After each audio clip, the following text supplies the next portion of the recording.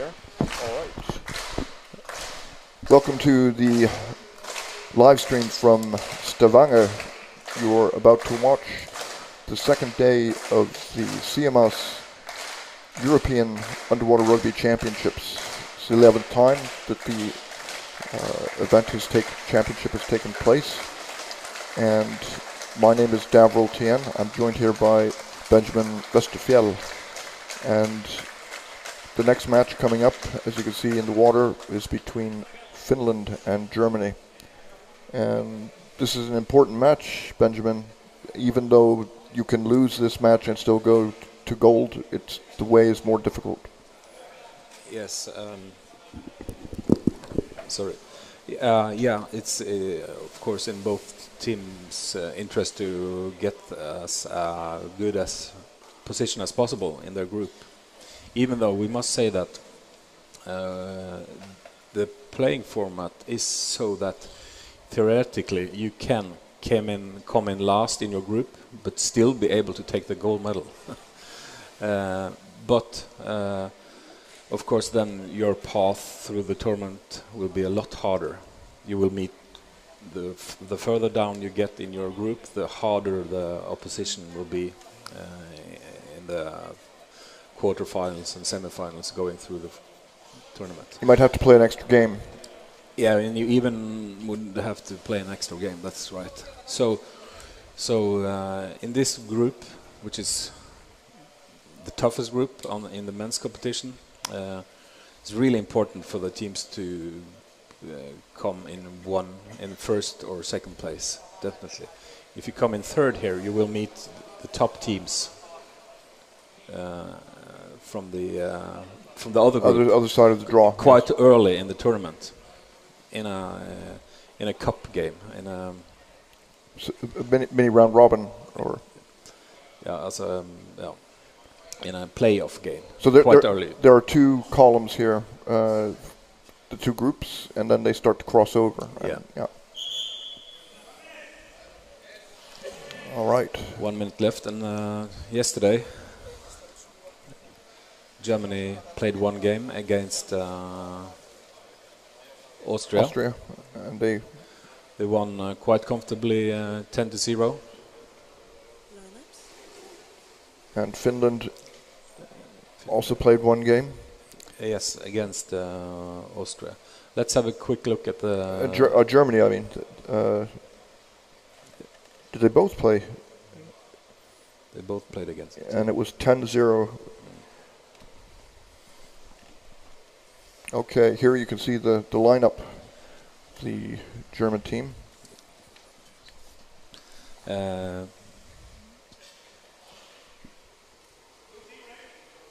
Very experienced. Very experienced. And here we go already. Wow.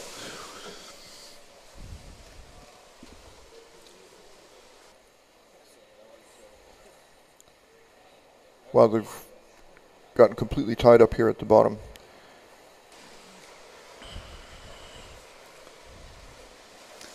That was a little bit of a long bottom scrum there in the beginning, but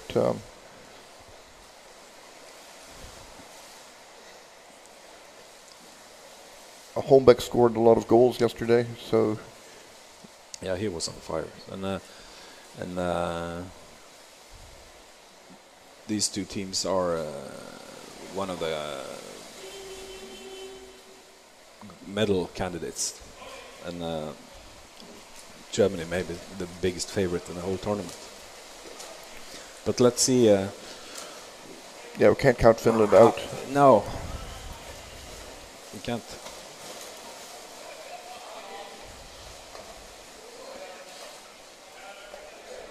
And we saw there, Sebastian Lang is going down on the goal 11. He has incredible lungs.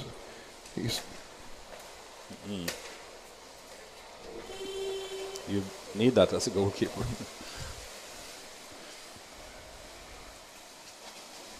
Did we hear the referee, or are they turned on to the...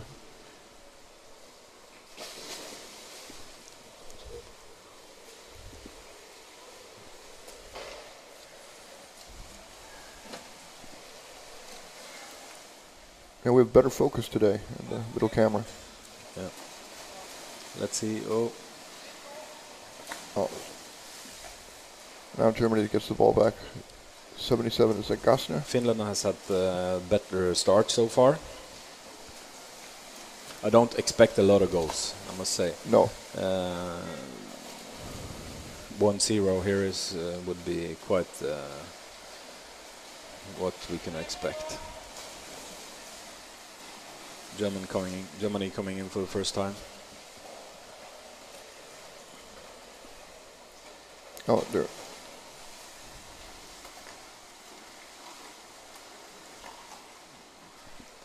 Number 11, Sebastian Lange. Yeah.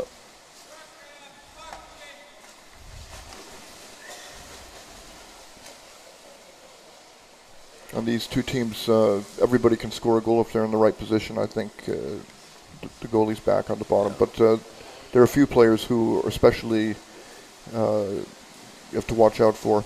Yeah. The Schottmuller brothers. Maybe Finland is more depending on one or two or three top players to score. They don't have that many natural goal scorers that Germany has.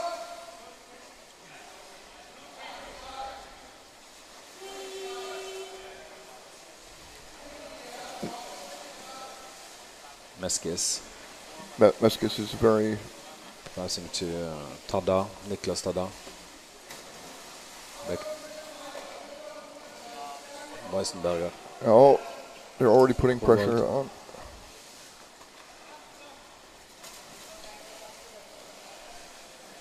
Good attack by Germany. Yeah.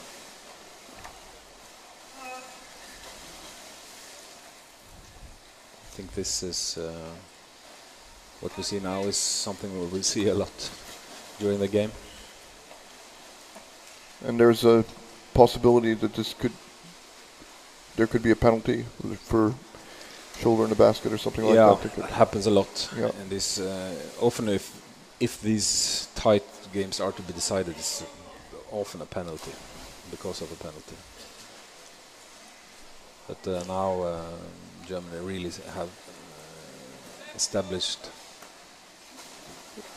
solid pressure. The Finnish guys are not going out and chasing them so much, right? No, but they are forced back. Yeah. You know, they're forced back home. So they I think they would like to have to be playing more, to be have in more control than I do now. Because if it continues like this, the Finnish defense will break up sooner or later. Yes. So this is not the development the Finns would like to see so early in the game. No. And I don't see any... now here's a chance to get the ball away from it. He does it. No. Very well done. Kreisig. Yeah, Kreisig's dangerous. From above. Great scoring chance. Schottmuller. Oh. That is a typical penalty situation. He grabbed his mask there.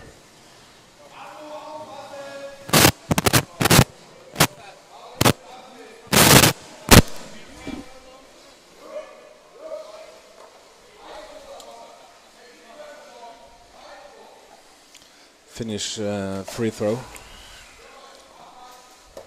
They should use the time now to try to get the tempo a bit down, break up the German offense. They must not lose the ball quickly. That will. So far, they've managed.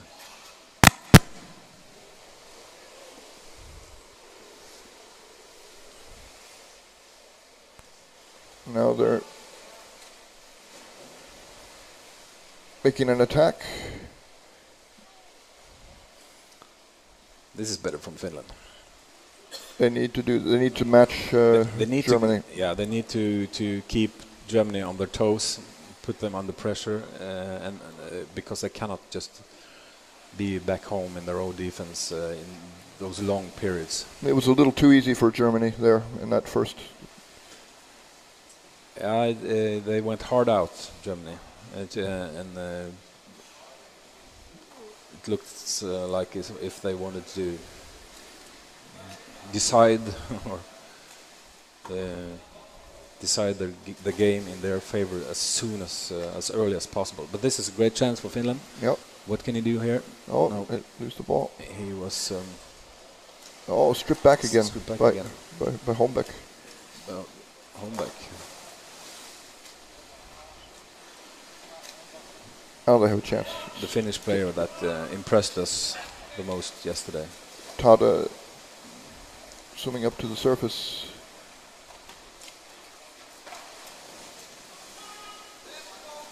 A great game so far. Yeah, very solid, and but more pressures come from Germany. I like the fact that Germany is very offensive. They don't wait a lot. They don't spend a lot of time waiting outside in the on the midfield. They just try to get into the goal, the Finnish goal, as soon as possible. So without wasting any time. There's a lot of pressure on the Finnish forwards now too. Yeah, exactly, and that will exhaust the Finnish defense. And you don't want to be on your heels so early in the game. This is a great chance again. Kreisig wasn't able to score. No. He was tied up. Weissenberger coming in.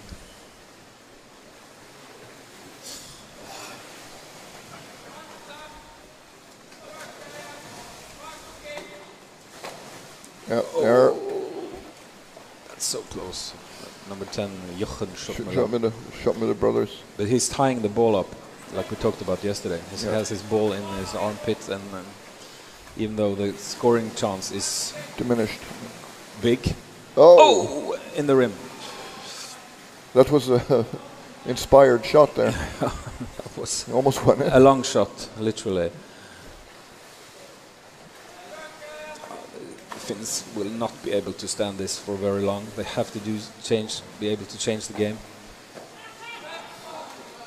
Littonen gets it out. Very much needed for Finland. They need this. They need to have the ball for some periods. But they're not wasting time either. No. They're going straight for the goal. So very positive underwater rugby so far. Both teams want to score goals. And possession time is in favor of Germany, definitely, so far in this game. Yeah. And maybe Finland should try to get their share of possession up a little bit, because now Germany are coming again and they cannot stand this pressure for very long. No. I was a bit too optimistic there by Kreisig. Finland are able to recover the ball. Suomalainen.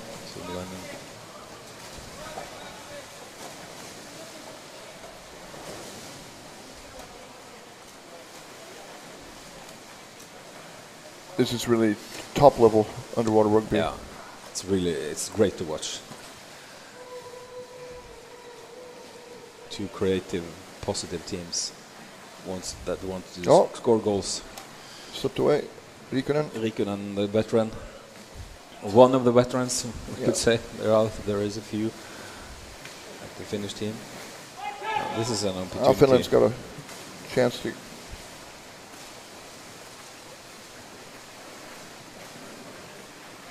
So, do you see much difference in the way they feed the ball around the goal? The Germans like to go to the bottom and pass it up and down. Well, I think the Germans are very good at varying. They don't have the same move every time. Sometimes they come from above, sometimes from the bottom, which makes it really hard to defend against. Because when you have that variety of strategies, then it's really hard to defend against. You don't know what they will come up with. That was almost a little bit of a Norwegian blind pass, but it didn't work. Number 7, Martin Meskes. Yeah. Lange to Gassner. Yeah, Gassner's a goal scorer. Well done, twisting and turning. Was able to pass under pressure. Oh, great effort there. Really good. Yeah, very good. It's so close. How can Finland stand this? Yeah. No, they can't for a very long time. They have a timeout. Each team have one timeout per half. So I would have considered to maybe using one of those timeouts now with only 4 minutes left of the half. The pulse rate of the Finnish players must be way up there. And it's early in the morning also. It's hard to perform at your best at this time. Oh, now they have a chance. Yeah. And then the question is, should they go in and try to score early, or should they just... They need to rest a little bit. To rest a little bit with the ball and the team. But Hakinuku's going in. Yeah, he's going in. And yeah, why not? Might as well try. This is great. A misunderstanding there. I think they... a missed pass, and then he held back the German... Holding. Yeah. White blue free throw. Holding. So that may have been a good tactical foul because he stopped the quick progress of the German player. Oh. Yeah, and like I said, Finland has asked for a timeout. Yep. Timeout. White. I think that's first and foremost just to get a small break to catch the breath. They're not saying very much. Just needed a break. Yeah. And you can see in the water I can relate. Hannu Ahonen is the coach.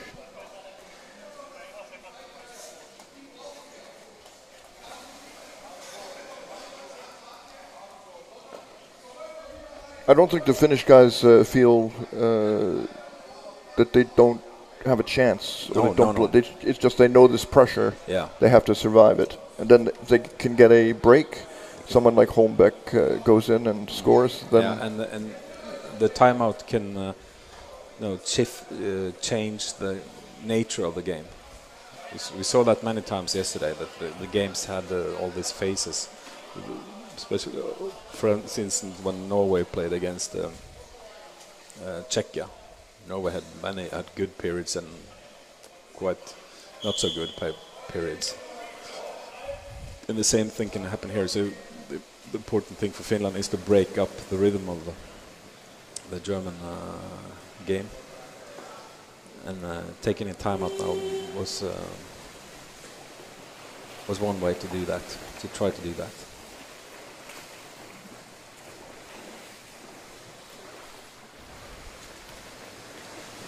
So they've got a player down by the basket.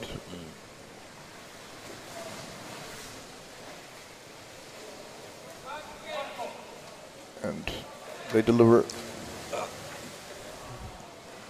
They had some great agreements there. Then I would say so. Yeah, something they have practiced. It's to screen out the back on the bottom there. Yeah.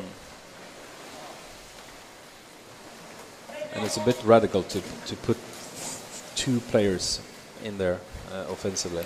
Because you lose. You lose. Then you basically have, in theory, maybe just 2 or 3 left to play the ball and get it in there. Someone's fin is falling off.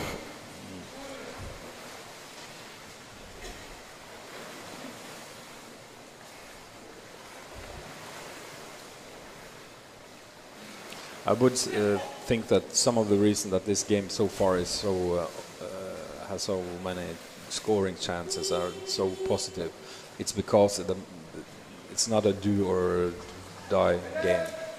Both teams can are not out of the tournament. Wide free if they throw, lose this holding. match, right? So wide free they throw. can play positive rugby with less pressure than they they will later in this tournament. Because if this was a semi-final or a quarter-final, I think we would see a different game. It would be more careful, more cynical. then you would instead maybe wait for the opponent to do a mistake, maybe get a penalty or something. And of course the players are not especially tired now at this point of the competition. They're fresh. Yeah.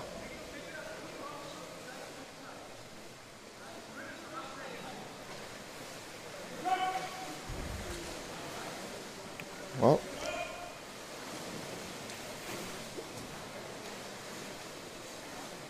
coming in from above, the Germans are so well established. I think the Finns are going in a bit too early, too full-hearted.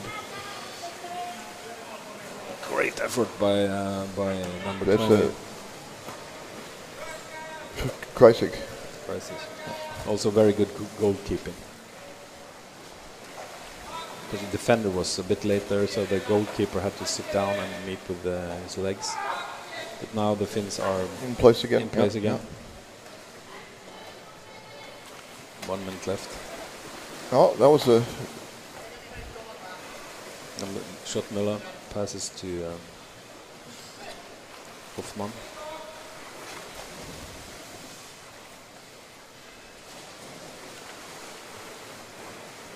So the Finnish team has to have the right combination of wait and see what happens and to go out and shake them up. So it's tricky. If you chase too hard, you're going to open up opportunities for the other team. But if you don't, they'll be able to swim up and down and wear you out.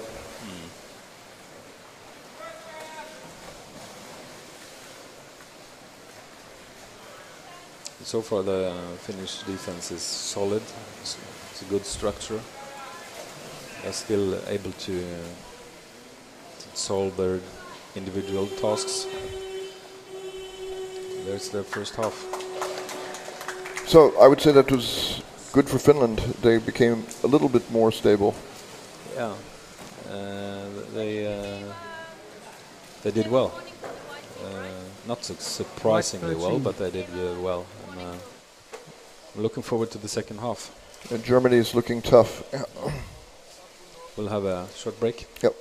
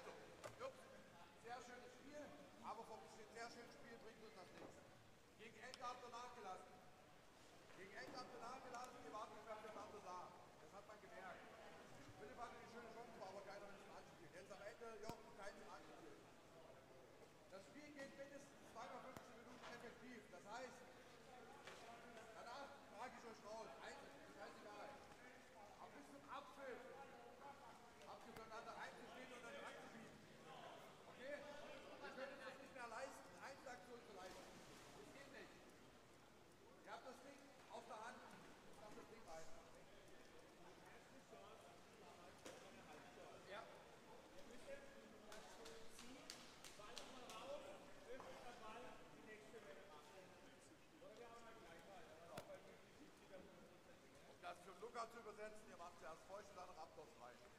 Okay? Aber auch nicht. Vieles steht mal gut. Vorne machen wir halt mal rein. Also, auch die Stürmer. aufpassen, wenn die von oben kommen. Einer auf den Ball führen, der andere zwischen Torwart. Also Block zwischen Torwart, also unterer Torwart nach oben absichern. Die kommen jetzt immer mehr von oben. Okay? Ansonsten rocken wir das Ding.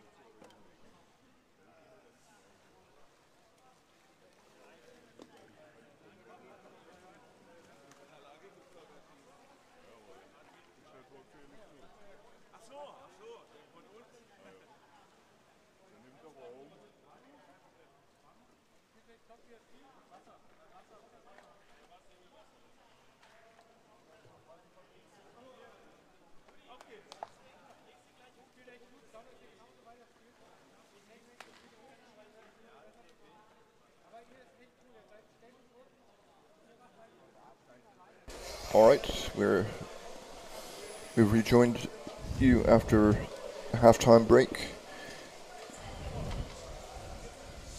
Yeah, looking forward to the second half because this is by far the most interesting and high quality game we've seen so far in the tournament.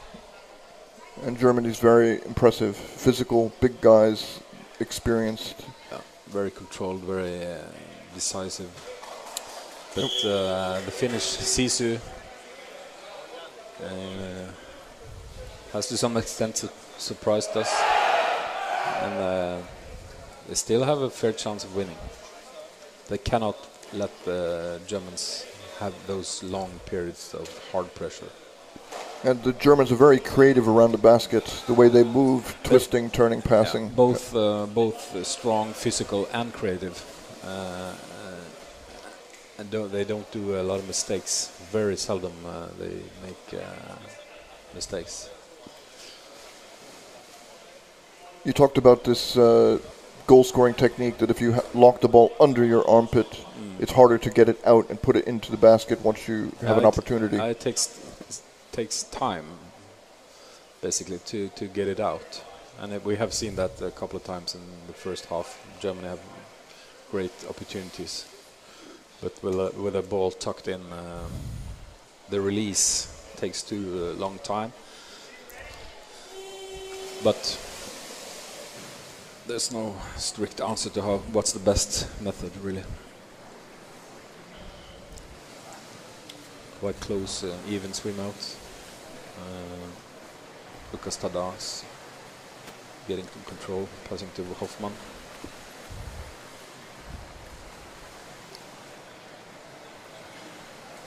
And the Germans are back in control. Let's see if they can turn the tempo up even more than they did in the first half. Because then Finland for sure will be in trouble. Nice. The Finnish forward went in, he got his hands on the ball, but they couldn't get it away.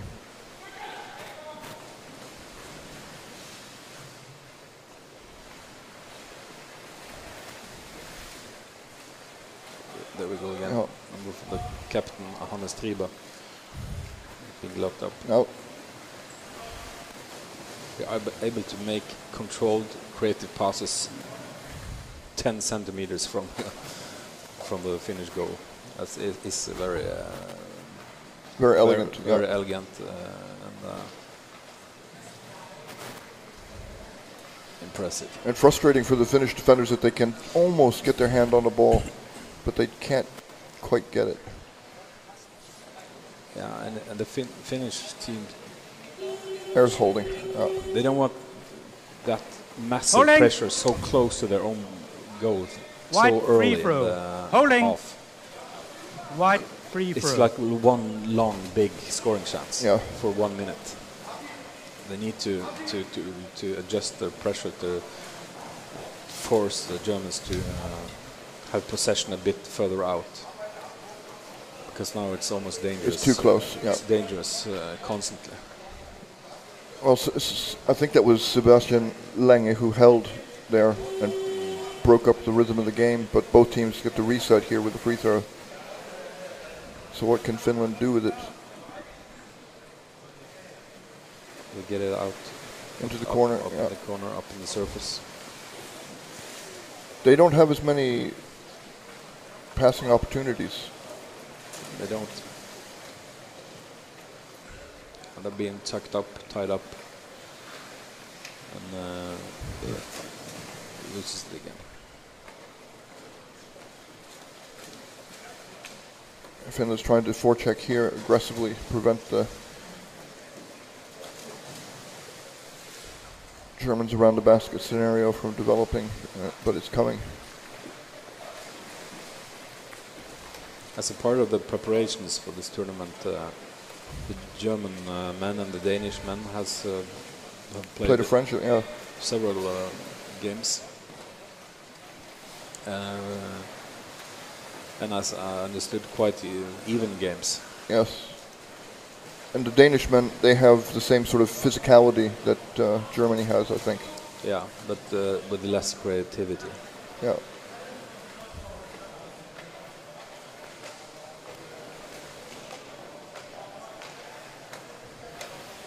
Wow. Oh, this is fabulous play. But still struggle to get that 100% chance. We must give credit to the Finnish goalkeeping. So far it has been really tight and not giving away any penalties. And the backs have been there pretty much all the time too. Yeah, but they are under a lot of pressure. Yeah. They are not as balanced as their goalkeepers. Oh, he held the ball out there. He's forced, has to go up in the first surface to get air. And it cost him the ball, yeah. And cannot find any teammates. The German guys have really great awareness of the threats around them, so that they can pause and look around almost. He's watching, looking. 0-0 here for Germany is a okay result anyway, because they will then be better than because of goal difference. Better than Finland on goal difference, probably. Attacking equipment. But on the other hand, Blue free throw. Getting a win here early against a strong opponent is builds confidence, right? So. Yeah, I don't think they're looking for a tie. I don't think so. Not at all. But they can live with a tie. Holding. White free throw. And Holding. for Finland, the tie is the same as a throw. loss. It seems like. It's probably it's more. Timeout, it's not blue. a loss, but it's more important to them to Timeout, positionally blue. in the table. Now Germany has asked for timeout.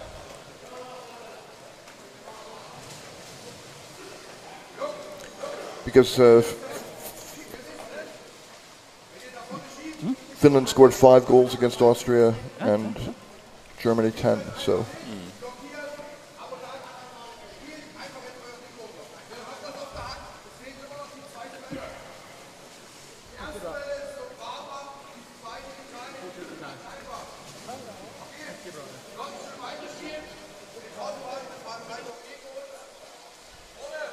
The Finnish team is not talking much.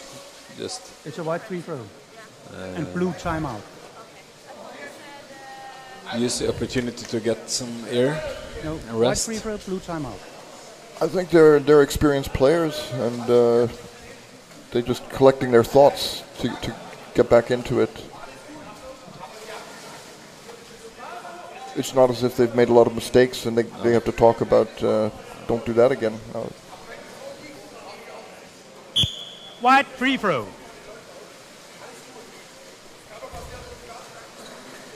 But they have a plan. Someone's going to try to steal the basket. What was it? Was it Tommy Suomalainen who went down? No. 13. Tommy Suomalainen going down to their basket. Immediately put under pressure by Suomalainen. Germany, putting up a high pressure early, not giving Finland any time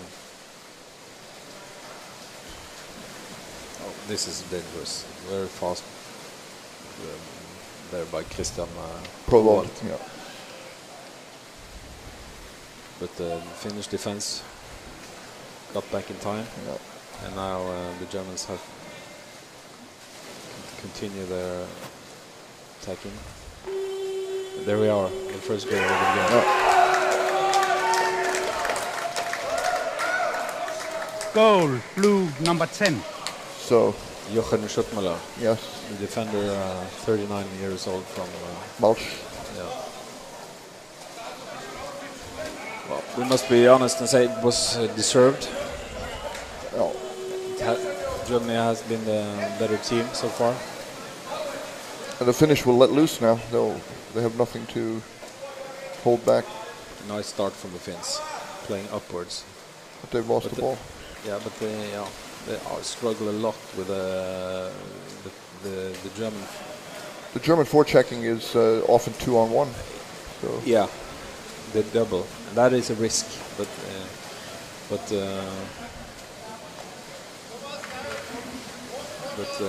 also can pay off. So now the game probably has opened up a bit, and I think we can expect more goals.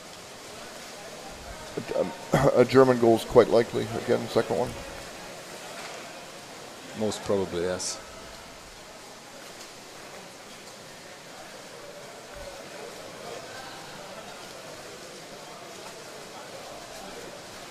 Well done there by Kreuzig. Oh, look at that. He's got the goalie. The goalie's gone. Again, the ball ends up in his armpit, and it's making it hard for him to pass or score, and they end up losing the ball. But he tore two players away, including the goalie. So it must be disturbing for the Finnish defense. Finns are not able to get out of their own zone at all. Oh. Just creating more chances for Germany. Number 4 there, Lukas Tada in full control. Yeah. And scores again. So, Goal, blue, 4. as you predicted, the goals would start to come faster now, and Yeah, now it's suddenly a completely different game. And this is Hello. Play. well deserved. So from the Finnish side, it would be difficult for these players not to feel a little bit pessimistic at this point. To go down 2 goals, to get these 2 goals back is difficult. Yeah, after A good start. good performance in the first half, but finally reality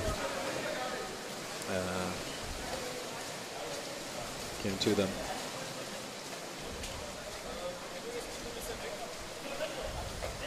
And this would just give the Germans even more confidence.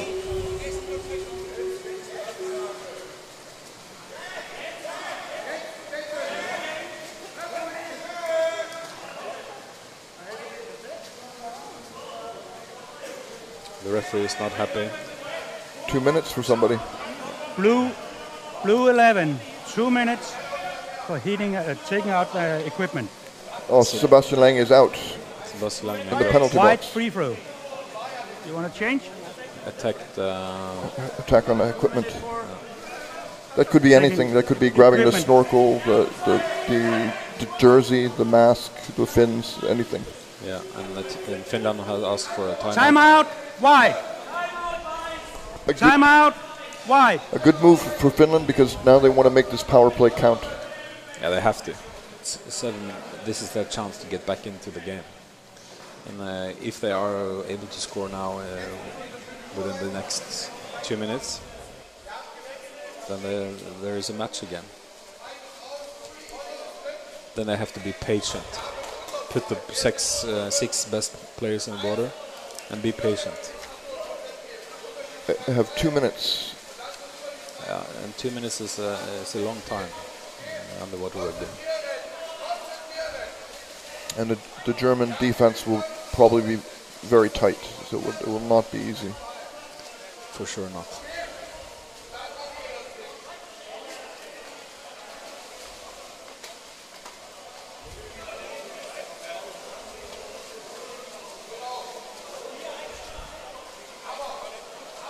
So it was not.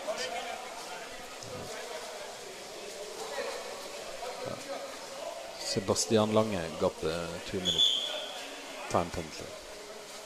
I think that's it.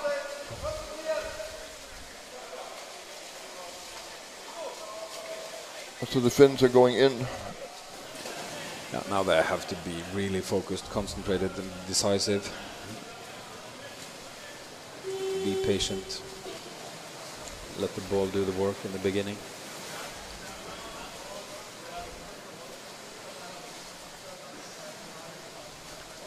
Holmbeck to Rikkonen.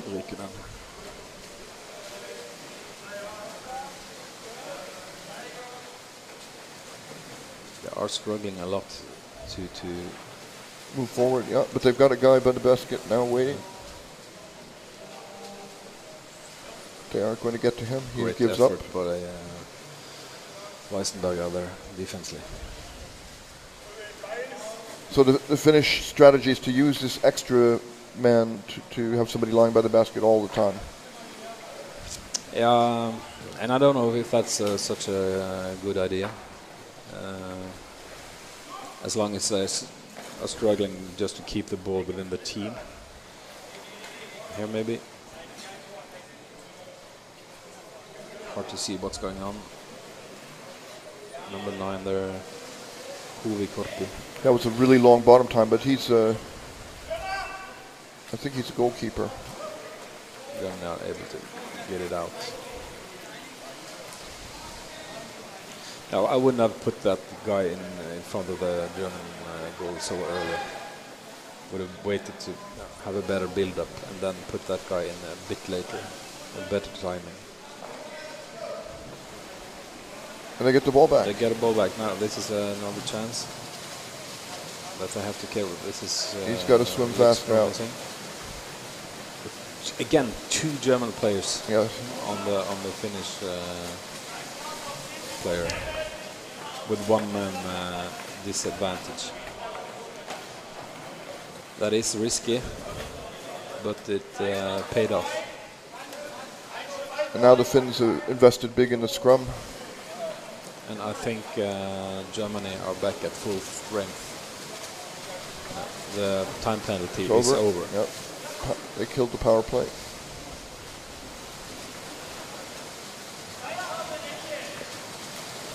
Germany are back in control.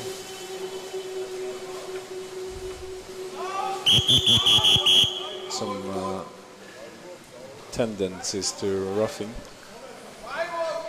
Blue free throw. Can't see why. I think that was Finland's chance there, and they didn't take good care of it. They had one visit at the German goal, but didn't create really not a very dangerous. Tommy Sommerlander swam out with his snorkel in his hand to show that had it torn out, so he's put it back on. Yeah. Let's not hope that dirty tricks has been played a big part in this game. These guys play pretty tough. Tough is fine, but attacking equipment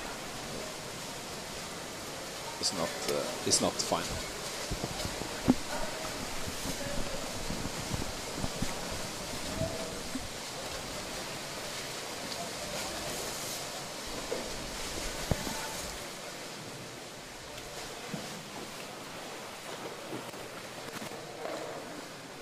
Yeah, Finland's got the ball.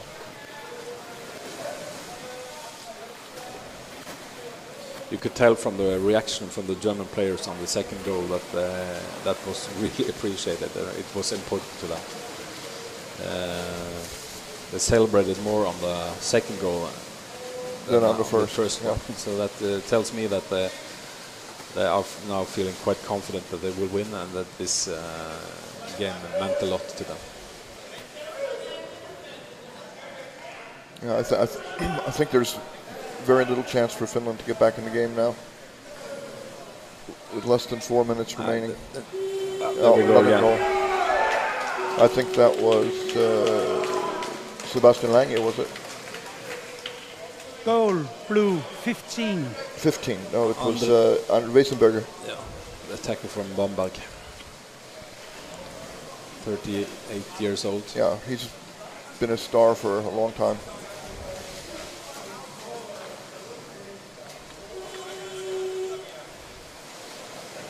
So, Very convincing yes, by Germany.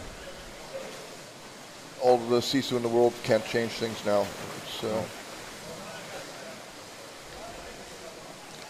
But Finland can be proud of their first half.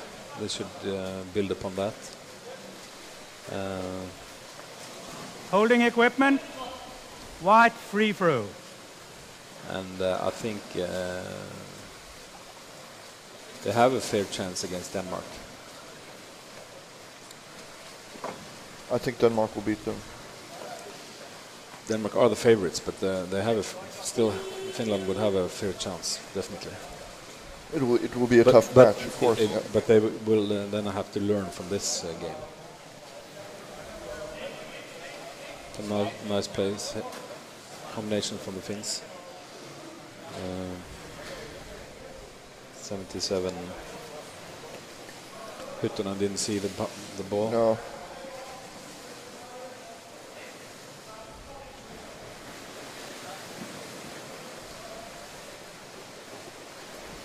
Oh, here Gostin's coming in. Getting tied up by 3 Finns. Still, he's oh.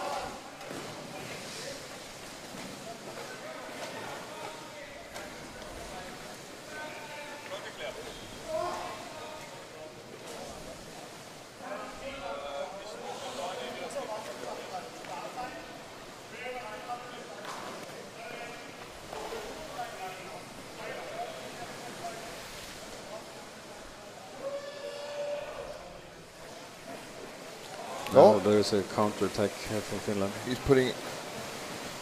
He turned on the afterburners there. Yeah, great effort by Suomalainen. But they not able to hold on to the ball, so. No. They don't have the energy to create a second wave. Yeah. And this game is more or less over. Oh.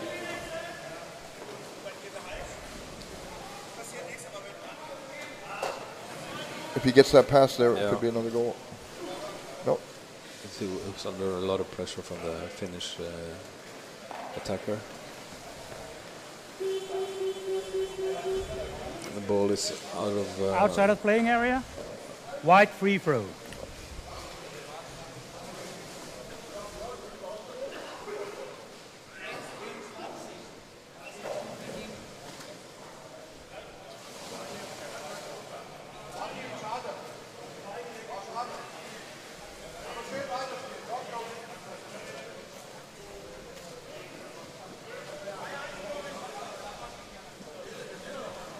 Well,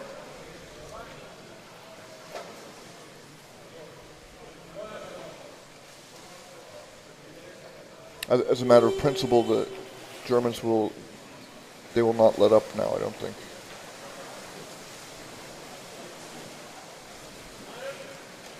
No, and they don't want to give a goal away to the Finland either. No. Even if that would... Yes, I saw the shoulder in the basket. But I didn't consider it to be an actual scoring Penalty chance. shoot. Wedging, shoulder in basket. We could discuss whether that actually was a scoring chance or not, but maybe it's Penalty. enough for him, for the For attacker wedging. to just, as long as he just are in contact with the goalkeeper and the goalkeeper are having his shoulder in the goal. That's sufficient. That's White enough. team player. So I guess We can't see the other side of the basket though, so No, we couldn't. But I guess that's how the referee saw it. That he just was touching. no surprises, Holmbeck's going to take it.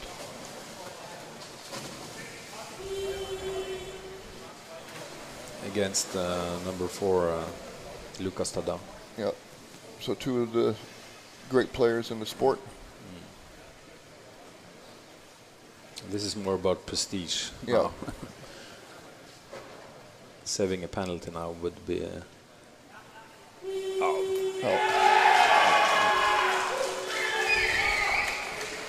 Very convincing by Goal, back there. white 15. Shaking hands with Tada. Yeah. I mean, that's a difficult matchup there, but the advantage is still to the attacking player, of course. So Holmbeck should score. Yeah, and obviously he's a great goal scorer.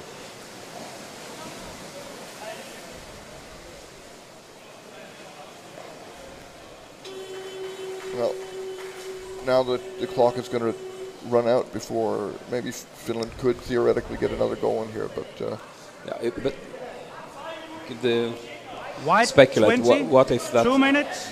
what if that Taking the head.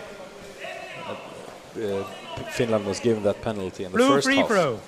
then we would have had a different game, of completely course. different game, and that could have happened. But I guess that also was Finland's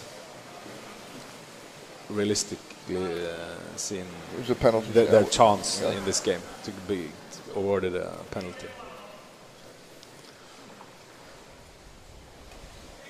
Now Finland has a time penalty. Well, Number time's going to run out before they can score. Lintinen was sent. Yeah, I think attack on the head or equipment. But now the clock is going to run out, so there we have it. Great game by two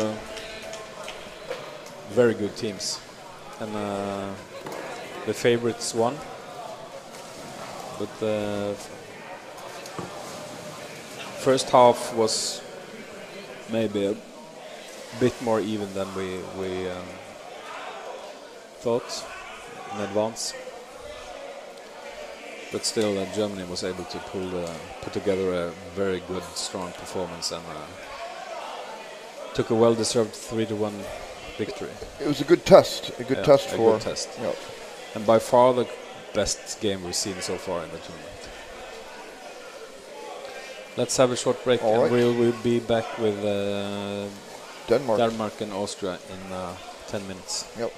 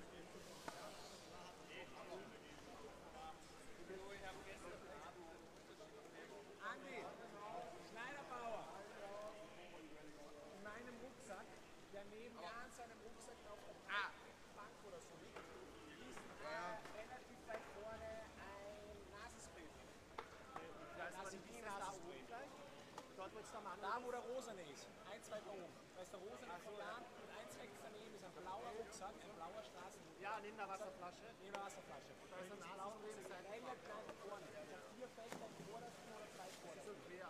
Ja. Vorne.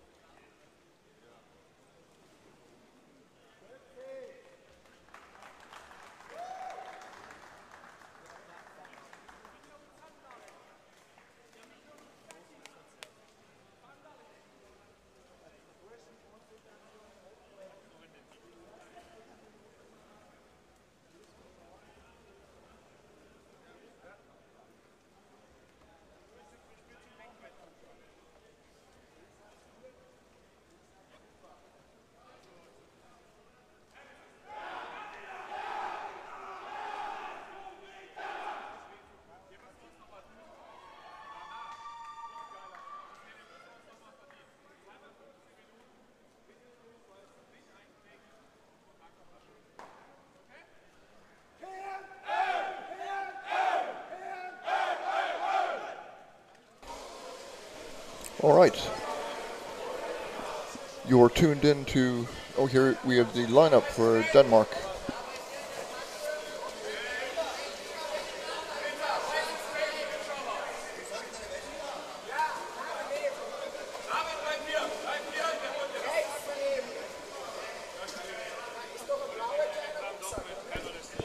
So Denmark's got a very tough team here. They have they done do. well in the Nordic Championships. They Won convincingly there. yeah. They had their first game against Austria. No, sorry, Czechia yesterday. No, Which no, no. no, it I'm was, getting all Switzerland. Switzerland, which of Yesterday. course they won. Yeah, by a lot. Yeah. It was 29-0. And Austria had Here's their Austria. first game yesterday also.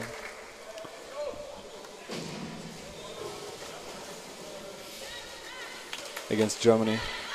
And Austria lost by 10-0 to Germany yesterday. Which is not a bad result, maybe. I mean, what you No, it's decent. I mean, against a very tough they opponent. couldn't expect much more. So the two teams here are in a Okay, 1 minute. very tough group, obviously, with Germany, Denmark, Finland, Switzerland, and Austria. Jyrki Mutta. With Jyrki 3 Mutta. absolutely top teams in one group, so that's quite rough, and it makes it hard for Austria to have any chance to qualify further into the semifinals and so on. So we must be honest and say that Denmark is by far the biggest favorites in this game, and anything less than 10 goals to Denmark would be somewhat of a surprise. Yes. If we look over on the other side in the men Okay, teams ready? B group. Oh, 6 players. Denmark wins the swim out by far very nicely done there. and they have a plan. They have a plan, and the plan worked almost from the first second, but Austria is able to hold off first wave. Now Denmark will build up the second phase, but no. Free throw. White. Free throw white. Yeah, that was survival there for a second. Yeah. Yeah, it was a great start from Denmark. I did not see who took the start, but Holding, I think. he seemed pretty confident that he would win the swim out, and Petter did yeah, not pass the ball. He but just it's took it holding and then. swam. Straight up Petter and then doesn't back show down. me anything. But here Denmark comes again. It could have been Andreas Wieland Austrians didn't have the ball for very long. or Pedersen.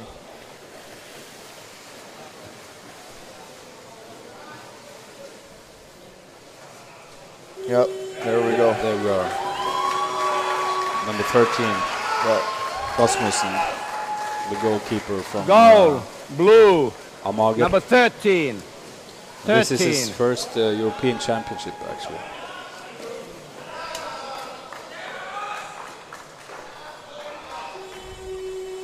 Important for Denmark to get such an early goal. To put aside any doubt at all.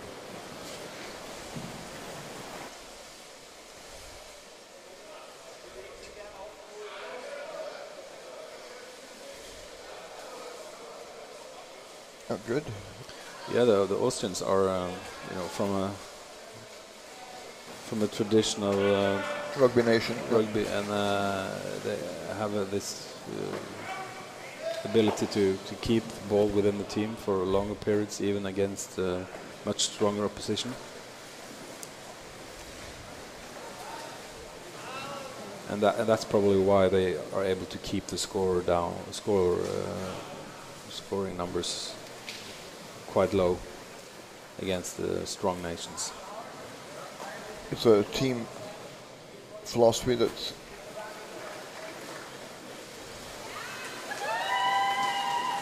it's going to be hard for them to. I don't expect them to score a goal, to be honest.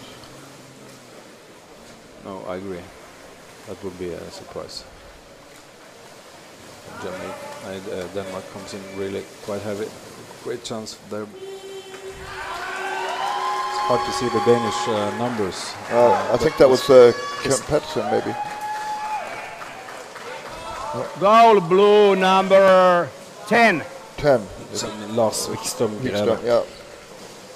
the attacker that plays for Polisen and lives in Stockholm. Of course, he's a huge offensive threat. Yeah. And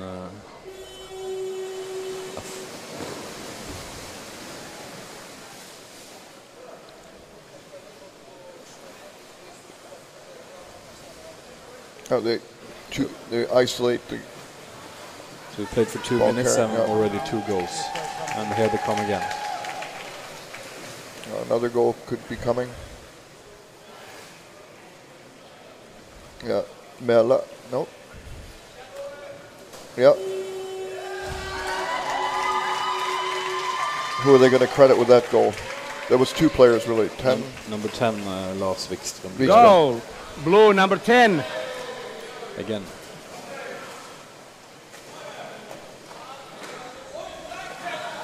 And there would have been another player to push it in. I think Finland would have pushed it in. So that was convincing. Might be that Denmark are thinking about, but the goal difference also.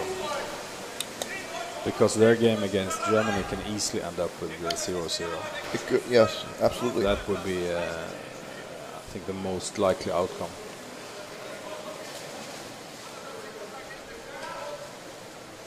Yeah, the Danes are a patient team. They will not take chances, and that increases the possibility of a tie game.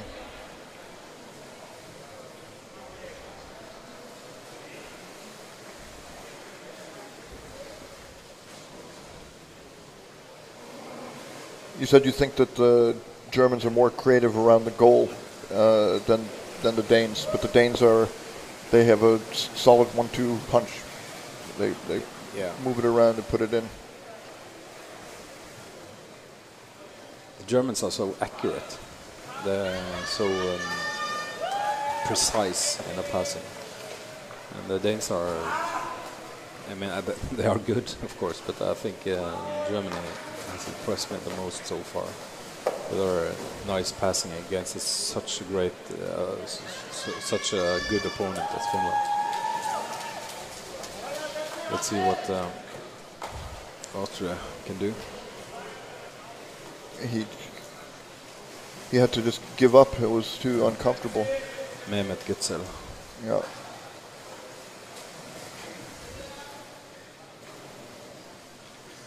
It's quite chaotic. A lot going on. Hard to orientate for the Austrian defenders. They keep coming again. Here we go. No. Holding.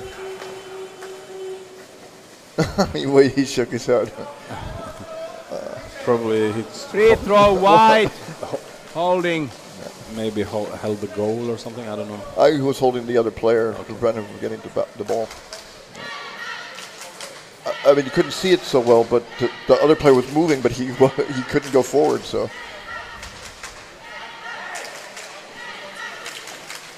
now Austria needs some movement again around the ball when they take the free throw. And they managed somehow to get it a bit out. I don't think it's good for them to go up to the surface. No, you shouldn't pass the free throw to a person, to a player that are laying still in the surface. Unless they immediately are passing to someone swimming forward. But they managed somehow. Now let's hope for the Austrians that they are able to have the ball, borrow it for a little while. That's too sloppy. Too a bit naive there by the Austrians. Yeah, and you could see also that the moment the ball dropped down, the Danish guy was on it immediately. Yeah. They smelled blood this morning. They stole in the basket. chaos. Chaos here again. But the structure of the Austrian defense Recovered, is bounced back. Yeah. It's not breaking up yet.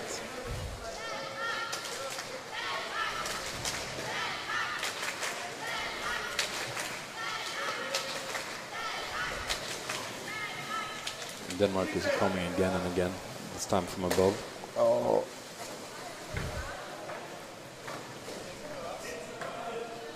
I think there is a delayed penalty call there from the referee. For shoulder in the basket. That's what it usually is. Penalty throw. Penalty throw. Against. Shoulder in the basket. I'm gonna take this 45. Okay. Yeah. What? I think shoulder in the basket, or it's usually.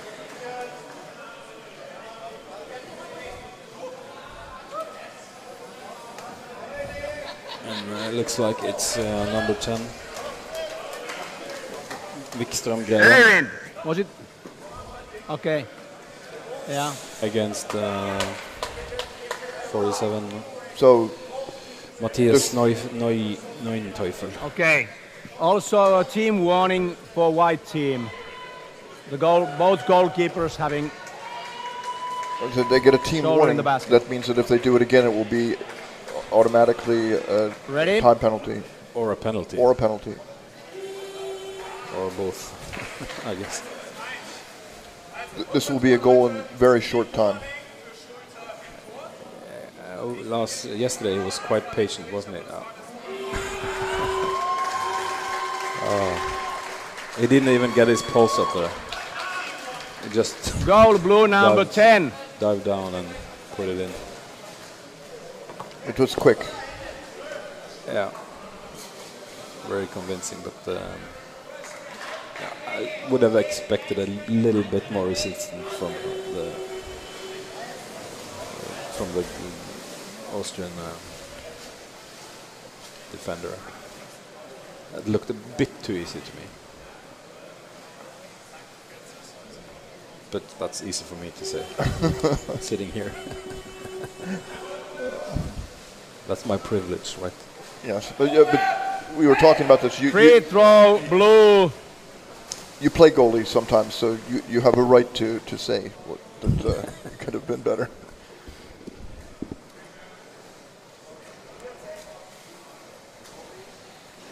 Holding.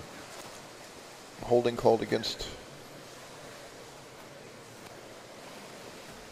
the Austrians. So we are looking at pretty much the same scoring rate that Germany had yesterday against Austria. yeah, I think Denmark would go by 1 point at least. yeah, but they could have scored more goals, Denmark, if they had kept their heads a bit cooler, because it's quite chaotic, and not as controlled as we saw in the last game between Finland and Germany. Free throw blue. Out of bounds.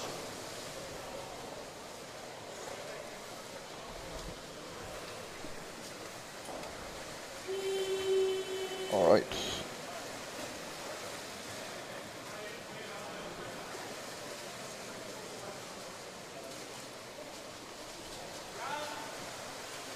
He's clinging to the ball,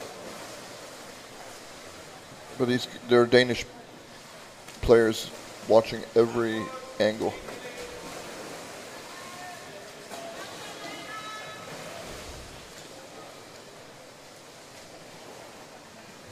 It's hard to see the Danish numbers on the jerseys. Because they're red. Yeah.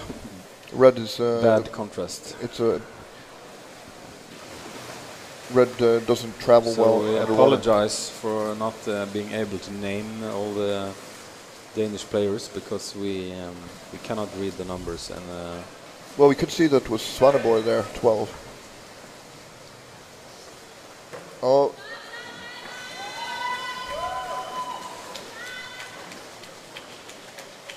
shoulder is in the basket again. They have been given a warning for this. Maybe there will be a delayed penalty call. Hard decisions to make for the referees. Is it the goal chance, scoring chance, or not? But anyway, the Austrian's shoulder was far down in the goal again. 4-0. It's been a while since Denmark scored now. Yep. They went out hard. Time out, white team. Austria's asked for Austria. time. Before that, it was Seems free throw, like blue team. good decision to use that Yeah, time free off throw, now. blue team. Halfway Ball was into, out of the water. halfway into the first half. So you've played at the elite level, and I wanted to ask what's the sensation that the player has who is an elite player but has not had very much elite competition? So they meet people who have the ability and experience for the first time. They meet somebody as tough as them. You mean in a competition? Yeah, so I mean, a young guy who's really good, and it's easy for him against the people in his club and the local series competition, and then they get onto the national team, and then they meet people who are tough. Yeah, of course. Yeah, that is tough, and it's a tough learning curve, obviously. But if you are at the national team, on a top level national team, you are together with more experienced players, and they will guide you and that you can learn from. You never, as a rookie, you don't have the same role or responsibility in a team as the more experienced guys, right? So. But probably some of them enjoy it a lot, that suddenly they have more resistance, so it's a challenge for them. Yeah, sure.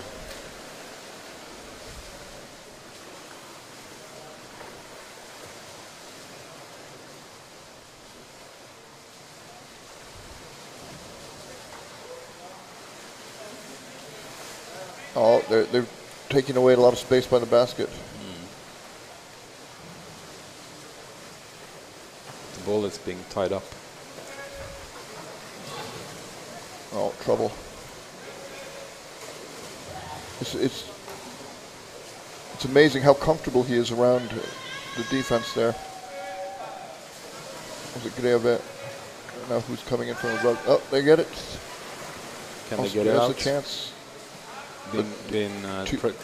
Pressed by two Danish players, but somehow able to get it. Very good effort by 57 there. That was Jan Kinderman. Number 7, Bieland, wins the ball back for Denmark. You have to give credit to the Austrian defense, but because it hasn't broken up totally.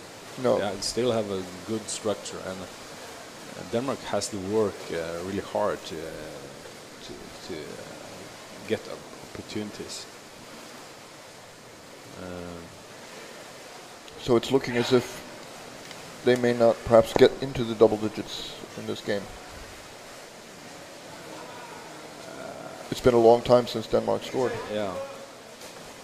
Now they are taking it a bit easier. Maybe they want to control more, not have this chaotic playing.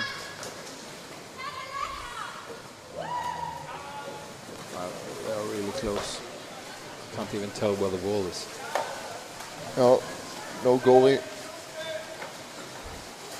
There is a ball is being tied up. The goal is back in place. A lot of pressure here. Now they're underneath. This is tough. They survived somehow. They survived. Good defense there. The defender is in place now. He just leaves the ball down. And the first player to the ball is Austrian, 25. They are under really hard pressure. They can survive this. It's amazing. Some pushing there from the Danish player on the left side, but he gets away with it. Oh, the goalie somehow kept down. The attacker couldn't get a hold of the goalkeeper. Very good by Austria. Well fought. But here Denmark comes again.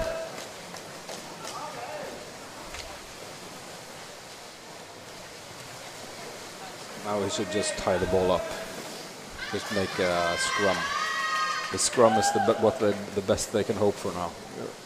To float up to the surface, but a score will come soon, I think. Will they be able to clear the ball out far? I doubt it. No, this is as far as they got. 1.5 meter.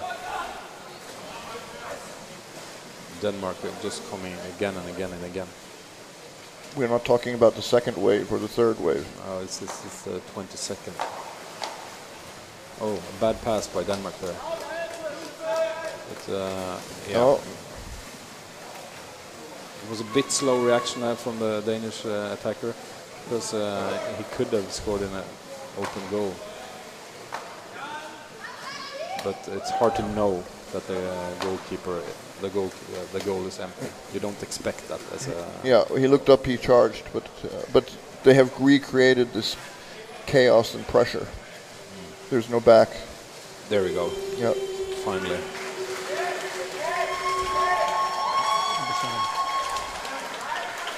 Goal blue, number 7. Wieland. So who should get the assist in this situation? The whole team.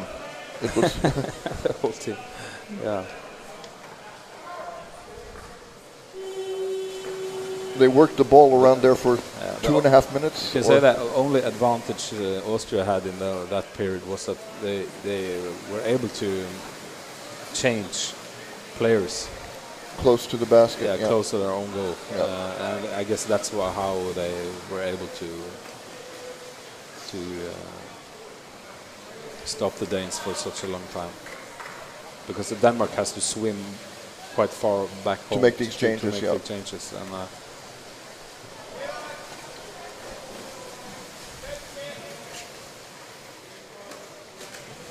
nice pass. And now they're on the bottom again.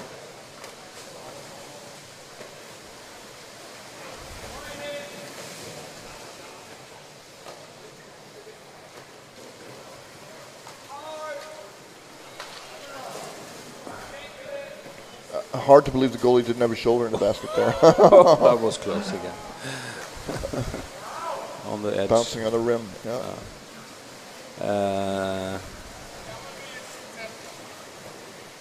Not a very good pass by the Austrians. Out. Just giving the ball away. More or less. Did not have the strength and air to carry it any further.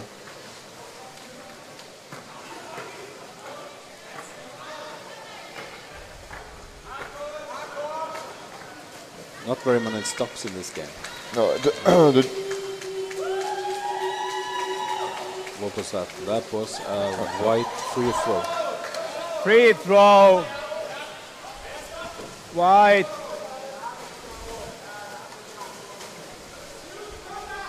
Holding. 21 seconds remaining. Yeah.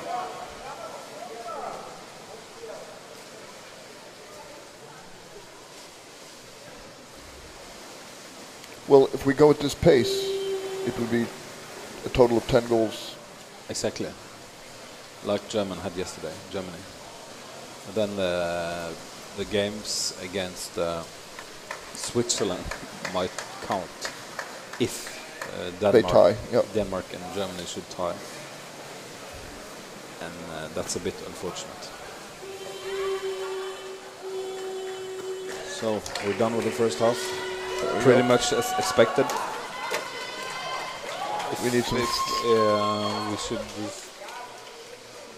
talk of any surprises. But to me, that would be that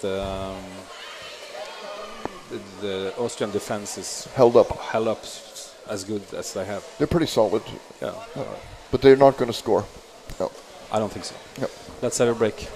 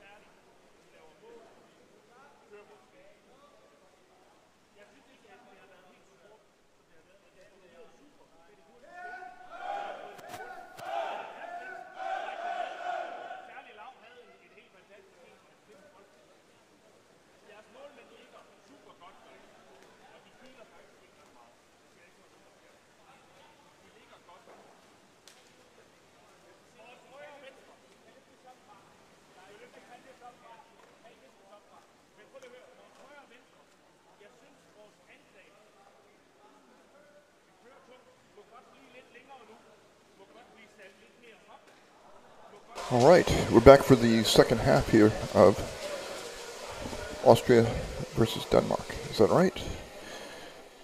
Denmark.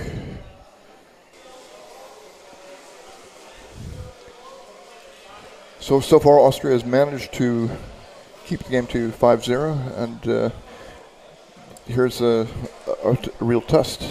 To be able to keep it at this level or even reduce it. Yeah. If they are able to keep the score under 10, they should be quite satisfied. That would be a great achievement by them. And insurance against tie with Germany. Not an insurance, because the games against Switzerland are still... yeah, not a guarantee, but...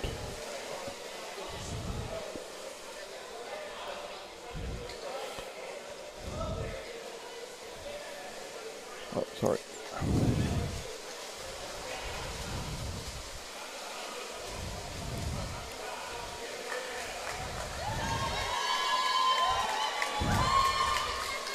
The Danish women's team are cheering for their male companions. Or it doesn't hurt to have some noise.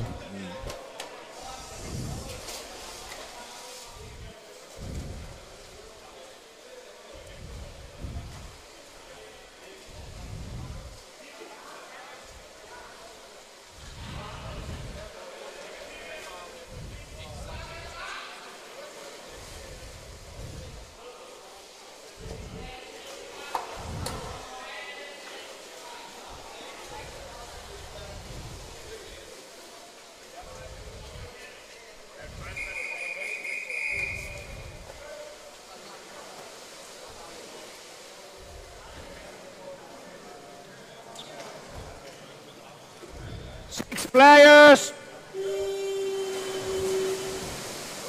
what did the referee say? 6 players, Wow. I think.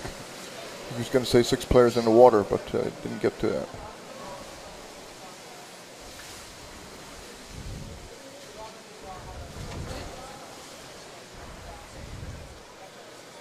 Denmark building up hard pressure early. Austria wins it back, but not able to keep it. Another second Danish wave, with only 1 player going in. Choking.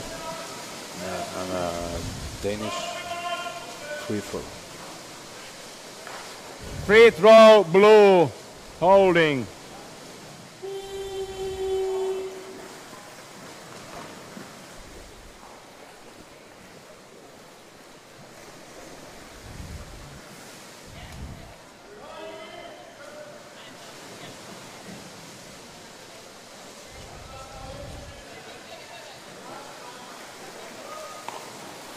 This is a great opportunity. Should have been score. goal. And there we are. First goal of the second half. Goal, blue number 10. So Greve scored again. Yeah. Yeah, blue number 10. He's put in quite a few in this game, haven't they?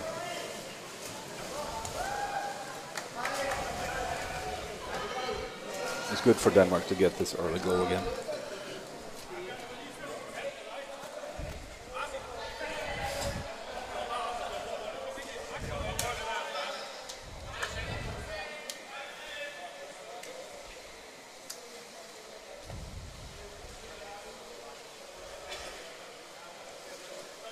There is a stop in the play, I don't know why. The referees are discussing something, but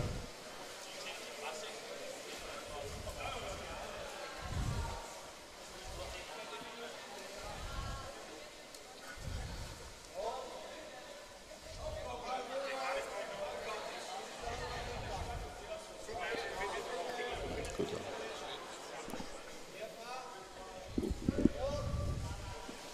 We cannot hear the referee, what he's saying.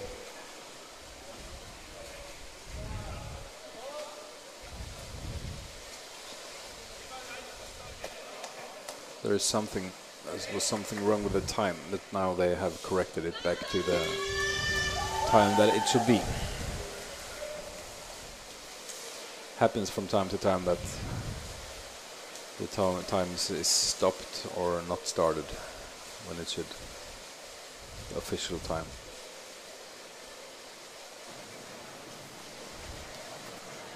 Denmark continues to build up pressure.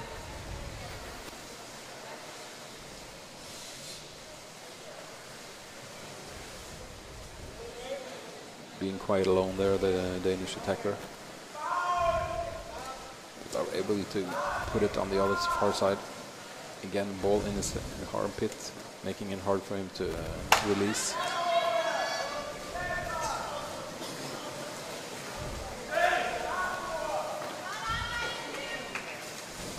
The Austrians are fighting hard, but are not able to get it out of their zone, the ball.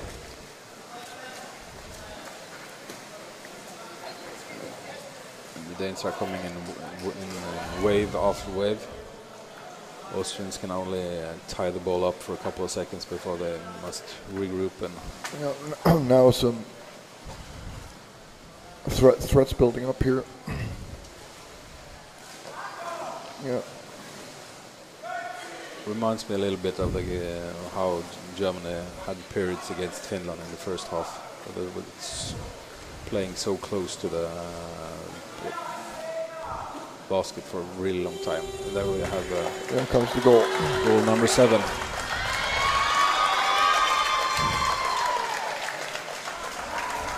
Goal, blue number 13. 13. Rasmussen. 1-3. From Amaga. 13. His first European Championship. Well, Austria made a good effort, but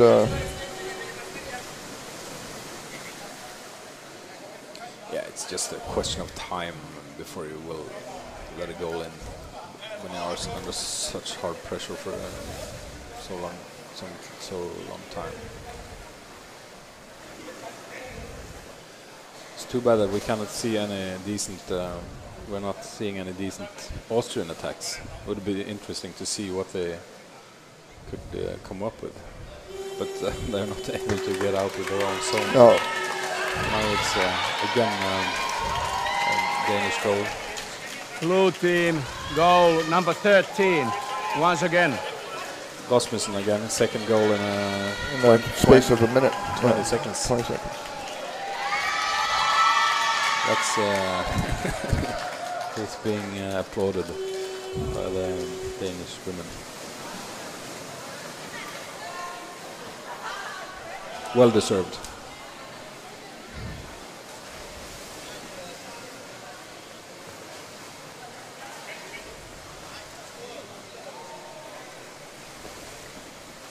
I was trying to say that I would like to see some Austrian offense also, but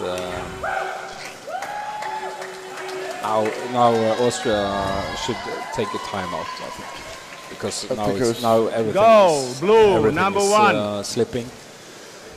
We're losing structure. Looks like they have started to give up.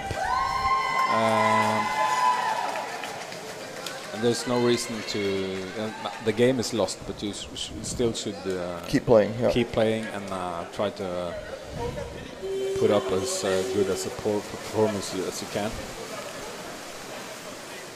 Well, Kim Pedersen put that goal in with using his shovel technique. He lifts the ball, it goes under like that. That was a great goal. Again, Austria cannot keep the ball for very long.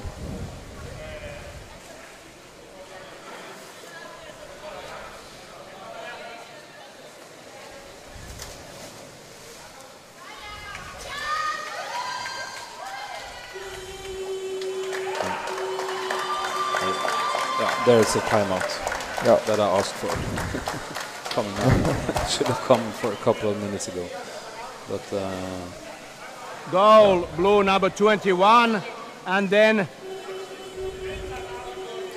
the timeout for the white team. Andersen, the defender from Tutsana. He scored, yeah. A veteran scored the goal. And this is his third European Championship, and he actually has been a swimmer on top national Danish level. They're not slow, the Danes.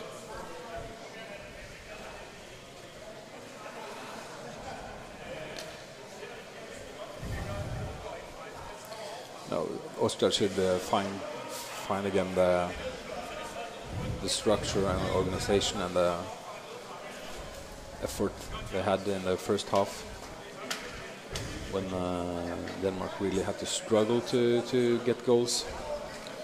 Now they just last couple of minutes, goals have just been pouring in. I mean, we're now looking at 10-0 with 10 minutes left to go. And if Denmark continues in this tempo, we are looking at 15-20 goals maybe. And I think Austria can do better. Well, in the goal differential calculations, Denmark only needs a couple of more goals. I think it's too early for them to think of that. Denmark because of I think both Germany and Denmark have Switzerland left, and that's the weakest team in this group, and will decide a lot.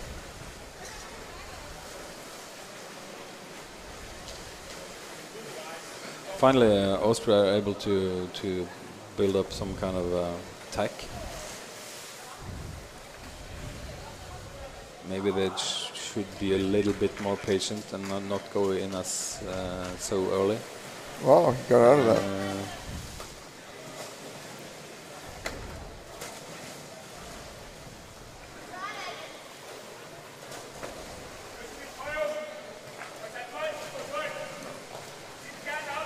Good forcing by Denmark.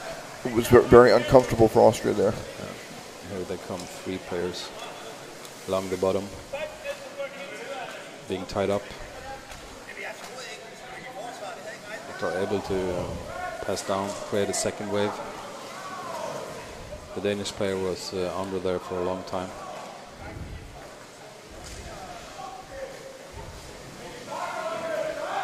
Was caught by surprise there by the Austrian defender. This is better from Austria. Maybe the timeout helped a bit.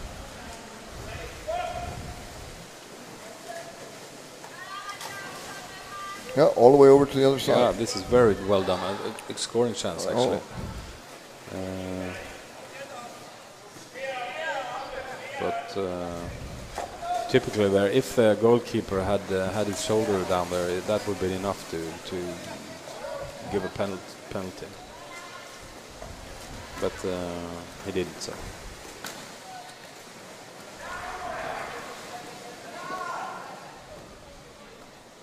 No.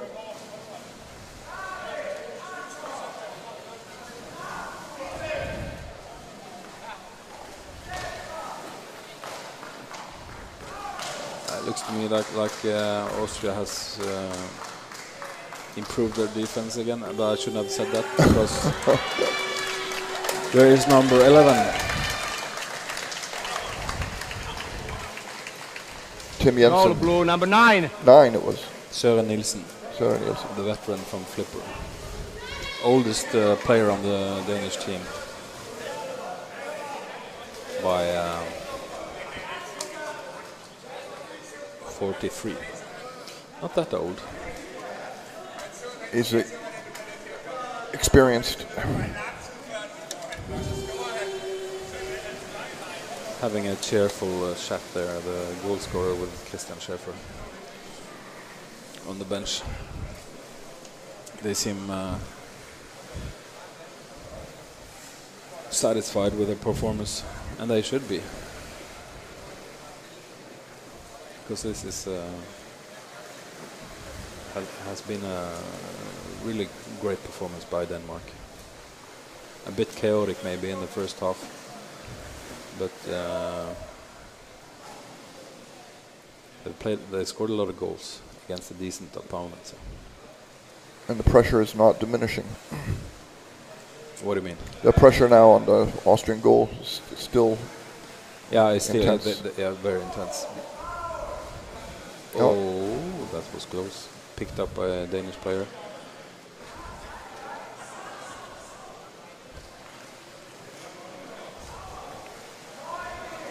Denmark are in control still.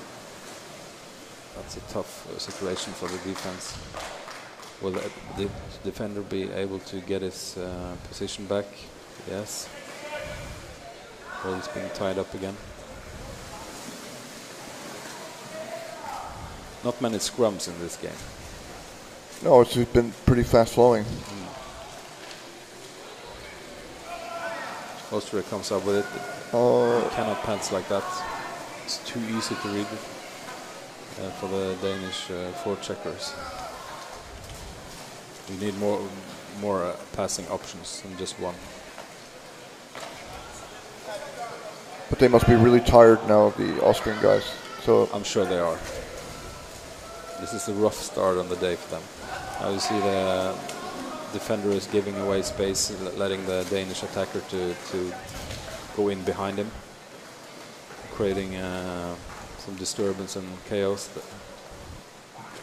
But they are able to reposition the Austrian defender. Very well done. They cannot. was that the same player who swam all the way over to the other side? I don't know. Goal blue number 12. So it was Svaneborg. Rasmus Svaneborg, yeah. The debutant from PI.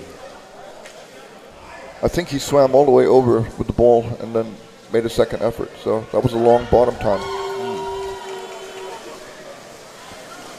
I've seen some players during yesterday that had impressively long bottom times underwater.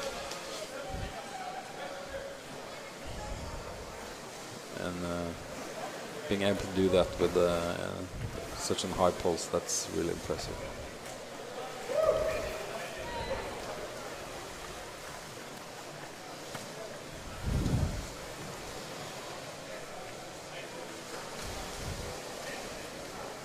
Less than 5 minutes left, and Denmark is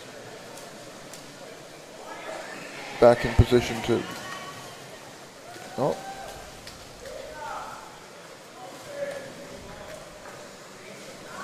Not able to control the ball there under a lot of pressure. Denmark can create a new wave.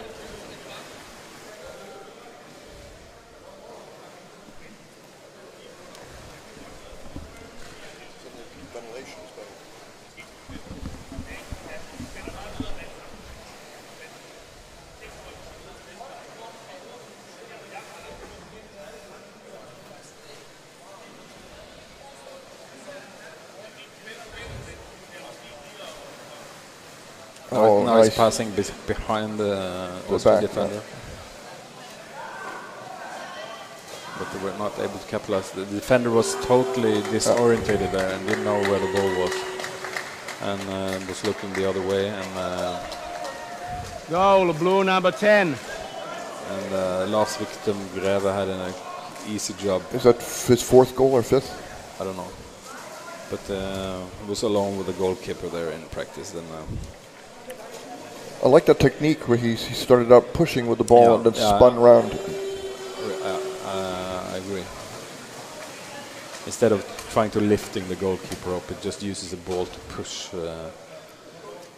the goalkeeper off quick.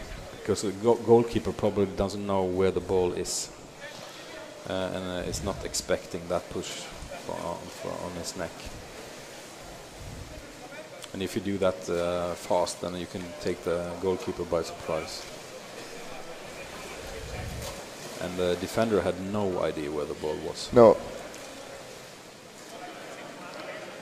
And then it's important for the attacker to come in that situation. To recognize that the defense is disoriented and take advantage. But you only have like maximum a second to take advantage there before the defense has reorientated themselves.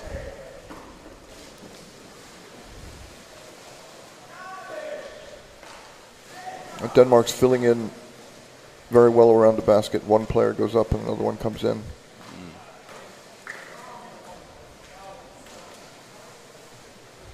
So here we can say that the investment of having players down waiting is paying off for them.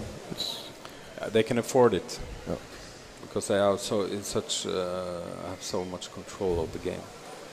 So if they can easily afford to put one guy in if they want, they will still be able to move the ball around. Move the ball around. Yeah.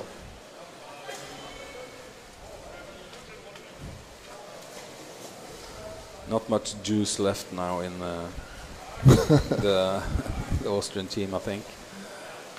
Just waiting for this to be over. Danish looks to me like he pushed the goalkeeper away a bit there, but the referee disagrees. So the goal was allowed. The referees looking a little bit at each other. Goal blue number 16. What do you think? But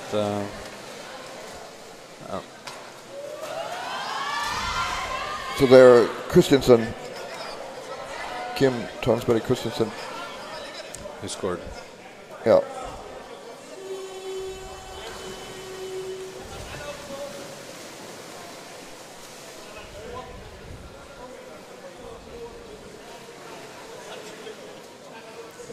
And this is tough. Austrian guys can't really swim the ball to the other side. They get tied up, and they'll be worn out.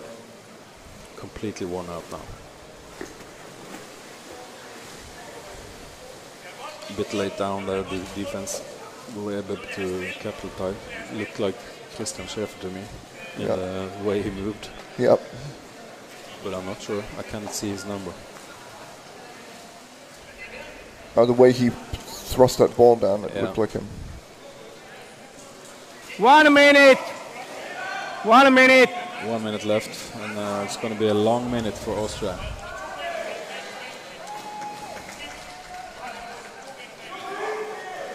The Austrian minute. That's what we can look. Establish that as a new expression. The Austrian. Yeah. I didn't see that was in at all. Goal, blue number 12. The referee signaling to the other referee that the ball was just in. Svaneborg. By a couple of centimeters. Svaneborg again, the debutant. Yep. His second goal, I believe. What was he, 32 years old? Or? The Svaneborg? Yeah. 28. 28, okay.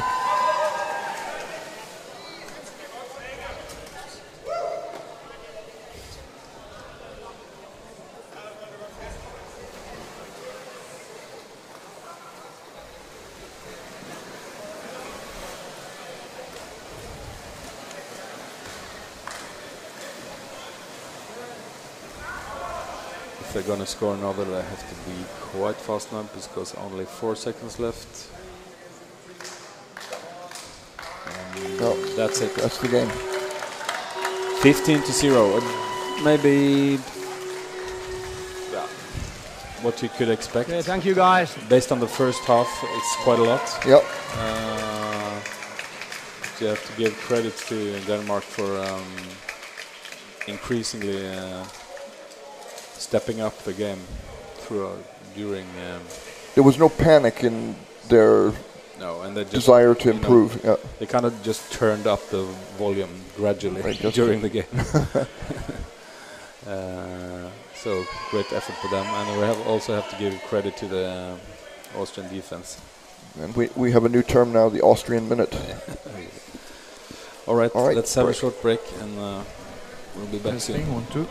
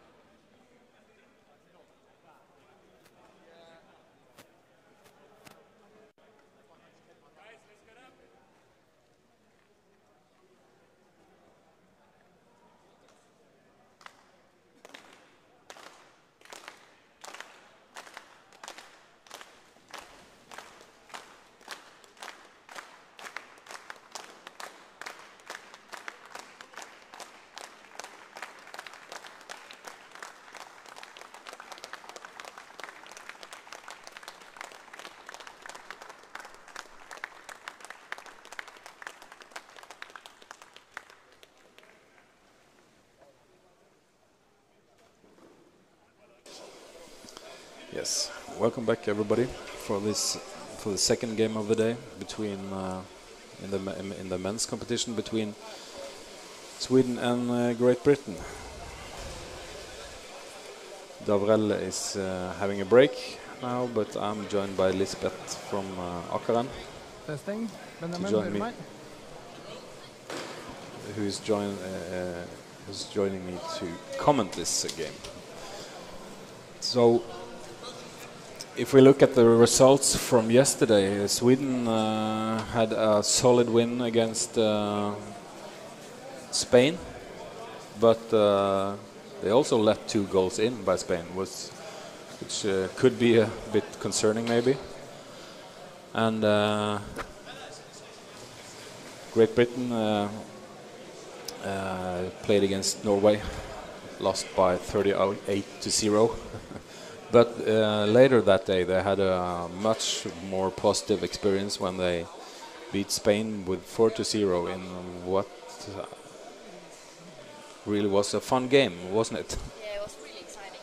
I was watching from the secretary, and I thought it was really exciting because Spain took the lead, and then Great Britain scored, and Spain again, and Great Britain again. So Spain was in the lead twice, but then at the end, Great Britain managed to score 2 extra goals and take the win. So it was quite exciting game yesterday, actually. I'm afraid this game won't be that as exciting. No, Sweden should be a better team than Great Britain. By far. So, but if, let's say, we can make a bet, do you think Sweden will score more than 20 goals? No, I don't think so. What was the score yesterday against Norway? Great Britain? 38. 38. So I think we're looking at least 20, I'm afraid. So you say more than 20, I say less? Less, okay. 1 beer. Yes, agreed. I'm hoping that Great Britain will manage to take some of the good experience from the Spanish match and have some good play.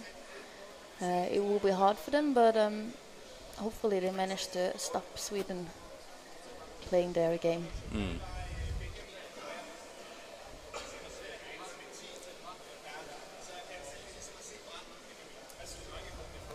The team seem ready.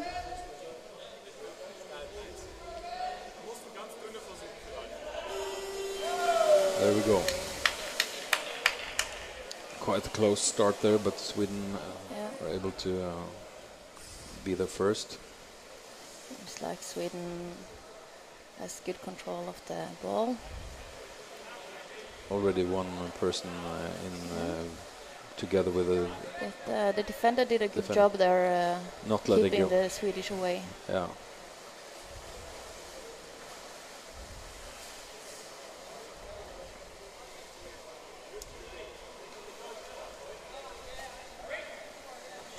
Let's see. It will be hard for Britain to play this game, I think. There will be a lot of fighting for the defenders.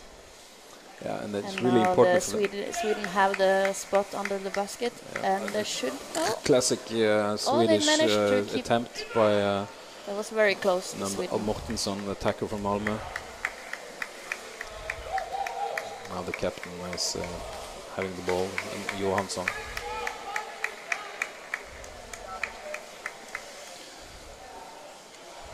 But we do see that the weaker teams, it's really important for them to keep the structure of the defense. Of course, that's not very easy to do, but it's like we saw Switzerland yesterday. They were able to keep the structure, very disciplined in defense, even though they are giving away quite a few goals. Yeah, you see the defender is too slow down, and there's the goal. Yeah. Didn't take that long.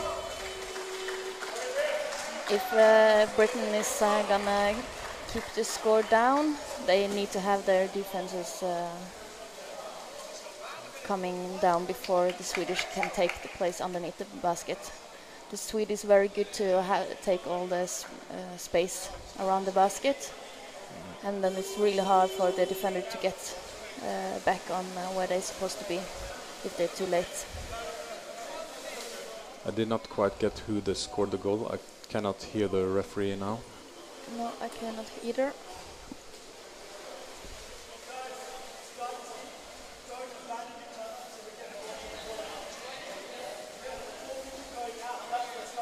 Let's see if I can contact them and then put the sound on the referee. Number 11, Simon Jobs, going in.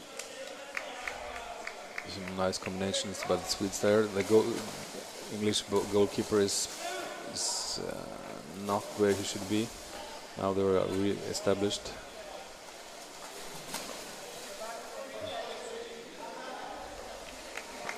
A new Swedish wave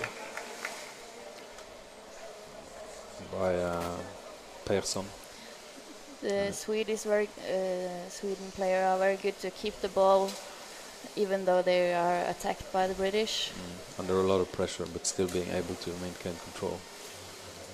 And so far, the Great Britain's defense are doing fairly well. Yeah.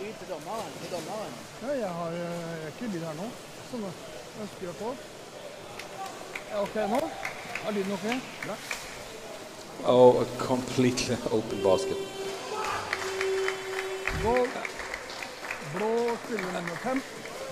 That was number 5, Anton Sagström. The youngest player on the team from Linköping.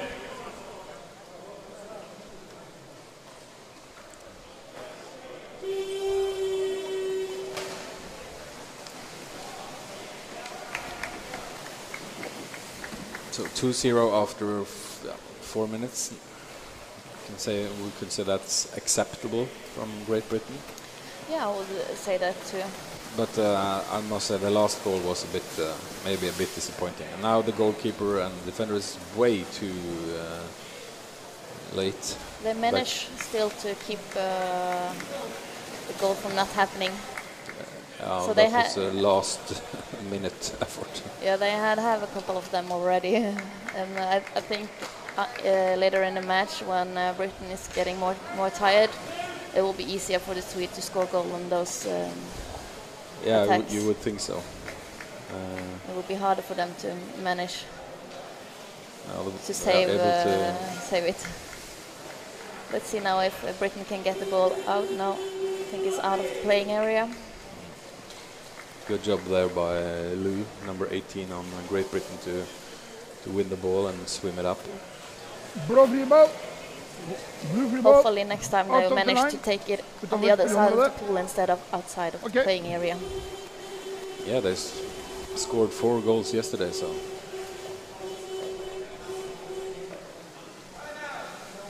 Why timeout? Timeout. Why timeout? Is taking a timeout. Yeah, why not? They have one each for every period. Har klokka på timeouten? Det er hvit timeout. Bra. Hopefully it's a tactic timeout and not because they need outside the playing area. A break. We saw earlier today that Finland had at least 1 or maybe 2 timeouts just to breathe. They just took the timeout and didn't save very much. Yeah, that's two different ways to use the timeout. This one is just because the team need to take a breath and get some energy back, and the other one is to do something tactical to improve the games. So we'll see if we can see some changes in Britain, and hopefully I want to see them get the ball on the other side and maybe make an attack on Sweden. That would be fun for the break.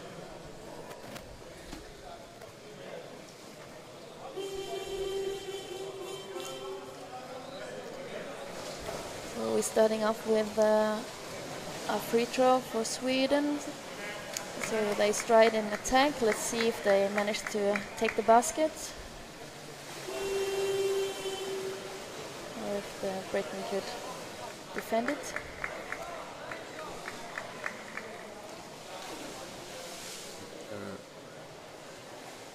Have the right camera. You see, like when the British guys wins the ball, the Sweden team are really fast to try to win it back. And there was a goal.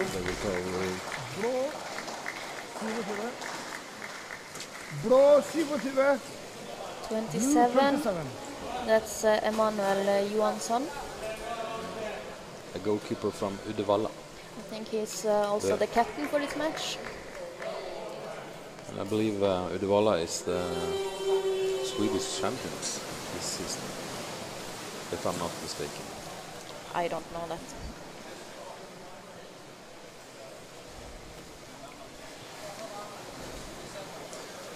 Finally, Great Britain are on a short visit the other side of the pool.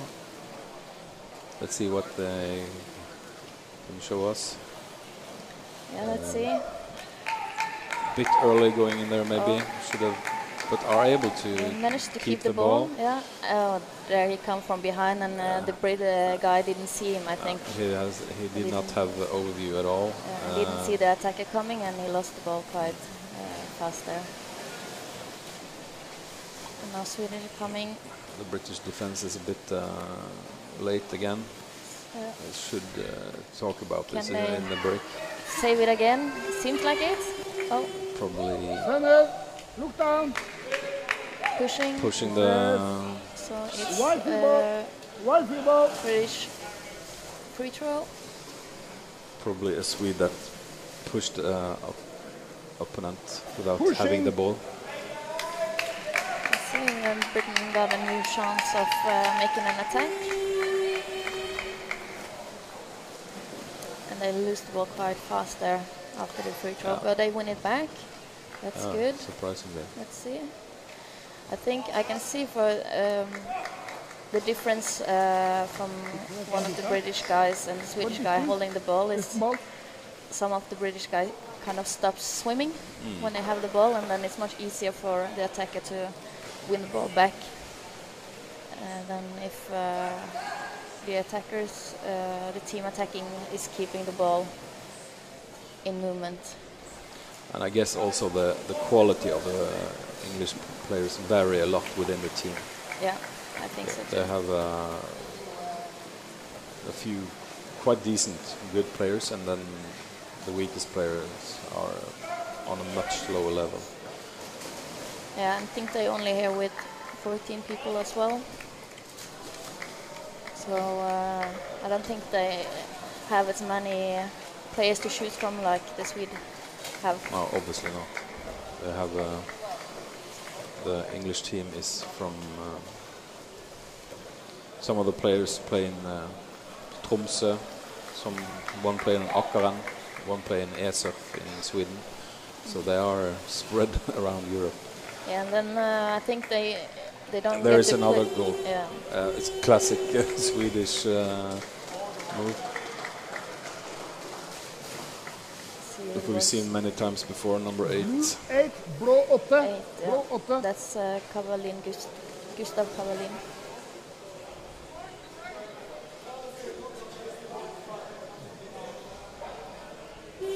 I think the British team doesn't play so much together as well as the Swede managed to do. No. It's easier to have training camps when you live in the same country, and there are probably more players in the same team around Sweden than on the British team maybe.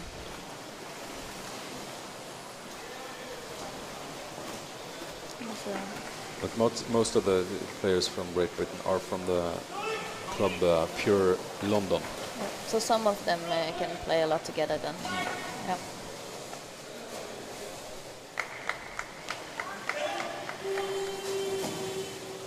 A goal yet again. Now the frequency of Swedish goals are picking up a bit. Blå 31. There's 31. That's Erik Sørstadius.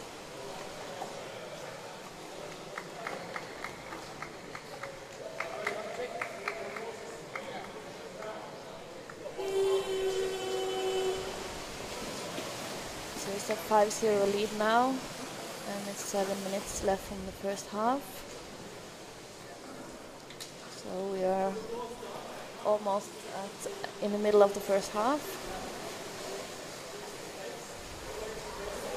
So in this pace, it should be around 20 goals. We bet about. So let's see. Maybe I'll change my opinion now because I think maybe the Swede will score more goals in the second half. Maybe. The other question is whether Great Britain are able to do like they do now, have the ball for some periods. That's true. And also to what extent they can. It seems like they don't want to attack now. They just try to keep the ball. It might be a good, wise decision. They might want to not have so many goals scored against them, and then they just try to keep the ball in. That was close. The team. Yeah, it was. No, but I managed. There was like 1 against 3 there, but there was an opening in the basket. I think it was Persson Blå 95. that scored. 95. Yes, The Malmö Mattias player. Levin Persson. That's right.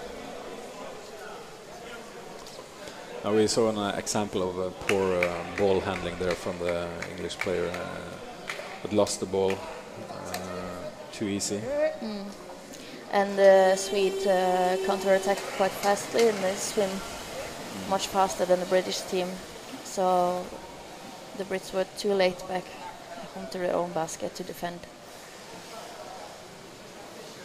Let's see now, it's 2 against 2, I think.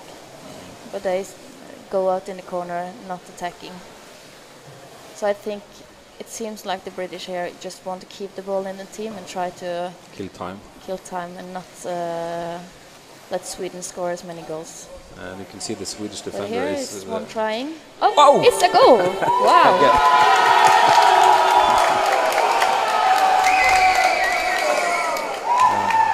I think Sweden let a guard down there. They did. They was thinking, no, Britain is just being in the corner, we can relax, and then suddenly there was an attack from the British guys. The Swedish goalkeepers made an exchange there at the goal, and the English player took the opportunity and shot. The split second when there was no goalkeeper there, so that was a beautiful goal. Did you see who scored? I didn't get it. No, I did not.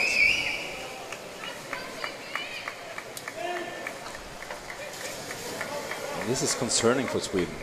Yeah, I think this is really fun for the British guys. Yeah, but remember that Sweden let 2 in yesterday against Spain. Yeah, and their group is really hard, so they could be coming down to. Well, I think they will be able to secure this at least the second place in the group without any. Oh yeah, I problem. Yeah, I was thinking they were in the group with the other. Yeah, But they are in if the they B keep group, right? if they keep giving away goals to the weaker nations, then what then against Norway? Because but if they play draw against Norway, then maybe they could come down to goal difference. But I think Norway is way ahead. Yeah. Sweden on that one. Because they haven't. Norway and Sweden isn't playing until later today. We must find out in the break who scored the Great Britain's goal. That was a great goal.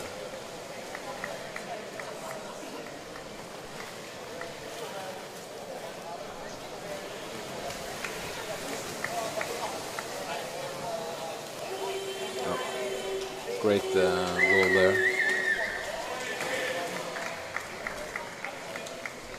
Nummer 10. By number 10, Mortensen. The attacker from Malmö that also is out at the national team in dynamic freediving. He loves being underwater. Yeah, if you do two underwater sports, then you must really enjoy it. I think Maybe you should try hockey as well. Yeah.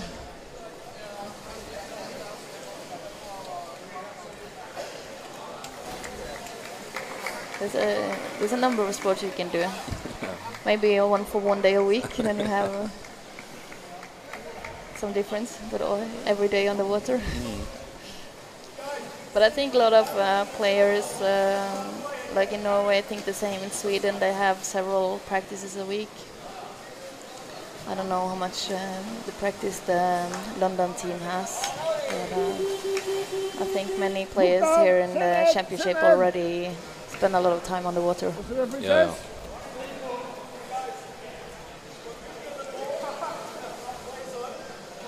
I guess pool time is expensive in London. Yeah, probably is. So it's another free throw for Great Britain. And it's 3 minutes 15 seconds left. So let's see if they go into the corner or if they try to attack. Maybe they want more goals now that they can see they can score against Sweden.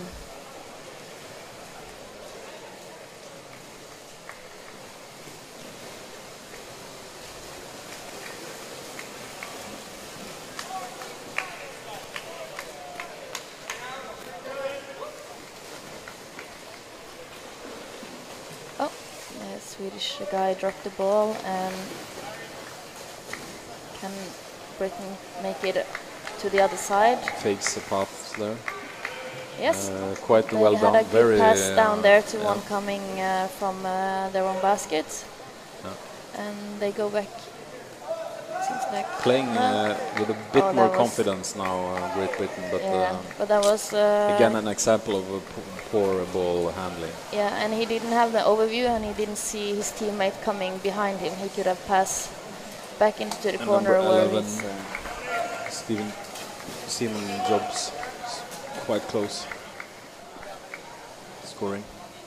And the Britain wins, I think. Let's see if they manage to get a pass or if the Swede win is back.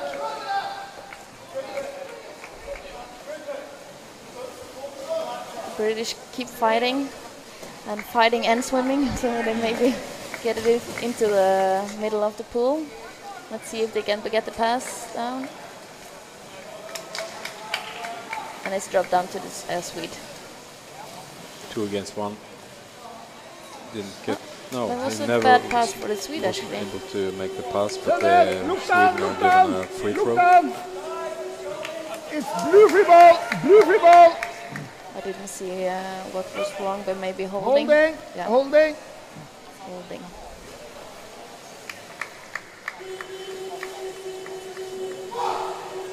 I have to start first. Oh, they start before the referee gave the signal. So they can't wait. Start again. And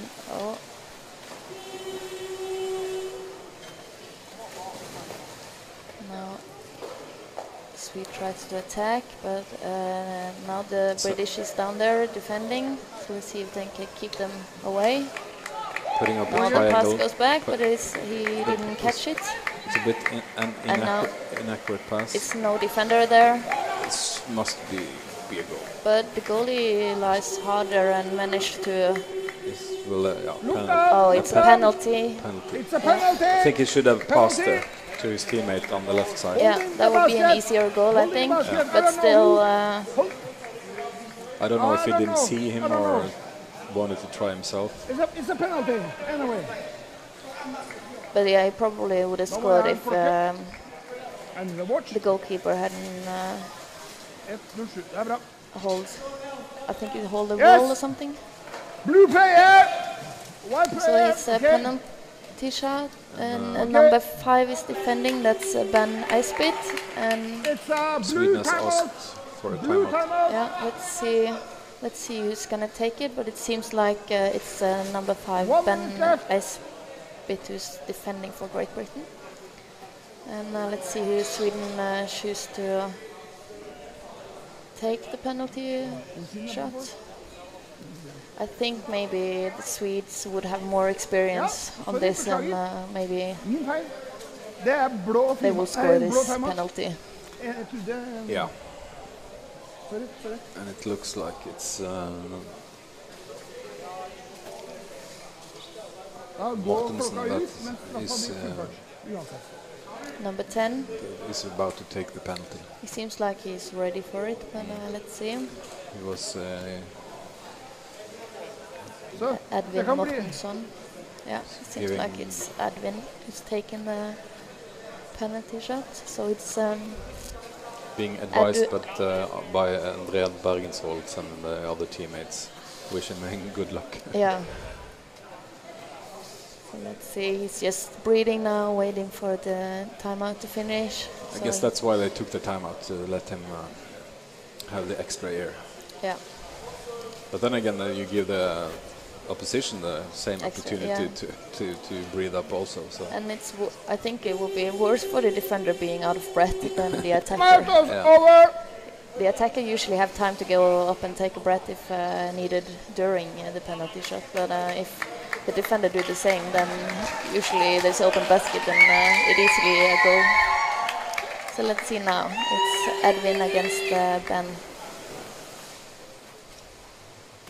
And Ben just goes straight on the basket, not defending with his feet. But it seems like the Swedish is struggling to get him off. I thought he would have gone under his back and tried to just push him up, but he's tried to attack the head, and then the defender can use his arms. So there's the goal. He managed it. Yeah. It was, as long as the goalkeeper doesn't do more than just lying on his back.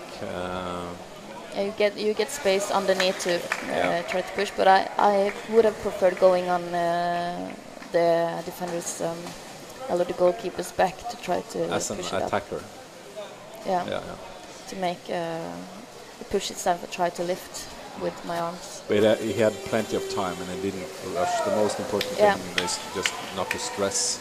Yeah, that's true. You have the full 45 seconds, and I think he was in full control all the time. Yeah, I think so too.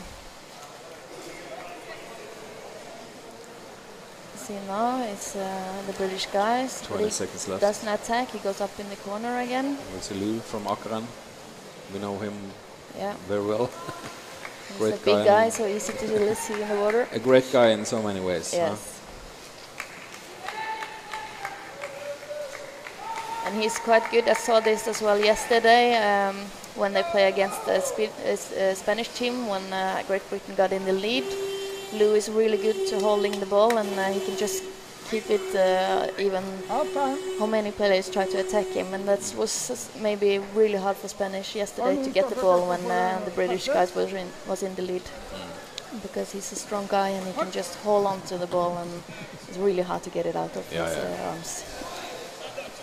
So that's a benefit for the British team, but I don't think they will be in the lead against Sweden. But 8-1 half-time. Yeah, fun half so far. So far it's closer to my score, under 20. Let's see. Let's see if the British can make a goal in the second half as well. Yeah, and we will find out who scored. Yeah. For Great Britain. Let's have a short break.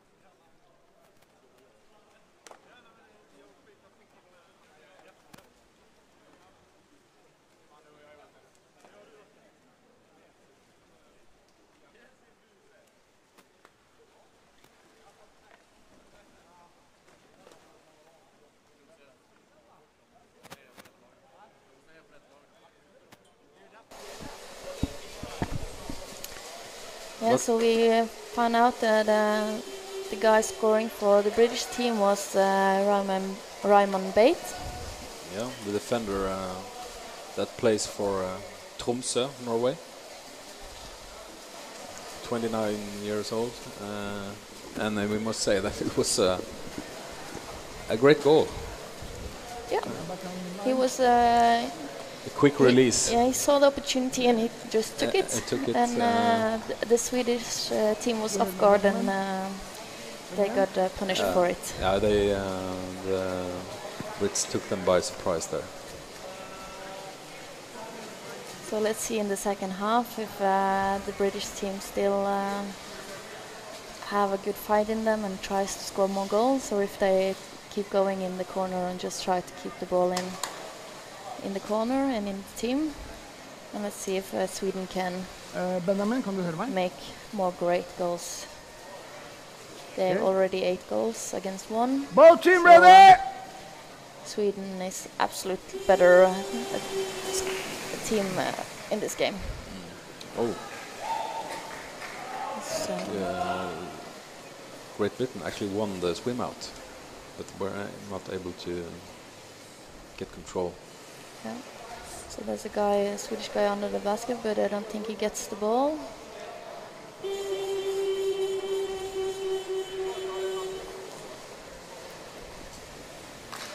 He was pushing It's without the ball, so White it's ball. free throw Free for ball. Great Britain.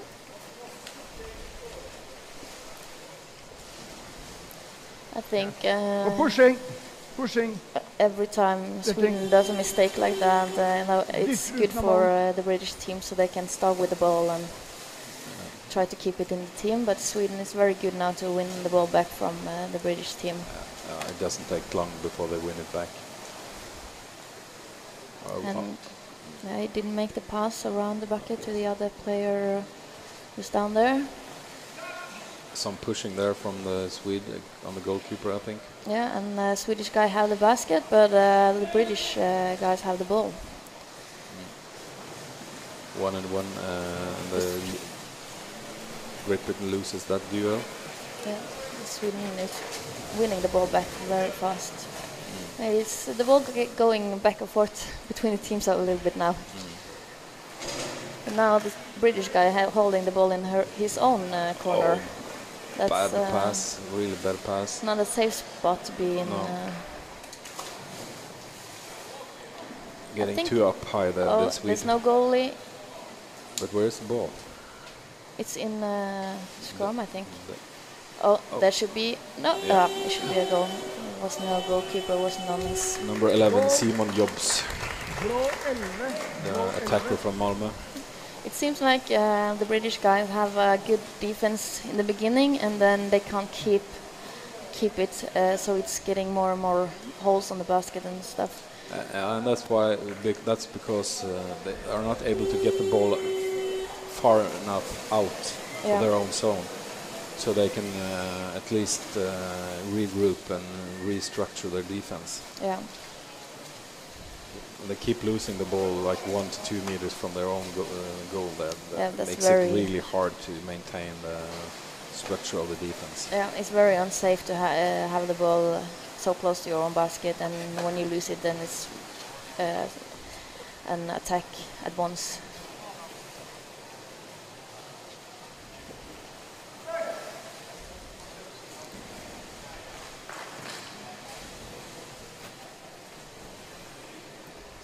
But I know the defenders on the British team. One of them is Lou, who we play with in Oslo. He is quite a good defender, and I think you can see that the British team has working on the defender job, but the goal is not there all the time. Look here. Oh, let's see if he can make anything out of this. Can he get the pass? No. So I think the other British team was a bit, British player was a bit slow to come and help him. And he wasn't able, when put under pressure there, he wasn't able to make a pass. Yeah, it's a lot happening And in that's really. critical.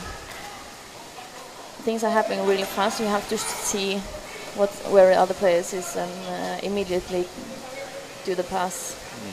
It seems like the British guys use a little bit longer time to orientate where the teammates are. They're not used to this tempo, this pace. Yeah. This is a completely different game than they normally experience in their Look down. home clubs. Holding. Blue him, blow him up. Holding. So now we'll see if the British can make a good defense against this free throw. They have the defender and no goalie down. No rush. Yeah. You should also always be careful so not the other team take the basket in a free throw, but they seemed like they had it under control. Sweden is building up again. Yeah. Coming quite hard now, but all alone There so was far. a defender there to stop, but now there's no defender anymore. But Floating up there, having you a get- great scoring chance, but he's floating up. Swedish won the ball back. There's no defender again, but no Swede to help him out either.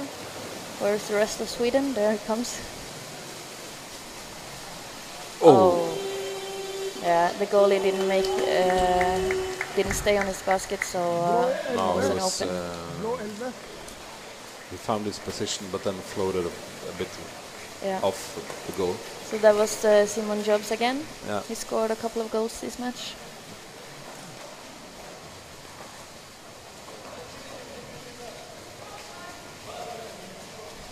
Ten to 1.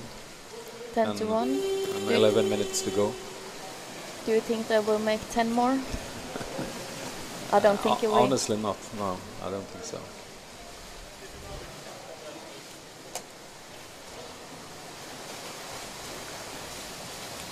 So I think maybe the British guy has improved a lot since the Norwegian match yesterday. It seems like. Maybe they learned a few things there. And maybe got a bit more confident also after the win. Against Spain now. Yeah. Where is the English goalkeeper? It's too late. But they the managed Swede to- is tied up. Yeah, they managed to tie him up. But the Swedish is very good to keep holding the ball there. Even though he was tied up, he didn't lose it. He won it back.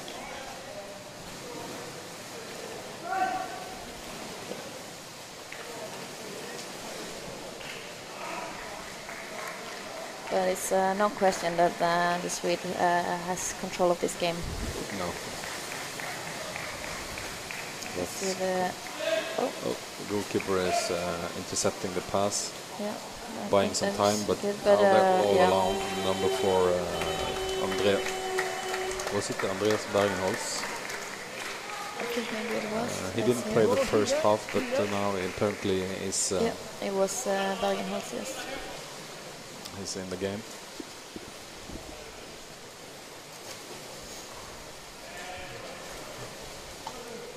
Very experienced player from Malmö. Yeah. Probably the best player at the Swedish team. Yes, probably. Still, And after all these years. yeah.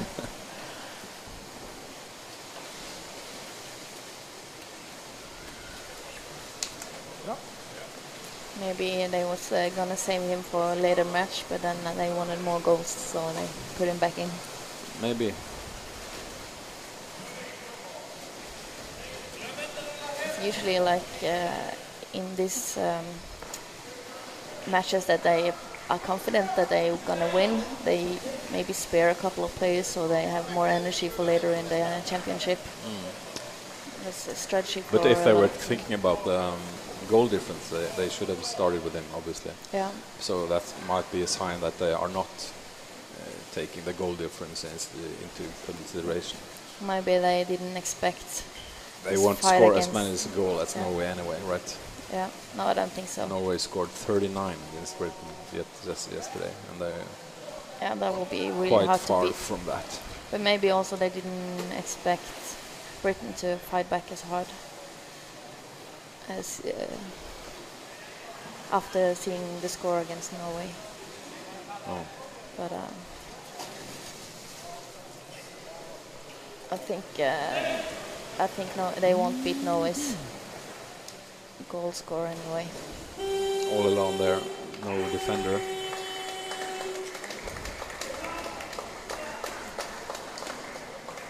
Bra opening. Opening. Jens Westerlin put in that goal. Yeah, that's true.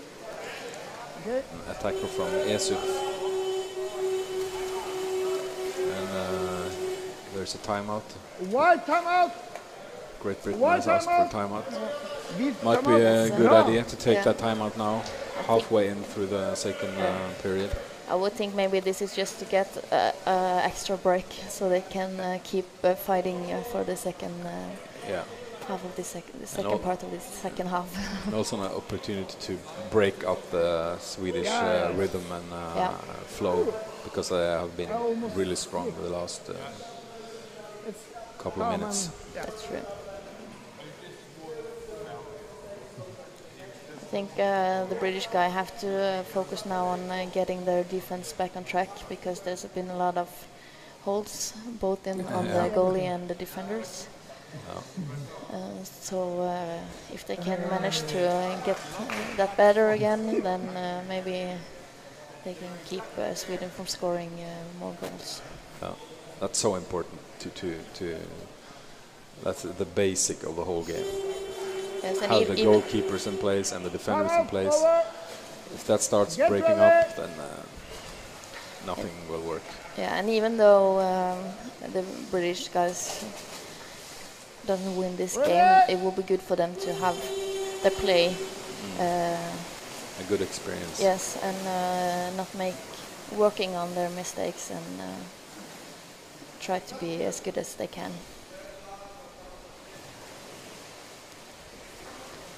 I don't think Great Britain have any more games today, later. But the meeting in the Czech Republic tomorrow, so that will be interesting to see. Yeah, I would say that the Czechs are big favorites in that game, Yeah, but But, they will not score more than 10. no. That's But my if- guess. yeah. But the Czechs should be more than able to beat Great Britain. But if Great Britain can keep their defense and maybe just have one goal like they did now, could hope for something. But yeah, But we have a really interesting match later tonight with Sweden against Norway. yeah, that will be quite interesting. That will be the fight against who's gonna be the group winner, I think. Not really important game, because both teams will come in first or second place in their group. There's one British player holding Look down. Look down. the Swedish player without having the ball. And I believe that he did that because he meant the Swede took his mask off, Oh yeah, and then he's swimming up without his mask on. So and he went for revenge, holding me back.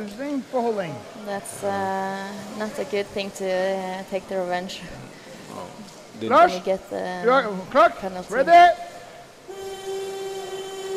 So it's 2 minutes for was it number? Do you see which number that was? No. 27. 7 is Gary Look down. Shakespeare. Look down. 46-year-old from Bristol Bull Sharks. A white free ball. And some Wonderful. fun fact about Gary is that he is an open water swimmer in the Bristol Channel all year with no wetsuit. Holding. Holding. That sounds cold. Another guy that likes Here- different water sports. All year around, that would be probably 0 degree or less. Here in the swimming pool we have, I don't know, 28 maybe. That much? Or I don't know, 26. Sweden has not been able to score yet in this power play. But they have the basket, They so have the goal. see if they can get no. Didn't take that's advantage it, of yeah. that.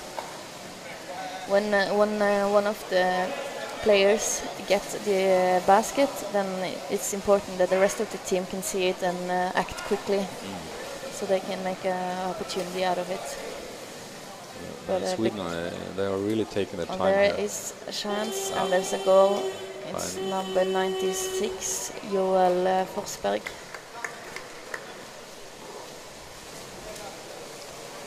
He plays for ECUWR2022, the Ice Bear. This is his home club. The only player representing ECUWR2022. I was thinking, is there a lot of different clubs the Swedish guys come from? Yeah, they are quite well distributed across different teams. Most maybe from Malmö. Yeah.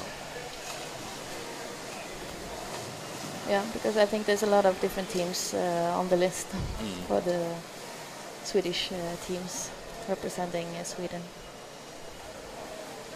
So now Great Britain are back at full strength after the time penalty. Now the chance there. Another goal. Number 11, Simon Jobs. Simon Jobs again. He have had a few goals this match. I don't know how many, but 4 maybe.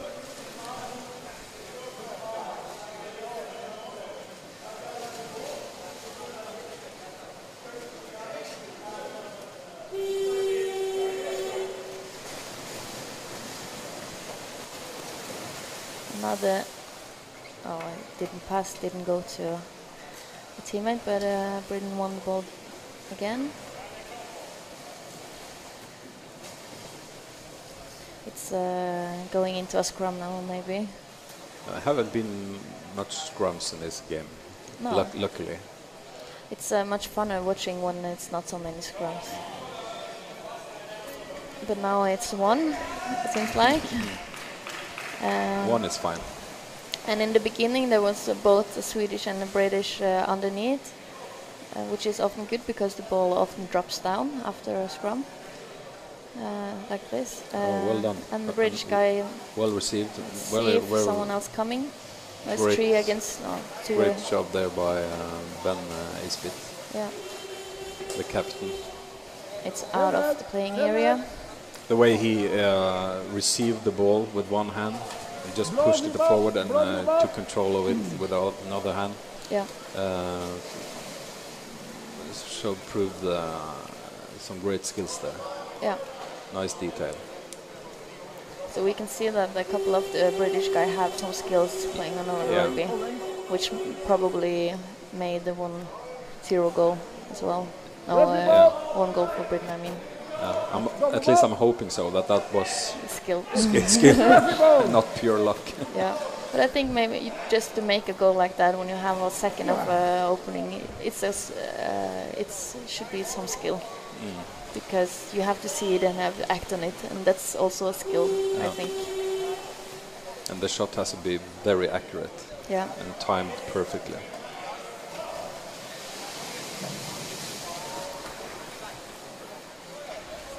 Sweden is struggling a bit, losing the ball in their own zone, but are able to get the control back. The interesting about skill is like when it's this is a team sport, then everyone needs to have some skills, because if you have a lot of weak links, then the whole team will suffer from that. Yeah. And that's why Sweden is better, because they have more players with better skills. Yeah. Yet another goal from Sweden. That's Emanuel Johansson, I think, I was captain, scoring.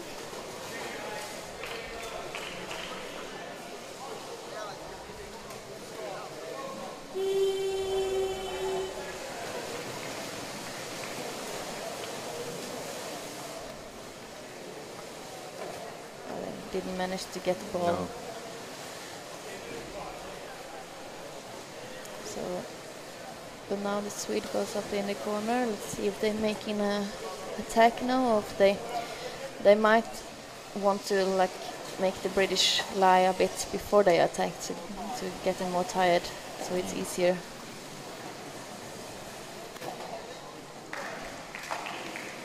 playing very tight around the England's goal. Yeah.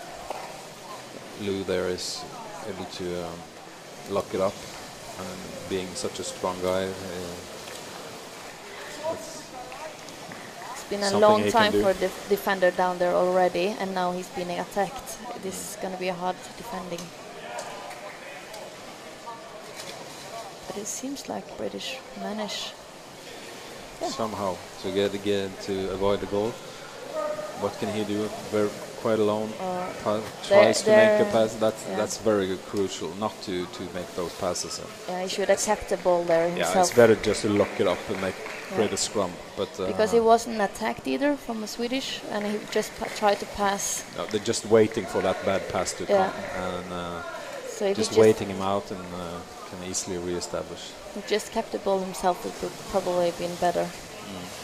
Now the goalkeeper is sitting down instead of laying on his back, and maybe he didn't see that the defender was already there. Yeah, you should always, as a goalkeeper, try to trust your defender to be there, and not try to do his job, your teammate's job. Stick on your back. Yeah.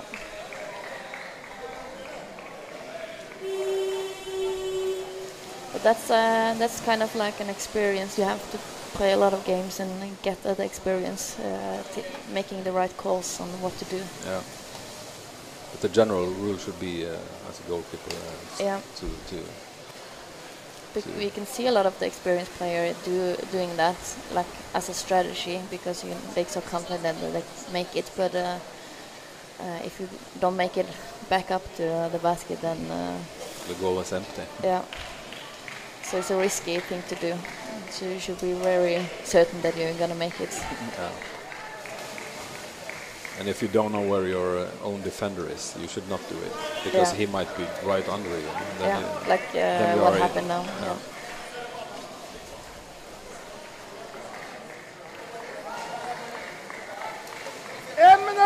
One minute. I think the British guys seems to work on having the defense in place, even though it's getting some holes from time to time. Yeah, they haven't broken up totally. Yeah, they haven't been able to maintain a certain structure.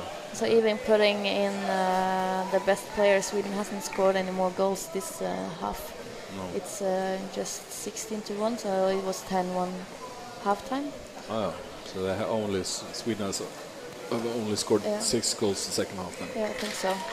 Even if they put in Bergenholz, their superstar. Yeah, and I think maybe the British has been talking about the defense and trying to keep the ball. But still, again, a bad pass. He could have kept the ball himself instead of making a pass straight into the arms of the Swedish guy. So that was the end of today's third game. Game's over. And it was 16-1.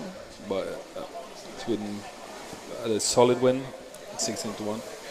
So it will be interesting then for the Swedes to see how they can do against Norway later today.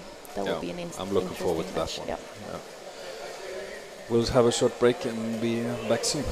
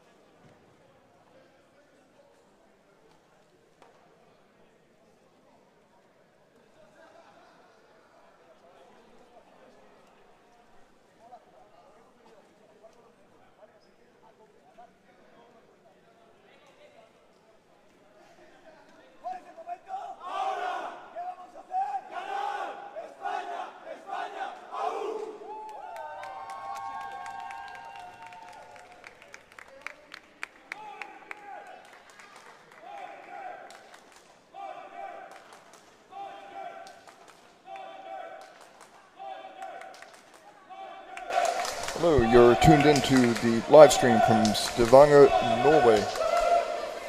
Getting ready for the next match here between Norway and Spain.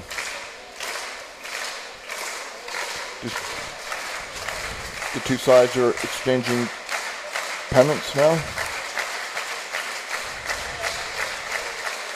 And here you see the Norwegian lineup. Yeah. When the captains, both captains from the teams are exchanging flags.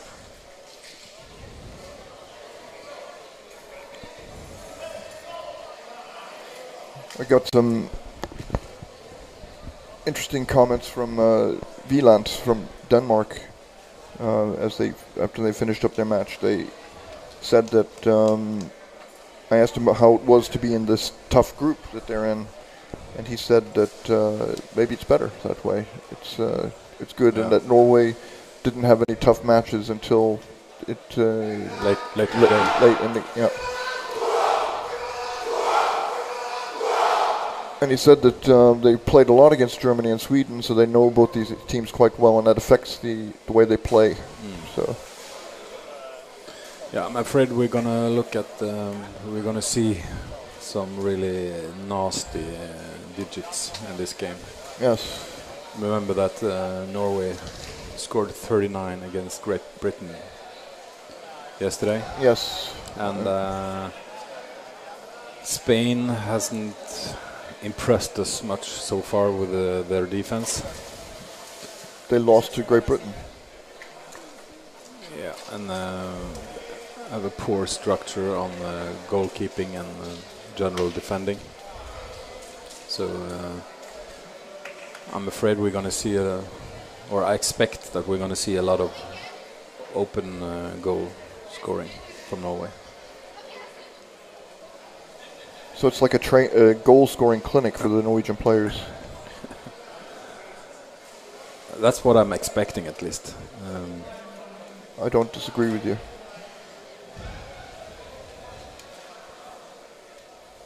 But the real test for Norway will come later today at 8 o'clock.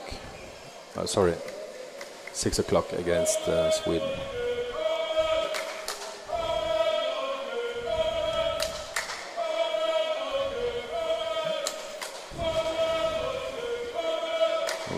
The famous Norwegian fans, professional fans.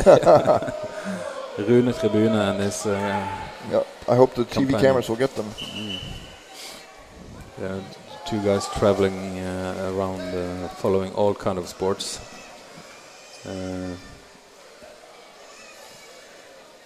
Being professional fans almost. I bet you people are paying for their tickets and stuff. I wouldn't be surprised.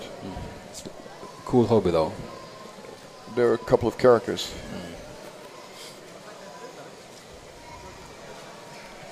Oh, pardon me. Okay, teams. Blue team we're ready. White team ready. Okay.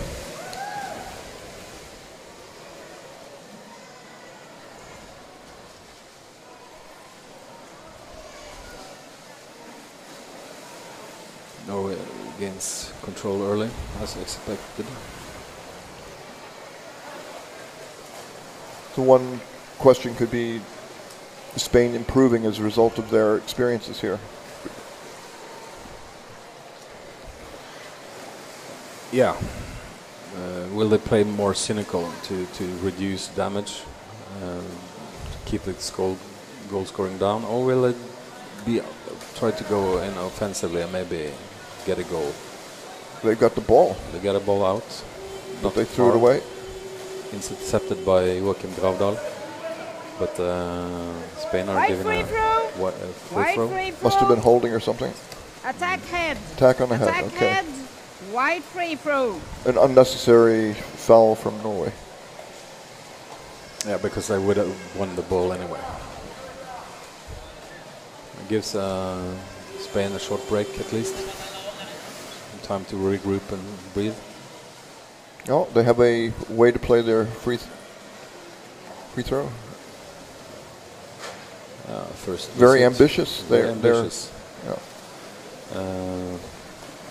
Didn't last long though. Number 2 coming in here.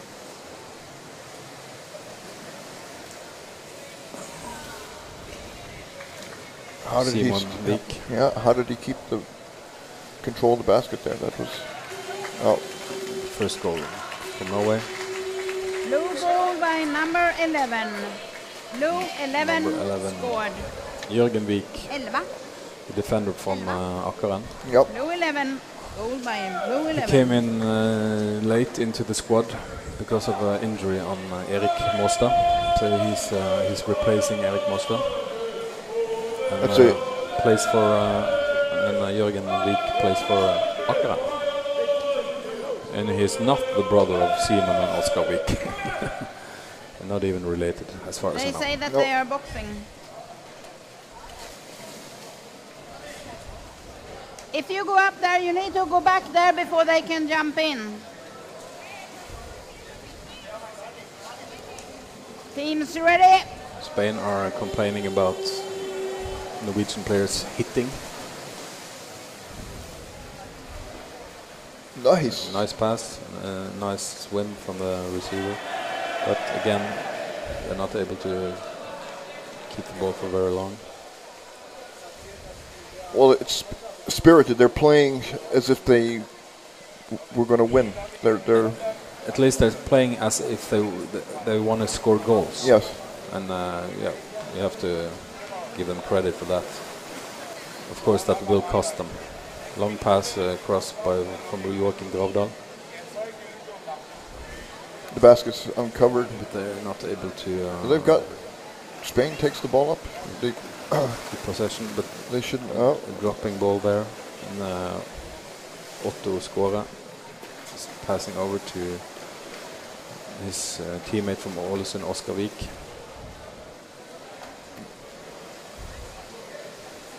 Norway takes the ball up in the surface with Herman Ueland. Oh, one-on-one. Oh, that was what you were complaining about, the goalie not lying on the basket. Yeah. Blue number 12. Great goal by Even Bjørnrem. Blue 12 scored. But still not very impressive goalkeeping by Spain. He was there. All he had to do was... Yeah, but he's floating away. Yeah. He's giving away some space above his shoulder, allowing the Norwegian to grab his shoulder and pull him off. And a clear shot in.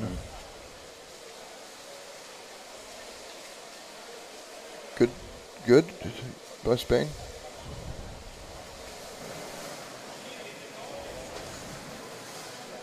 Yeah, they are spending more time in the Norwegian zone than I expected. They are able to... Oh, not paying attention. The ball's knocked away. The ball is being played in a really dangerous zone. Speed, yeah.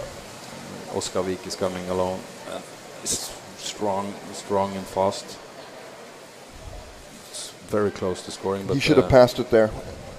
I guess he didn't have the overview anymore. No. You come in with that speed and twisting and turning. It's really hard to keep track of where people are. So then you just act by instinct, more or less. Yeah, he was trying to score the whole... Wide free throw. Wide free throw. Well, I think Spain has played as well as they could have, really, quite well. They have surprised me positively so far, I must say. We have played now for 4 minutes almost, and the score is... Only 2-0. Only, but it's early, of course. And they're trying to score themselves, so... Yeah, and it is a decent chance, actually. And they might be able even to create a second wave.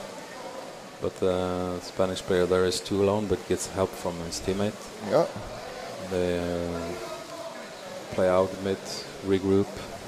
And this is better for Spain. If they can play like this, it will be easier than being on defense all the time. Certainly.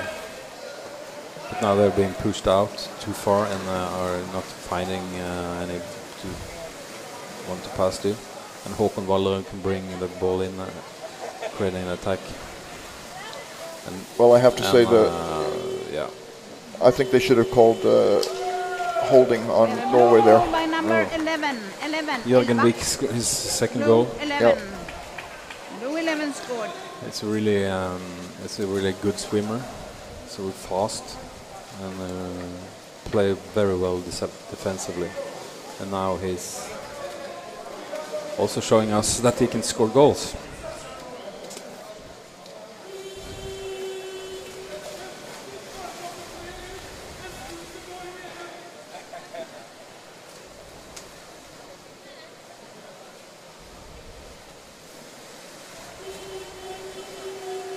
Another holding call. I guess that would be a free throw for Spain. Yeah, they should have got a holding call when before that goal was scored. Okay. I didn't see that. Oh. Vit number 1, white number 1, warning, holding Finns, attack equipment. Oh, that was okay, it's against Spain. So why did they? We had the warning. Why didn't they? We had a warning. White number 1 for holding there. Finns, attack equipment. So, if he's called for that again, it'll be a time penalty, or yeah, they could even award a penalty shot, but I don't think they would do that. Oh, they stole the basket. Who was that sitting on top of the basket? It was toward free throw, holding. Netherlands. White free throw for holding. And when you were playing, were there still goalies sitting on top of the basket or sitting at the side in the early days? In the early days, when I started, the goalies were sitting in front. Yeah. But then, I guess, around the early 90s or something, They all disappeared. It's over they here. went up.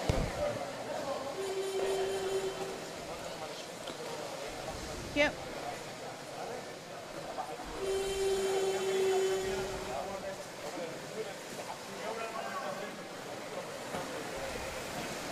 Four.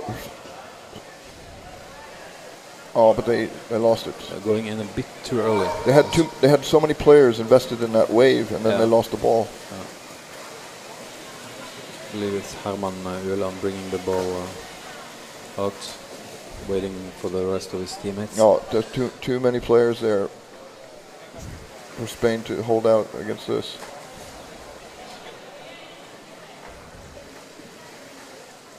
But Norway is not scoring with that frequency I expected. No. Otto scores again. Blue, number 20, He scored. has made a lot of goals. Number 20, 20. The youngster from Ålesund, Nephew of Marius Skåre. yeah.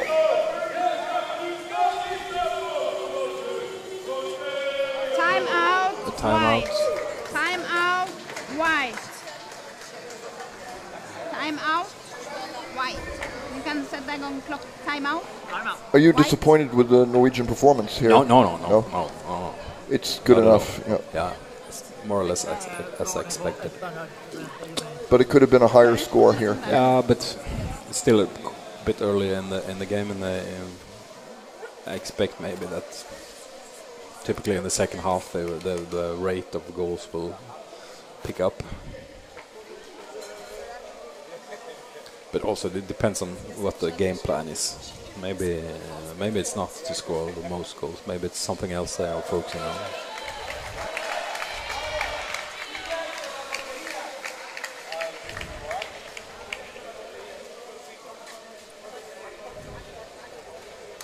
Well, I have to say that I think the Spanish guys, they have potential.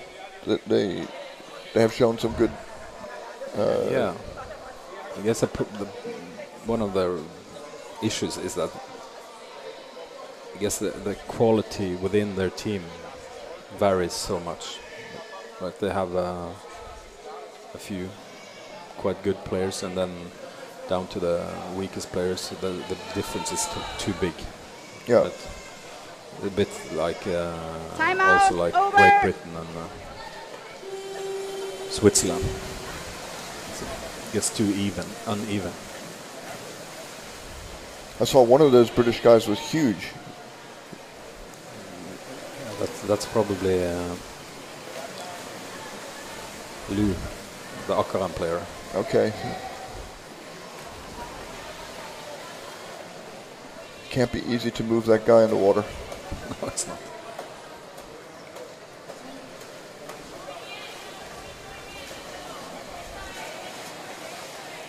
So Nice pass. Spain is winning the ball back, and it comes with some pace through the mid zone. All the way over. Number one, who's that? That's Barmejo. Parmeo.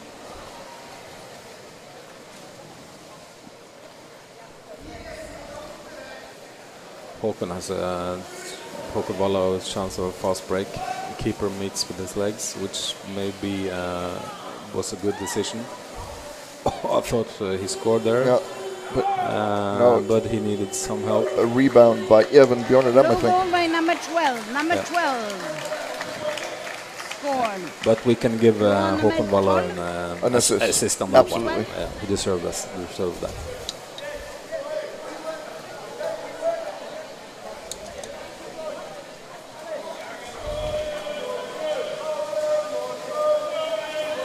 Ready? There we see the two Norwegian Yep. fans.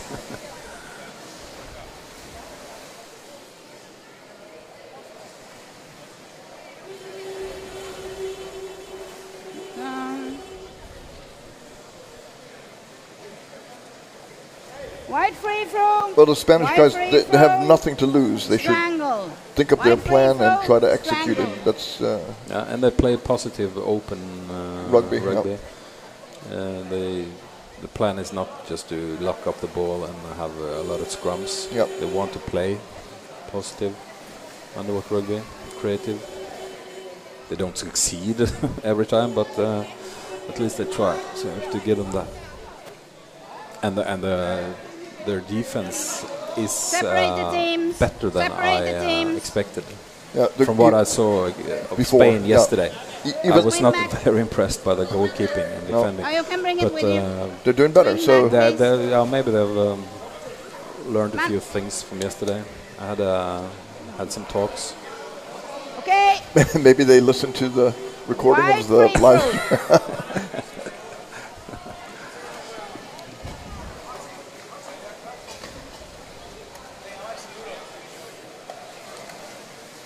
Maybe.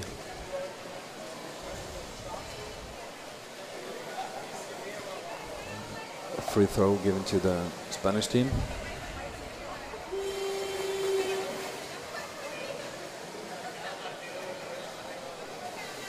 They don't take advantage of that very well so far, but are Pass up and somehow pass- able to keep control, but not No. for very long. Again, it's about movement around the ball when the free throw starts. It cannot be They're working. sitting still. They're working. They're trying. They're really. Norway maybe a little bit impatient with their attacks going in immediately, quite early, which is fine. Maybe probably trying to catch the Spanish defense by surprise as early as possible, but then it's so important not to lose the ball early in the attack, because then you won't be able to create those second and third and fourth waves. And here they come again. No, they were holding. Herman was signaling. No, this was Simon Vik Half from time. Ålesund. Almost signaling to the referee that he was No being free held, throw. and the referee approved. Yeah. Well, if you see two players lying in the water and the ball's nearby and they're not swimming to it, there's possibility somebody's holding somebody. And sometimes it actually helps to look at the referee and with hopes in your eyes Yeah. and try to look Indignant. in. Oh, there it is. No trouble there for Tord Neland. Nice Blue number 3 scored. curl Number 3. goal. Blue number 3. Is really strong, so when he are able to Expand his push with the ball against the goalkeeper, the goalkeeper are not able to resist. No, it was impossible.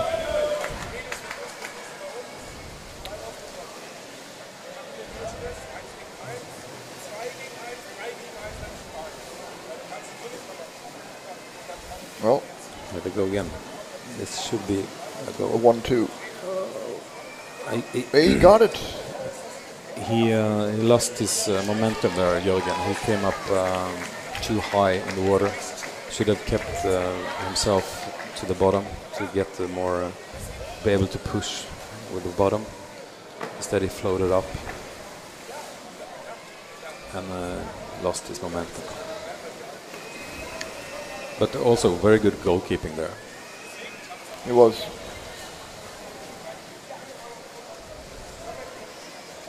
You were talking yesterday about the ball handling skills. So the Norwegian team here, the players are quite comfortable moving the ball around Yeah. to avoid having it taken. White free throw. Holding. Attacking the goalkeeper. Holding. Attacking the goalkeeper. White free throw.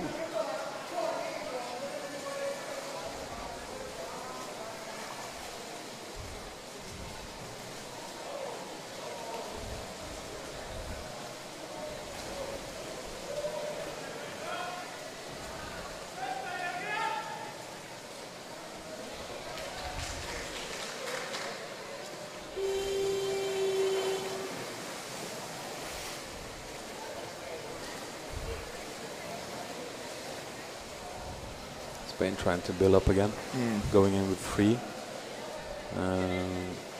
No, they should not lose the ball, otherwise that will be costly for them. They have a scoring chance. Yep. Oh, it's really close. It was saved good in the play. last. Yeah.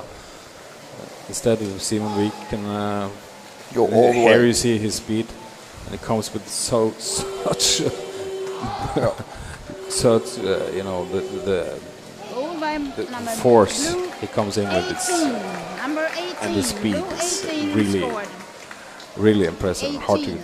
defend against. And he was a swimmer before he took up rugby, so Yeah, I think maybe. so. Yeah, I don't know, but wouldn't surprise me.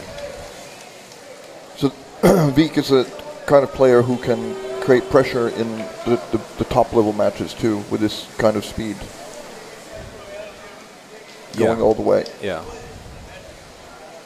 I would say that he's one of the young guys that really can make an impact in the tougher games that Norway are facing. Oh.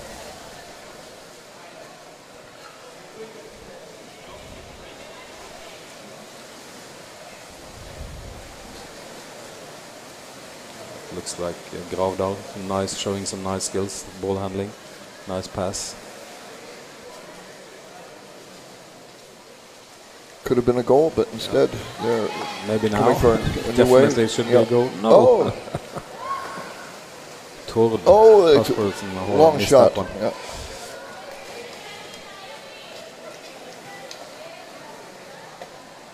He was maybe a bit too certain about scoring there. So, They get it in the end. Goal by number 11. Blue 11. Jørgen And Wijk back. again. Blue 11 scored. Putting in his third goal.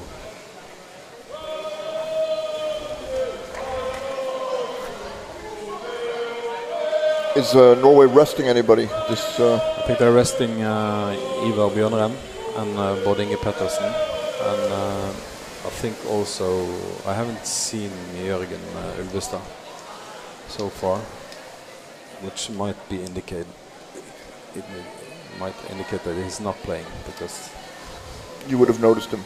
yeah. So they are resting some of the absolute top players. But still, this team is obviously is more than good enough to handle Spain. Yes.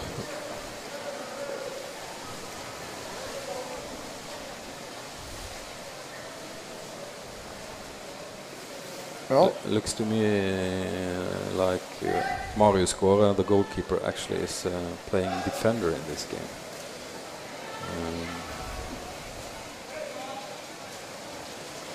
why would they do that? Probably just so they can rest both Ivar Bjørnren and Pettersen. Wide still free have throw. Wide A free tight throw. defense. Attack Yeah, still have a equipment. tight defense Wide free and, throw. Attack equipment. And let the full squad play.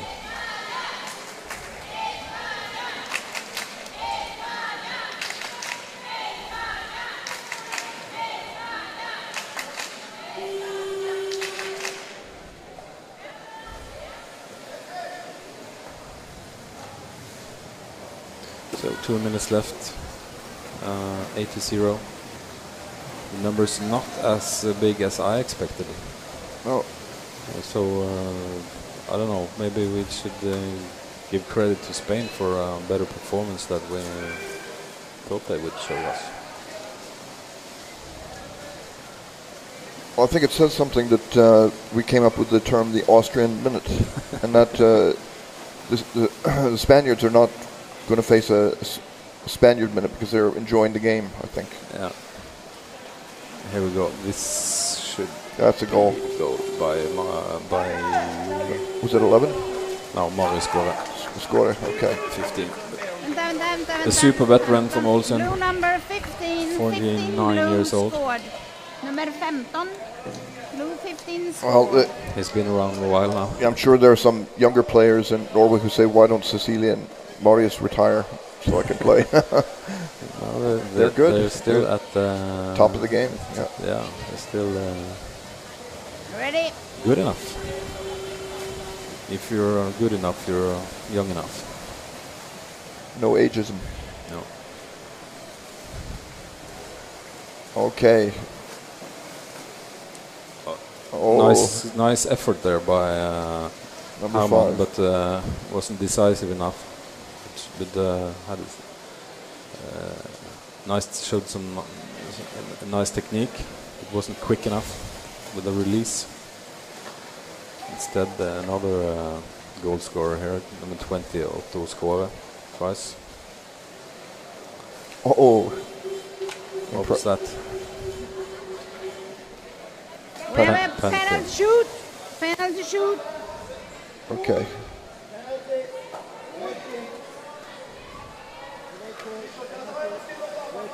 Wedging. We have a penalty shoot. And Wedging. Ivar Against the wall. Bjørnrem is telling Tor Penalty shoot. Lykke Funk, Wedging. the Against the Danish wall. Norwegian player, to Yeah. get ready. It's important to get. This is an opportunity to have as many players as possible to try to feel the pressure of taking a penalty, because a penalty might be decisive later in the tournament. Do you consider Tor to be a big goal scorer? In this situation, he's pretty good. Yeah, against Carrera, the 29-year-old from Barcelona. And here we go. Straight in, down to Coming the in ball. low, why not? Tor, look, he's so strong. He's not that big, but it's really strong. But here he ends up in the. It's so intensive, so strong. Shoulder in the basket. Yeah, but the Spanish goalkeepers, he did quite well there. Put up a good fight, but there was no doubt, really. No doubt. But we must give credit to Carrera there. It was a good defense. Yeah, it was vigorous. But he never got to use his feet or arms or anything, just more or less lying on his back, putting up quite a lot of resistance. But you see the intensity and the penalty from Tor there. It's really, as you said, Tor is strong. Yeah, it's strong and intense.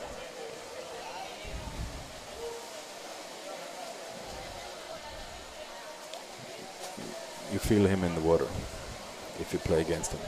Yeah, I've seen that in the EuroLeague many times.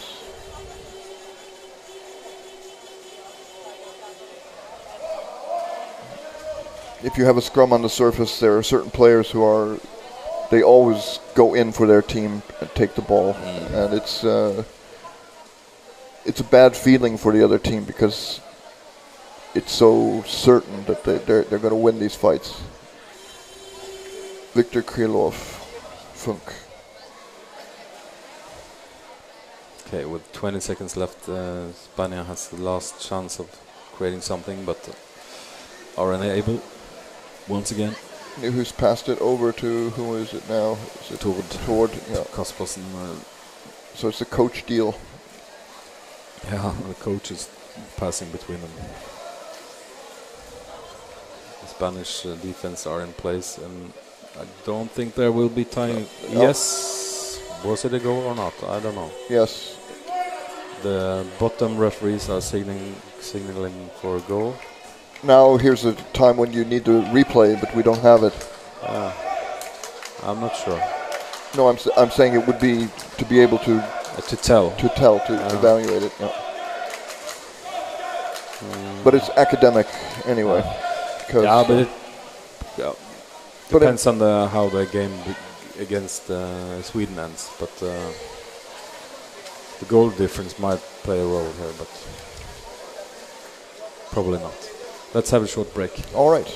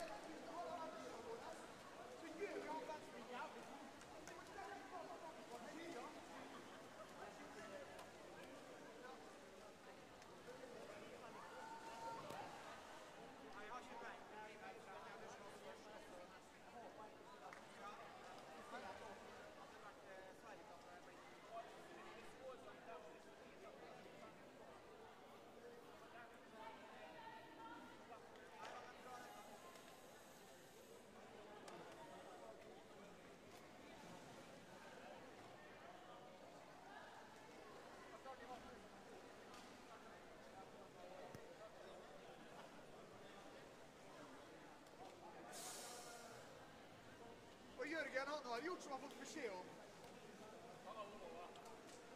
Mathias, kan du fylle den? Ja.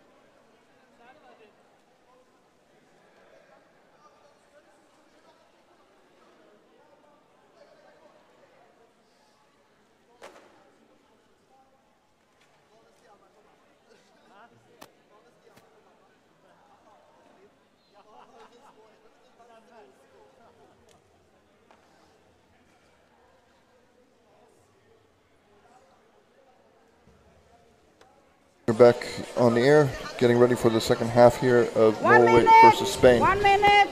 And what did our colleague here, Otto, tell us about the officials? They gave Norway a warning for punching the ball. Yeah, they have been given a team warning for punching the ball with the with the wrists. Yeah. It used to be legal, but now it's not legal. Yeah, because can be quite dangerous.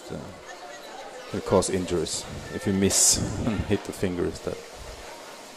And we could also see in the break that the Norwegians were complaining to the referees regarding the ball, telling that it was it was slippery, maybe due to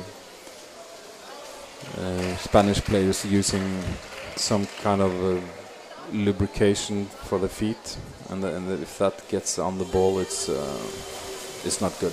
Right. It makes the ball impossible to hold.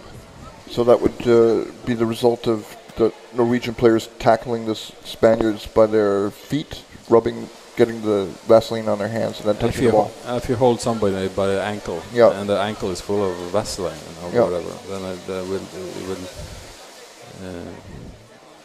be transferred to the ball, and it's really hard to get off. And it's not good for rubber, not good for the fins either.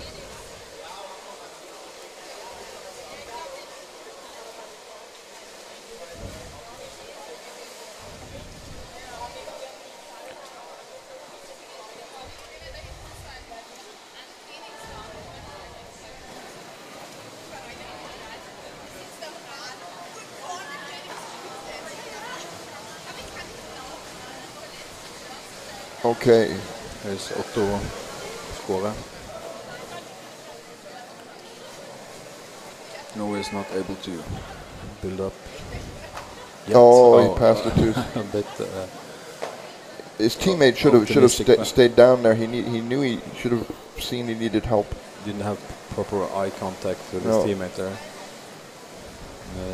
Nyhus is swimming over like he does so often. Are able to get it down. Now 2 against goalkeeper should be a goal, and it is by Herman. We have a blue goal by number 5. Number 5. Blue, number 5 scored. Also known as Hermanovic. Hermanovic called was called Hermanovic by Christian Schäfer in his younger days. Originally from Sandefjord, but now plays for Akkeren. Your club. Yeah. Both him, Tord Kaspersen and Elan are they are both originally from Sandefjord. Which did at one time in the periods really great job with recruiting and yeah, they looked like they were teams coming up to. But their senior team has never. Another score. Blue goal by number 4. Number 4. So Tor Blue, Lukkefunk. number 4 Yeah. scored. So 2 goals the 2 first minutes. So this is going more as you expected. Yeah, I wouldn't be shocked if the goal scoring picked up a little bit from the Norwegians. Because Spain will be more and more tired and maybe start to focus on getting a goal themselves like they did against Sweden twice yesterday. There you could see that the Norwegian just lost the ball straight down, and might be a sign that it's slippery. Tried to pass back to the goalie. Oh, that was close. It wasn't in all the way. Heavy News almost scored. Oh, they've got the 2 players there. Yeah. No, it's not a goal. It's somebody was pushing the goalie. The Norwegian player was pushing the goalie. A bit unfortunate. Wide free We throw. should try to avoid Holding. that. Not create Pushing the goalkeeper. free balls to the other Holding. team when Pushing you the are in their goalkeeper. zone. Wide free throw. No, it's no point to doing that.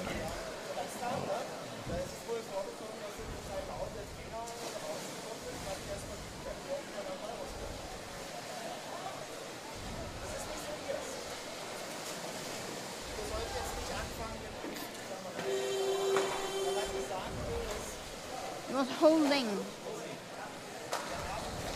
Pushing the goalkeeper.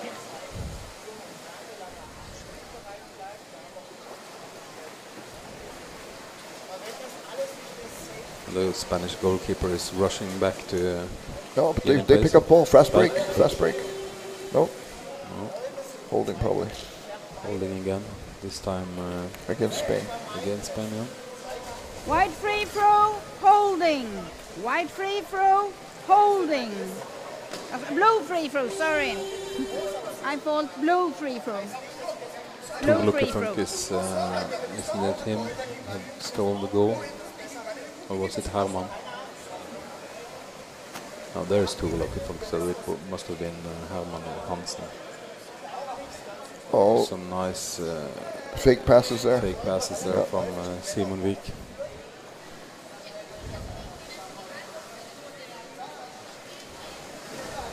Norway are able to keep the pressure up, playing over to Joachim Gravdal and not able to score, being tied up in the last second. But he maintains to keep control and creates a great pass across. Spain's playing well, defending well, being able to tie it up. But now they've got no one on the basket. No goalkeeper. Otto wants another goal. Wow. And he gets it.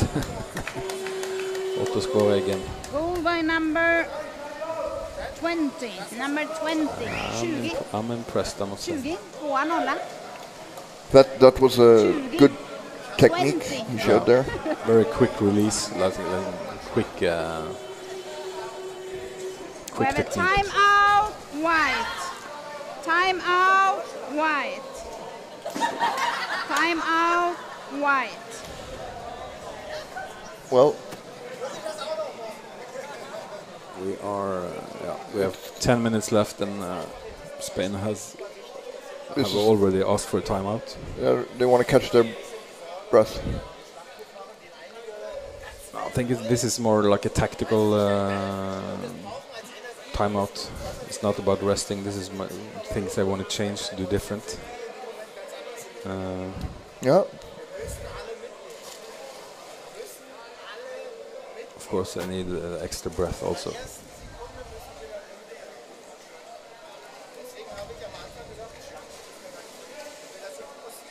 Well, they don't need the timeout to win the game or something like that, so they can take it now, they can take it later. They could have. Timeout over. So you think they're going to come up with Timeout over. some... Teams ready. Spain is signaling to the referees that they are forced to do put in a substitute. I think Maximiliano Diaz Laraura. Sorry for that. The Well, goalkeeper they've done well. from Madrid is injured, I believe. Probably a cut above his eye, so he has to leave the game. He's over on the medic's table. Well, Spain put in a good attack there. They didn't hold on to the ball, but and now they've got a free throw in their favor.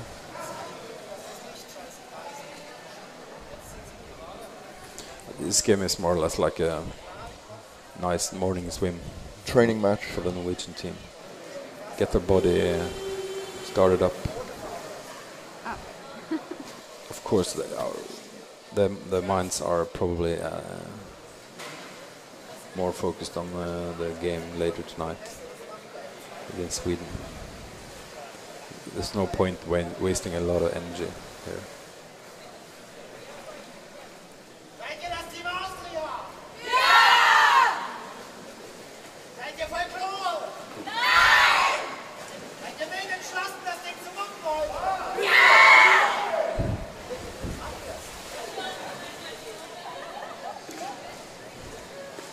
You can hear in the background the Austrian women getting pumped up for their game, which will be against Norway.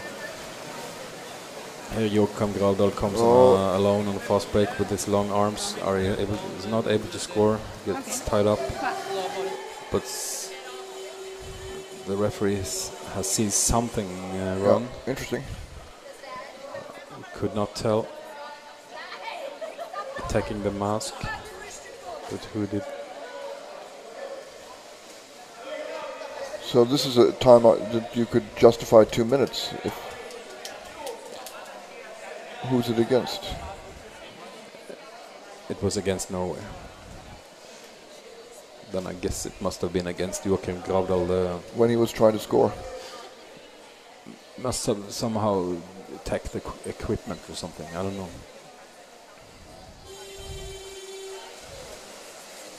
I couldn't see anything wrong with it.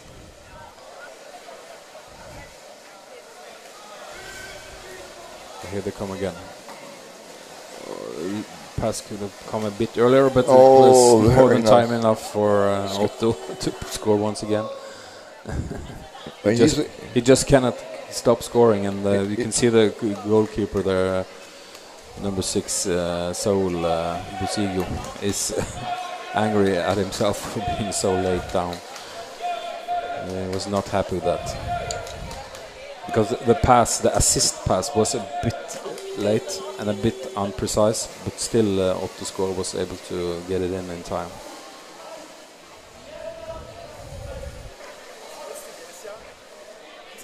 Should we call him Kvendok? I think he has a double second name. We don't want his dad to feel that. Cut him out. Okay.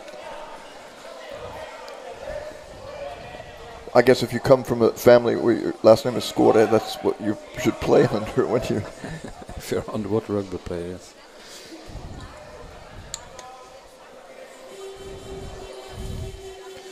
Norway have asked for a timeout. Right.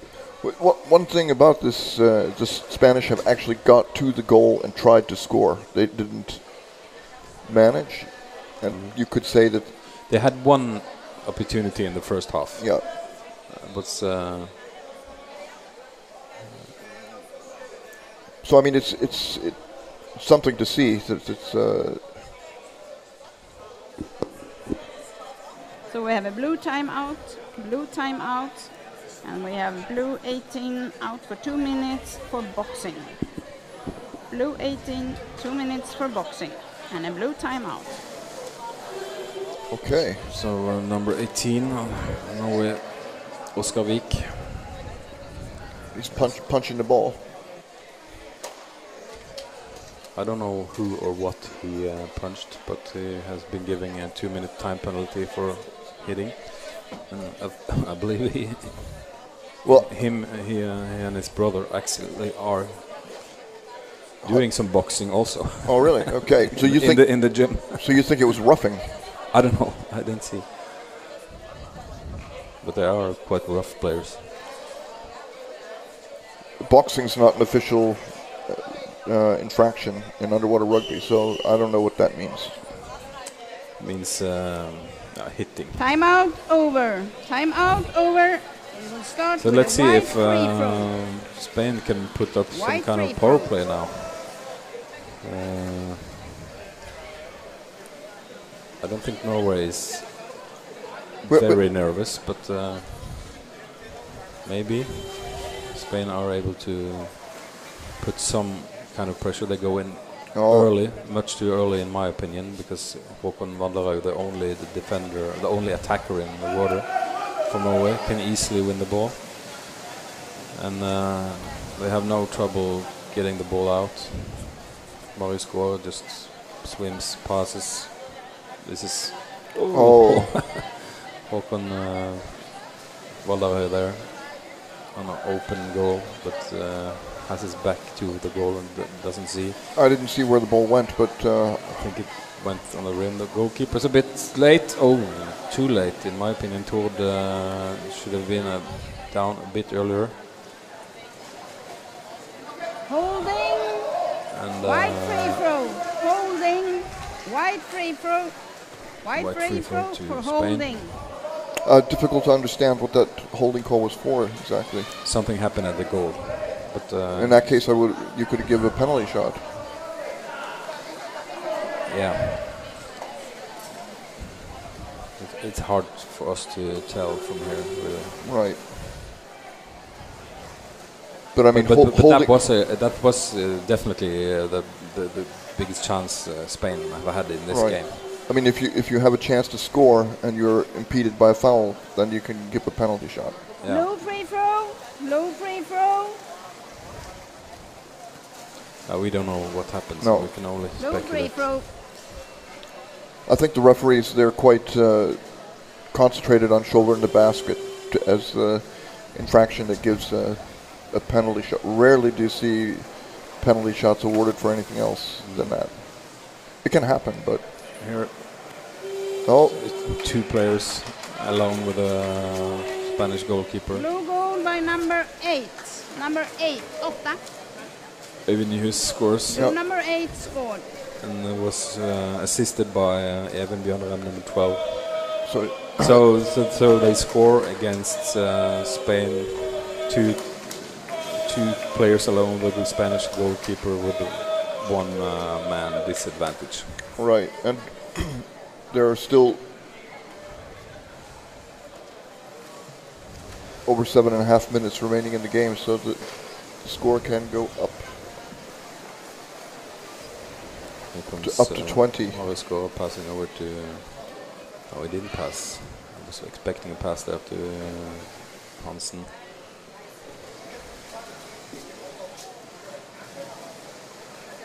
Oh, there we go. That was Tor. Yeah. Blue goal by number 4. Blue number 4 scored. Blue number 4. Do you see any spirit in the Spanish team now? No, they're starting to. They look a bit disillusioned. Yeah. So they could have an Austrian minute also, but not yet maybe. They don't talk much. They're quite very quiet at the bench. A bit deflated, but and you can tell from their body language that they just want this game to be over.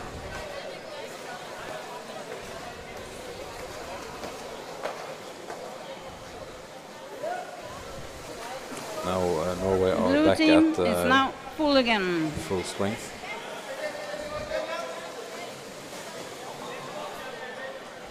It's a nice combination, some decent play here from Spain. But this is what they should try to do in the last 6-7 minutes of the game. Have some positive experience to take away. Norway's not putting a big effort to get the ball, but No, you can say that. Kind of are letting the Spaniard play around a little bit.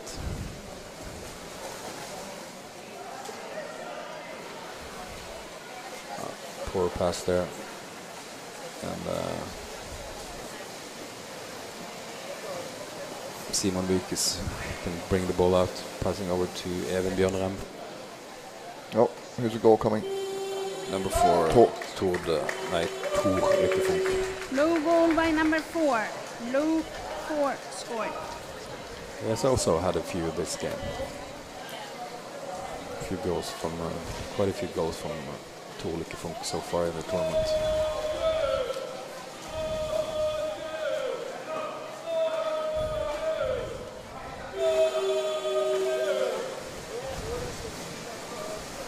Five minutes left, 17-0, and I think we will See 20.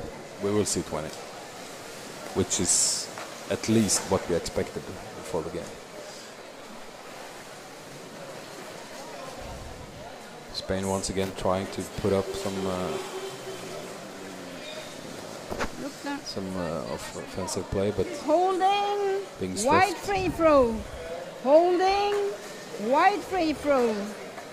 Holding, wide free throw. Otto scorer there. They have stolen the The Spanish basket, yeah. And they're exchanging even on it.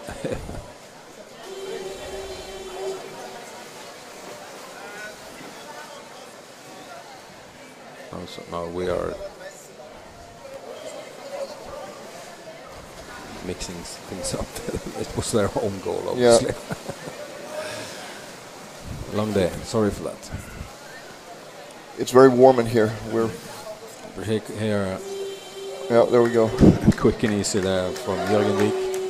Blue goal by Yes, number 11. 11. Has scored Blue goal many by goals number as 11. well.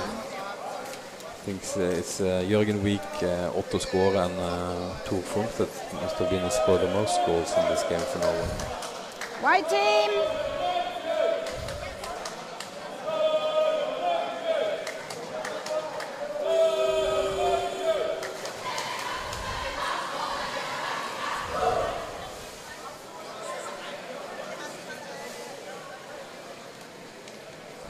Once again, the Spanish team are not able to get through the middle zone, mid zone.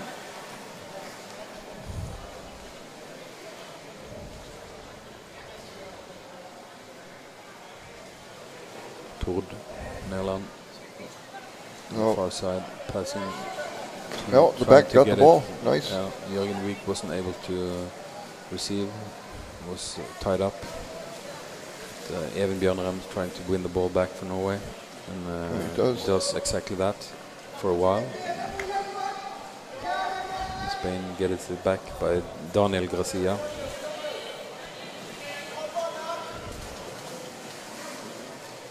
Here Tor Funk is coming, passing out to Mario Skåre alone. Quite alone, has the defender on his neck. Oh, back, he's being tied up. Good defending. And there is some a bit of some roughing penalty there. shot. Penalty. Penalty shot. Probably a shoulder in the basket again. Or Holding on to the basket. no, the defender is holding, or the goalkeeper is holding Straff håller i korgen. holding the goal. Holding the basket. Who will be this Well, a time? penalty shoot Looks like for holding on to the it's basket. number 18, Oskar Vik, that will take the penalty for Norway. And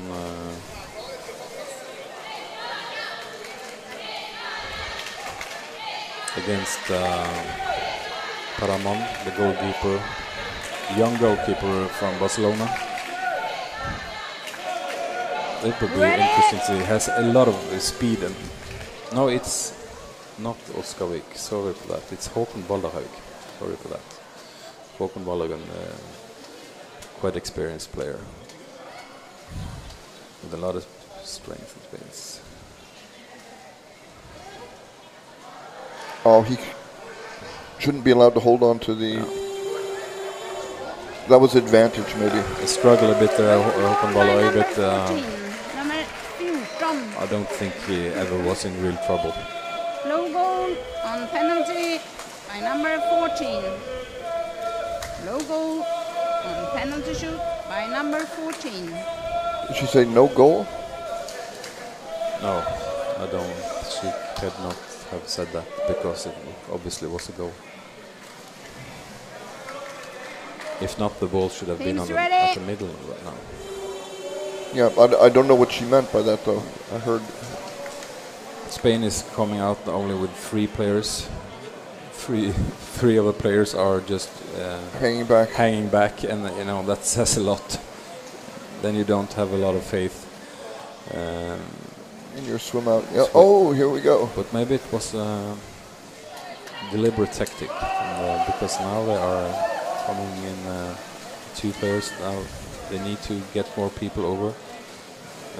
Eventually they do. And now they just should try to kill time. That counter was probably very draining. They've been playing so hard all the time, and then to swim over full speed, they'll be out of action for...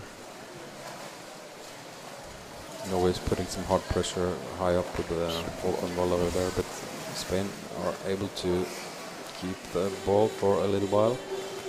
The referees has seen something again. Holding, wide free throw. Holding, wide free throw. Holding, wide free throw.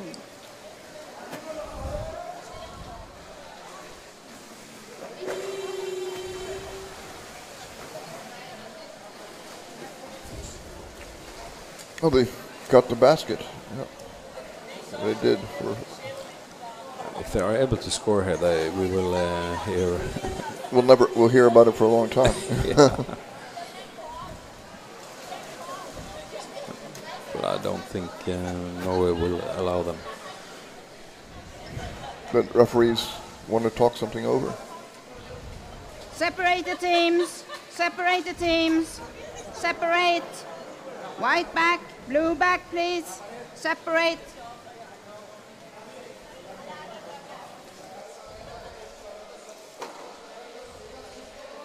So the deck referee is the referee who's responsible for making decisions when the referees confer about something. They have final authority. It is. They do? Yeah. Okay. So the referees who saw something underwater, they explain to the deck referee, and she will communicate, and take if they have any questions, she'll make the decision. Make the final decision. Yeah. Of course, if they didn't see it, and they'll just uphold the water referees. I think they have turned the microphone off, unfortunately. Yeah. So we're out of the loop. I don't know what's going on here now. One of the blue player need 2 minutes pushing away, attacking on the goal. You decide. We don't have the number. One blue player pushing away from the goal, holding 2 minutes.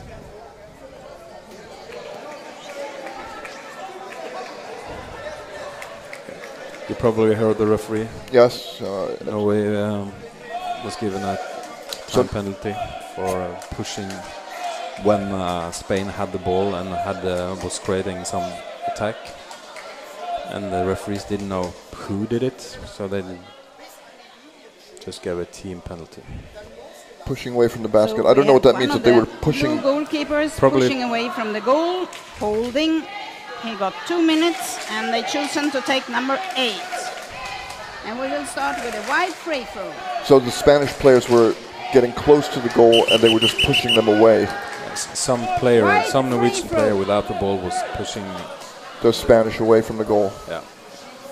A Spanish player that didn't have the ball. Didn't have the ball. Yep. So And so Newhouse is out, and he's just the coach, so he can sit there and think about whatever does it.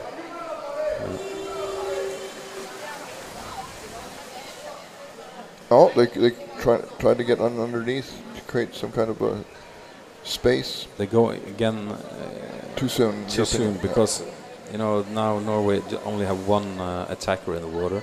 So at least they should wait a little bit, force the Norwegian attacker down, and then wait until he has to go up. Because then you only have to deal with 4 players. But the Norwegian attacker is able to tie the ball up on his first dive, basically. A bit roughing there between Torfunk and Torlykke.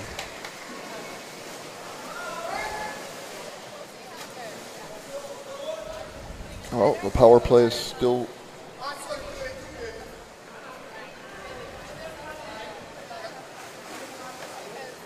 Spain a man up.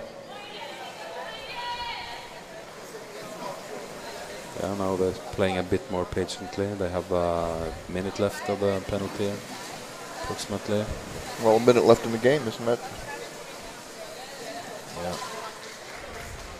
Game is almost over.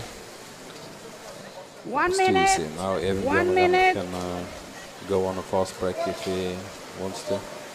Takes it a bit easy. Probably a wise decision. Plays to Otto scorer.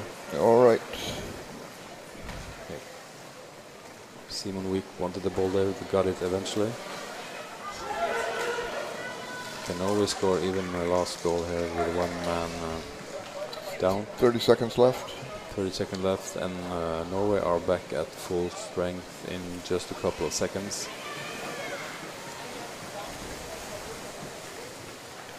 Spain threw the ball away. The blue team is full. Here comes the penalized player, almost straight from the bench. Øyvind Nyhus passes to Herman Hansen. Håkon Ballo is picking up the ball. And that's the game. That's the game. We never got to see the 20, but Game 19. over. All right. Game Not is much to over. say really from this game. Was, next up will be Austria. Austria again. The women versus Norway in the Norway. In the women's competition. So we take a short break. We'll be back with you. Yeah, a short break.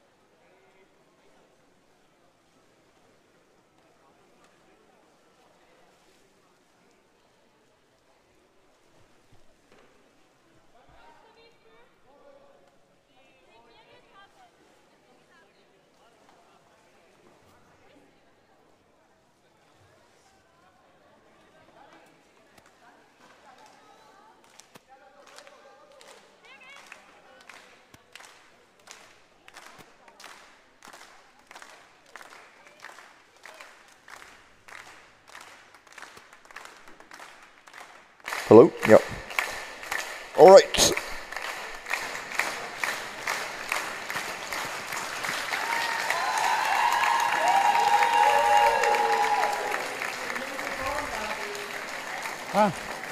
The Norwegian and Austrian women are hopping in the water now.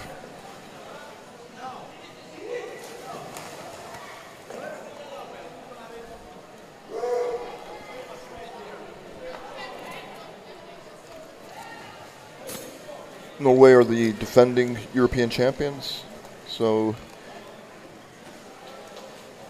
this will be a tough match for Where's the Austria. men's ball, Austria?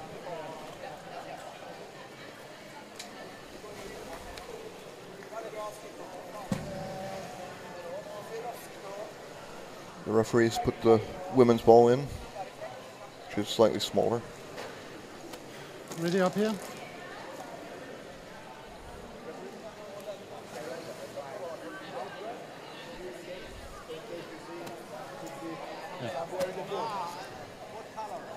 Sorry, we're behind schedule, so we have to look at it after. We have to start now. Yeah. Yeah.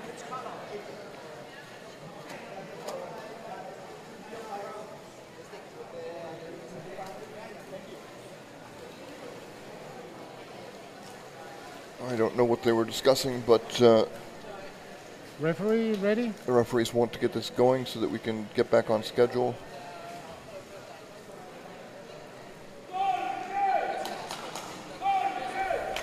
Blue team ready? White team ready?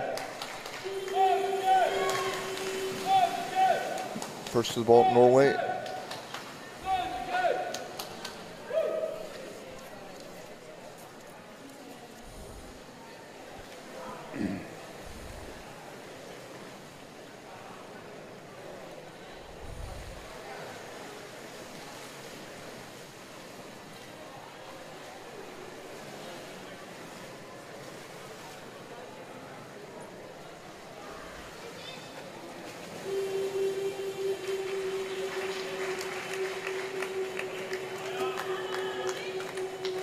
Referees stop play.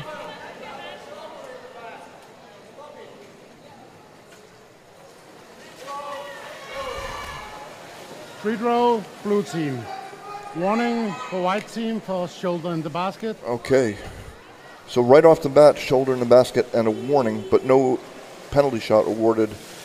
And Norway has stolen the basket to try to use this free throw opportunity. Spain gets their basket back again. Austria, I mean. I mean, Austria gets their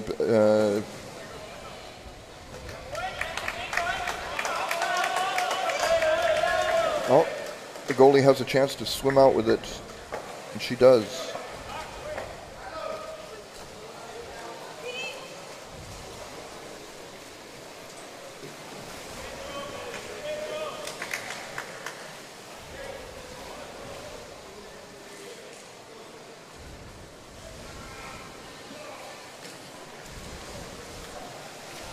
Austria lost. There was a warning for shoulder in the basket. Austria lost yesterday to Finland with 40-0. And, Norway had a solid win against Switzerland with 13-0. And Norway are the big favorites, obviously.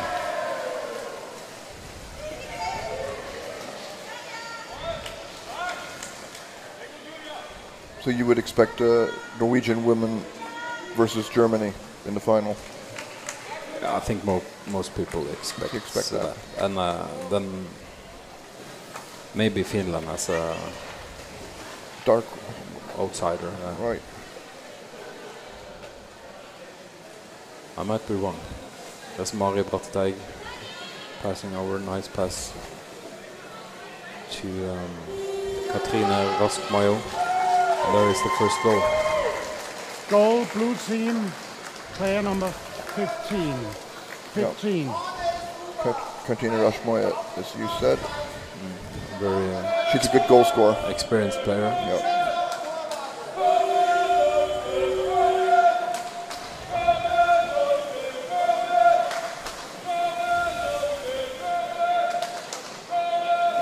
Nice combination there from the Austrians. They needed something to avoid the... Yeah, playing up. It can be quite a surprise for the opponent doing exactly that. So maybe this is what we can expect in periods of the game. Austria having possessions, but they are putting one player in there quite early. Denise Schmutz was taking the defender's place at the Norwegian goal, but they were not able to get it in there.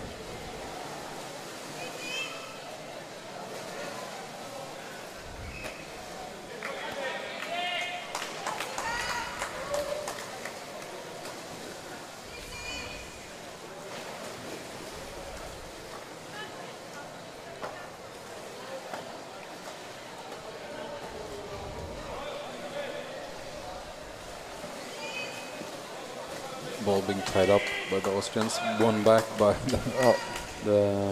by number 10. She had to fight so hard to keep it. Gerdanne Solibakke. Yeah. Wins it in a very good spot for Norway. And Norway are able to put in their second goal. Goal, blue team, player number 14. So, deadly, very deadly. Fabulous player. Maybe the Timeout, best player in the white world. team. Maybe one of the Timeout, white at least team. one of the top 3 in the world. Yeah. Strong, fast, long reach.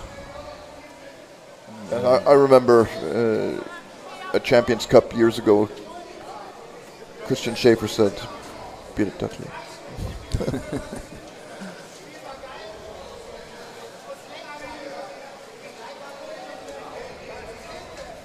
She's pretty tall too, so it's a long reach and really strong, fast, and has good vision, good skills. You have a look. More or less complete. It's not many players that have the full package, everything. 10 seconds. 2-0 after 4 minutes, more or less as expected once again.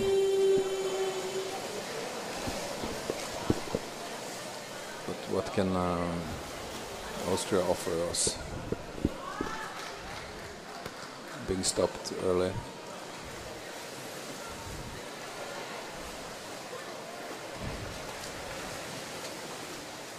Ball brought in by Ranveig Litlabø. Yeah. Passing to Mari Bratteteig. Nice pace down to Karina Magnussen. Okay, they come again. Second wave. A bit alone there maybe, getting timed up. Elisabeth Usa.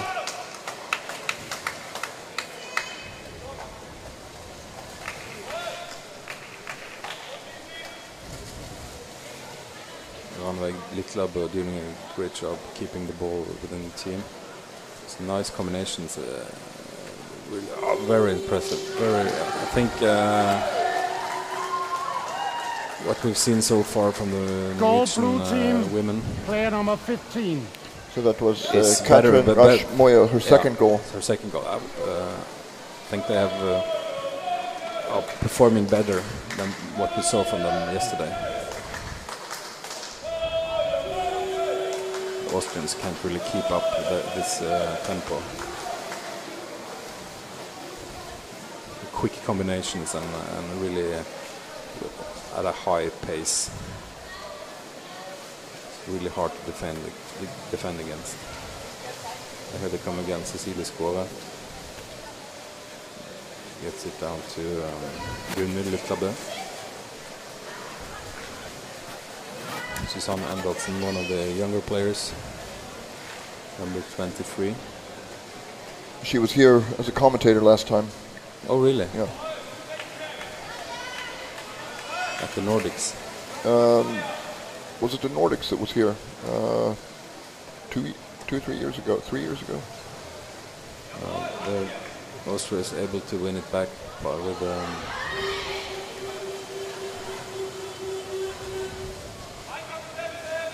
ball over the water.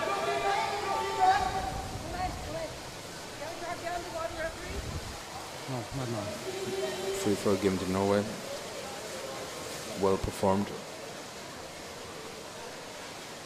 Nice pass. Good overview. Patient. Bit alone there, maybe. Oh, Oh no, she was. knocked the goalie off the basket. It was no problem for her to be alone in that situation. It's a Solbakke. Gerdan Solibakke, yeah. I thought maybe you shouldn't go in there all alone, but you know, she Blue goal, managed player just number fine. 10. She knocked the goalie Number right off. 10. Also. Great goal. They're complaining of the wedging the fingers.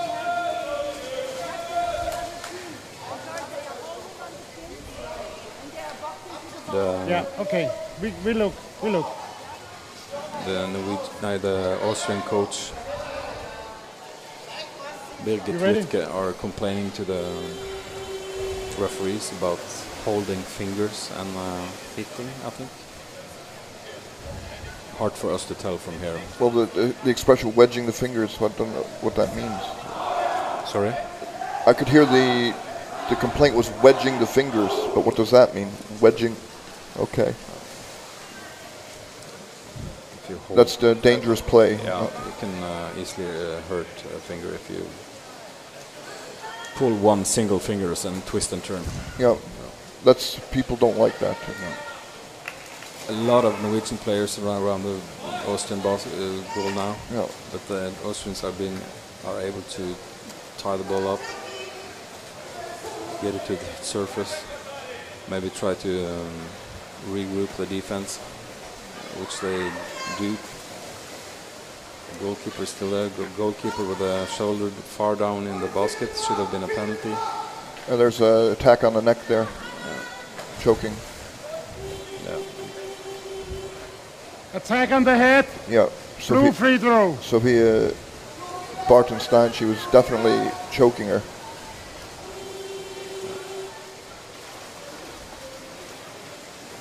The referees called it.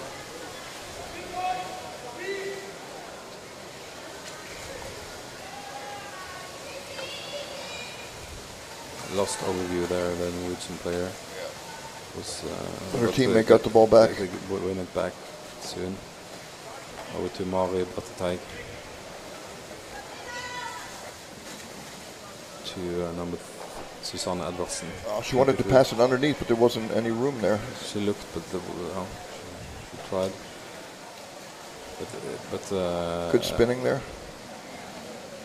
It's impressive how the Norwegians are able to play so tight and close to the Austrian goal. Holding.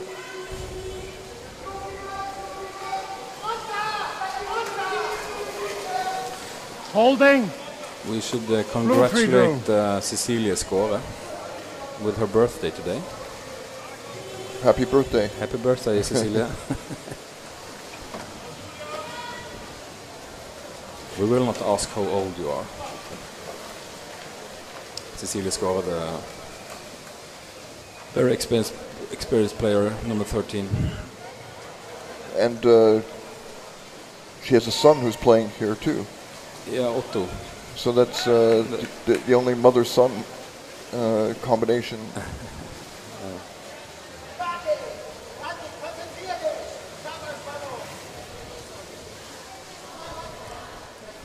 I haven't seen her in the water though, Cecilia.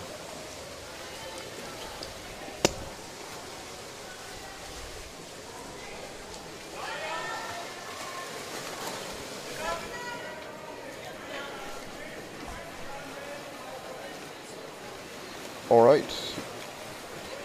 Austria has a chance out into the mid-pool. Going the wrong direction.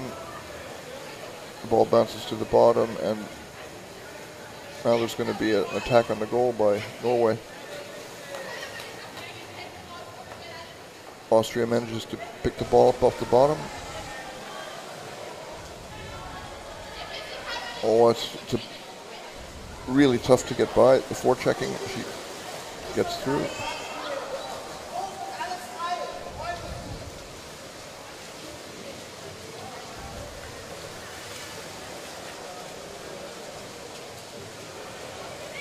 Oh, good goal scoring chance, and it's sealed. Blue goal. Player number 10. Solbakke. 10. That's her second goal, I think. Yeah.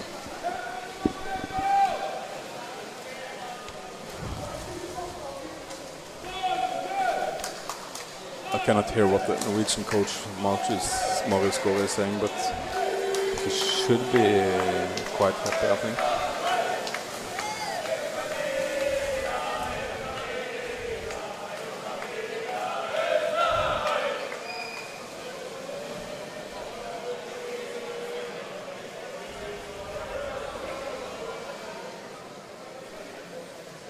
The Austrians were able to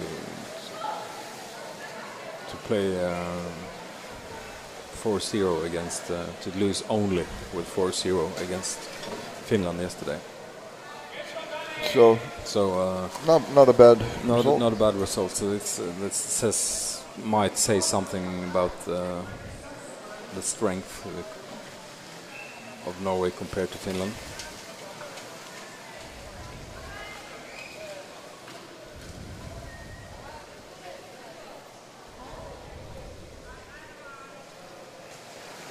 Well, I think Norway is a more offensively potent team than Finland, that's for sure. Yeah, they have more speed, more swimmers. Now Austria are having the ball for a while. I think they need that after being under such hard pressure for a long time. The problem they had is they slowed down there and they got caught. Austria wins the ball back after losing it.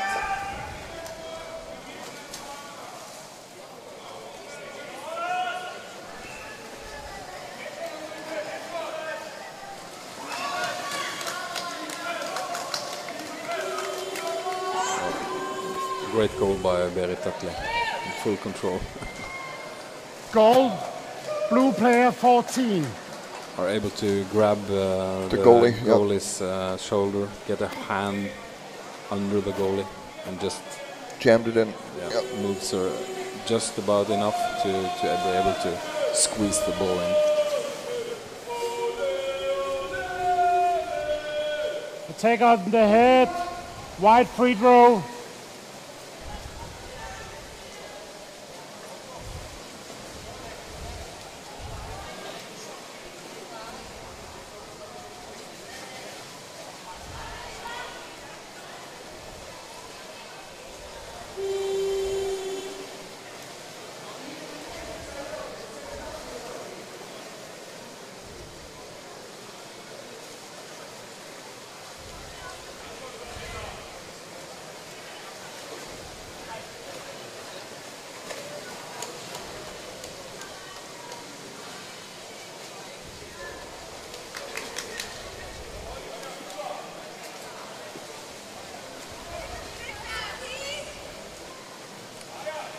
Who else plays in your club in Oslo? ECUWR2022. Kjell Oppedal, you mean?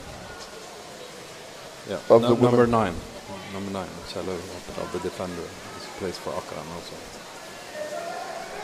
Akkuran being the Oslo club, the best team in the women's side in Norway the last years. Oh wow! Another great effort. That was blue goal, actually the player you just asked about, Kjell Oppedal. Sorry. Oppedal. I didn't know her. Oppedal. Oppedal.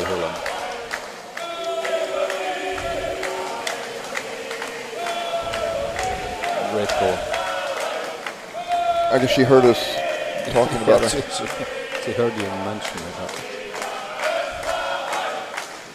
I was just about to say that Norway seems to have starting to take in a bit more easy, letting the Austrian team have the ball more. But of course, it's hard to maintain that extreme high pressure the Norwegian women had for quite a while there. I think the Norwegian team's just having fun now. They're just messing around.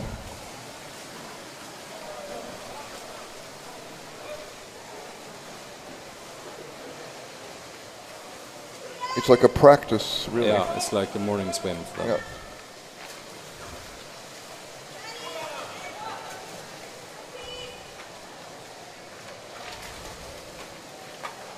So at the Åkeren practices, how many players from the national team are there?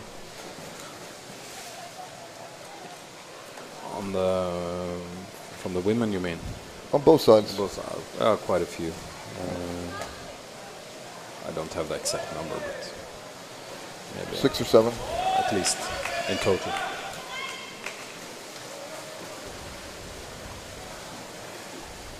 No. Here they come again. Oh, that was nice. Wow. Fabulous. Who was that? Blue goal, player number 13. Scored it. Goal scorer. It was her birthday. Her birthday is she celebrates with a goal. I said earlier that I hadn't seen her in the action. 1 minute left. Earlier, but obviously she heard you. Very much present and gave herself a present there. And that was a really nice shot from some distance. Yeah, she's good at that. Did it go off the wall a little bit? I couldn't really tell.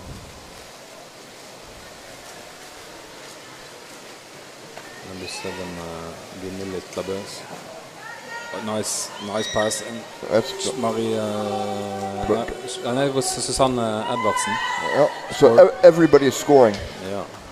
Nice distribution of goals through the team. Really nice number 23. pass there from Litlabø. And 23, yes. Edvardsen had no trouble putting that in. So if you're the coach, you've got to be happy that many players score. Yeah. So everybody's feeling that they're in it. And we talked about earlier teams depending on just 2 and 3 players on the team to score. And when you look at Norway, all of them can score.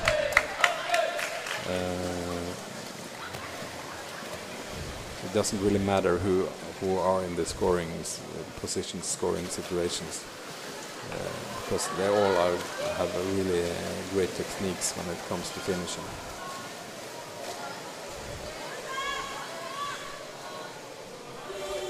Got on again from above, but that was the end of the first half. Yep. Let's have a all right, short break here. Short break again.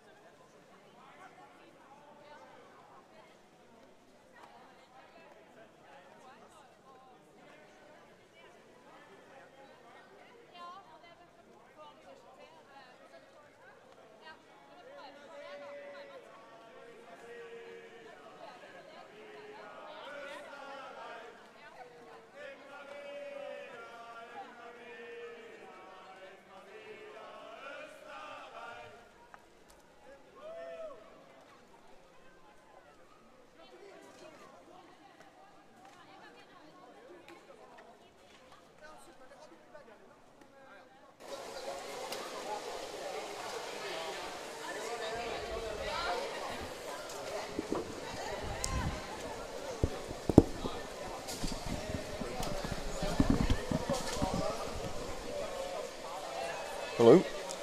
We are back on the air. This is the live stream from the game, the second half of Norway versus Austria. And the Austrian women are down 9-0 here after the first half.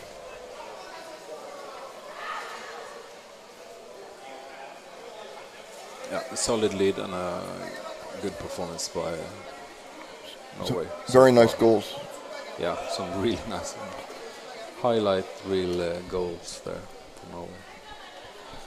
Especially maybe the one from Solibakke and the one from Cecilie Skåre. Shot in from a distance, or at least three or four maybe. Three or four distance shots. Yeah. So in this, in the women's competition, there is 8 teams, 2 groups, and then all of the teams in the women's competition will proceed to the quarterfinals. But then obviously the winner of the one group will face the White team ready. From the Blue team ready. Other group. So it's in all teams' interest, obviously, to win their group. And Norway is the clear favorite in their group.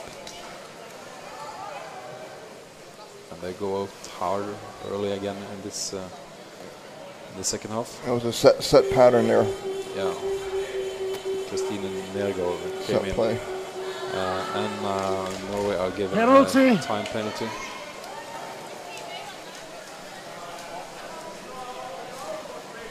And who will take that? Use the ball. Yeah. A penalty shot or a penalty shot, yeah. Yep. Gerane Solibakke will take that. Norway against Wedge thing on the wall, yeah. Against number 18, Sabrina Scheuer.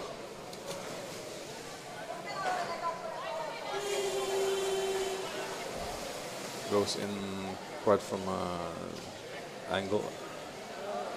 Is that the time? A different variation. Goal. I must say, both in blue pair number 10. Both as an both the offensive and defensive variants were a bit different. Well, the goalie was pretty late getting down. Yeah, Solibakke came in with a great speed, but not from the bottom and not from above, but kind of in the middle. And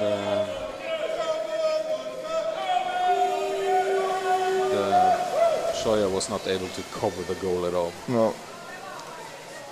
Never got her balance or control.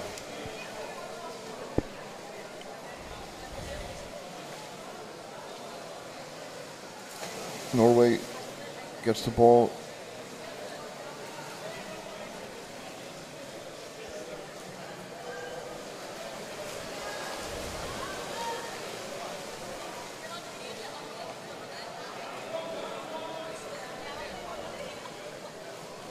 Katrine Rask-Moyo bringing the ball in.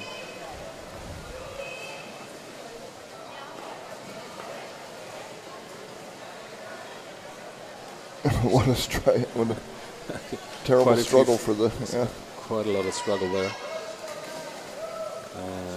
And this is very costly for the Austrian defense. This is sucking all the oxygen out of them. But Norway is giving them a little break, taking the ball up to the surface. Here comes Eli Haugen from above, passes down. No. But the Austrian defense still maintains some structure. Tove Haaland passes down to Christine Nergård. Wow. Now they are back where they were in the first half for some periods. That's really close attacks. Oh, like this. go. Oh, almost. It was more than half in, but not quite. Utzon was not able to get it in.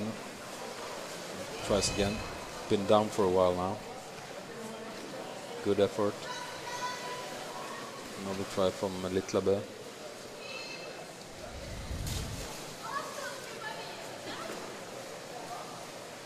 Oh, really difficult there. Nice play from Ele Haugen. Then they choose to take a little break, regroup. Might be a good choice. And then re-attack with 2 players. And the Austrian defense has gone somewhere else. Goal, blue player number 10. And they're quite happy with that one.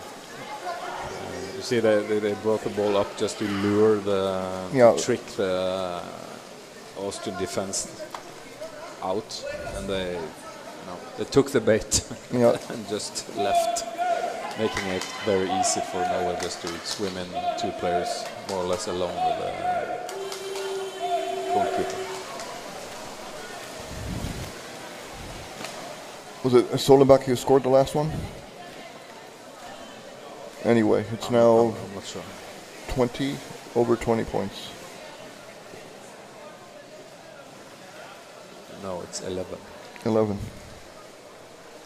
As far as I can see. 11-0. Now we've seen some really nice goals in this game. Of course, not the most exciting game, but still, it's always great to see nice plays, good combinations.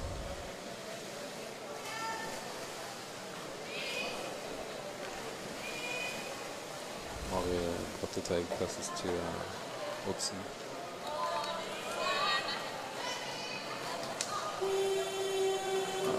I couldn't see who that was, but that was a great effort by Katrine Blue goal, Rask. player number 15.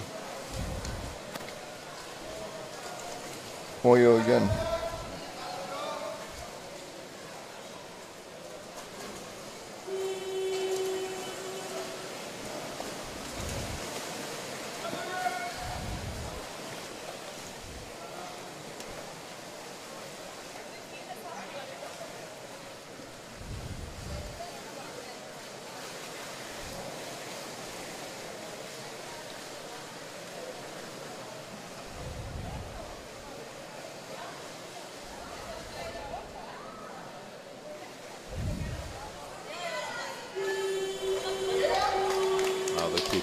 Another goal. Blue player number 12. A tackle from Akeren. Christine Nergård. Norway do as they want now. Oh. I don't see a lot of fighting spirit in the Austrian team, to be honest. Timeout, they have white team. They asked for timeout, white team. Well, I'm sure they're tired and.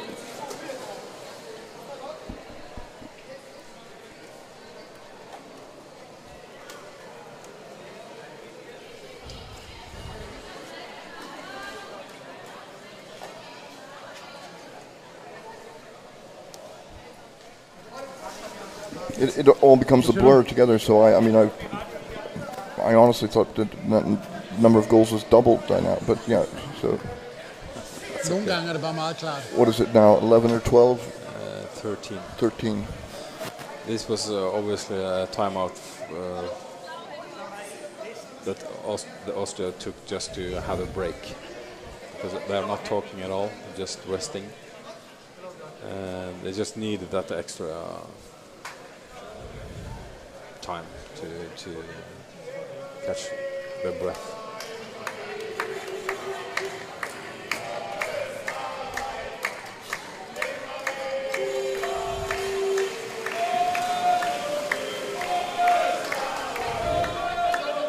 Here we go again.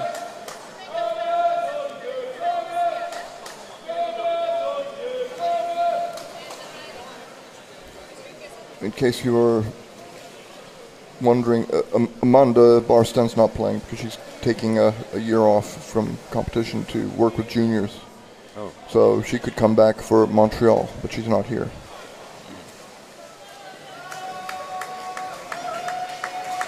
She has been an important player over the last years for Norway. She's probably not done.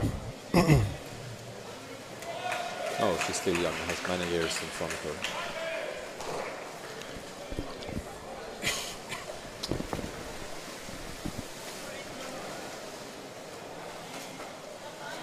The Austrians lurking on the outskirts.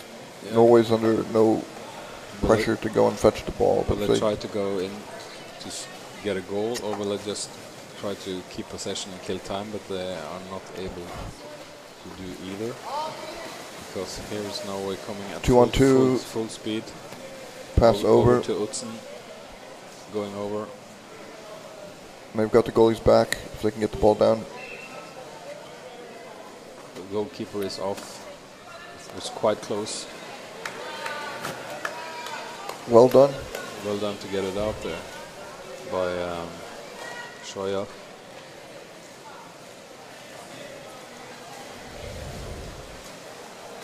And Austria can have another attempt to see the Norwegian goalkeeper has not gone down. Why not? Oh, can you believe it?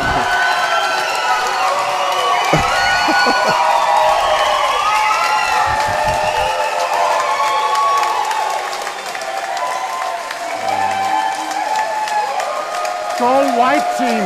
So there were 4 Norwegian 36. defenders there to go down and stop, and they dove, but Austrians are celebrating like they won the gold medal. I didn't quite understand what they were doing. I just saw the goalkeeper and the defender didn't go down. they were all 4 dove at the same time. Yeah, so maybe they thought somebody else was going to do it. Yeah, was going to go down, and or just they didn't think that they would be able to get in. Well, it happens. Well, everybody's awake now. It's not it's not a big deal. It's not a big deal. It happens from time to time, but of course you cannot have too many of those.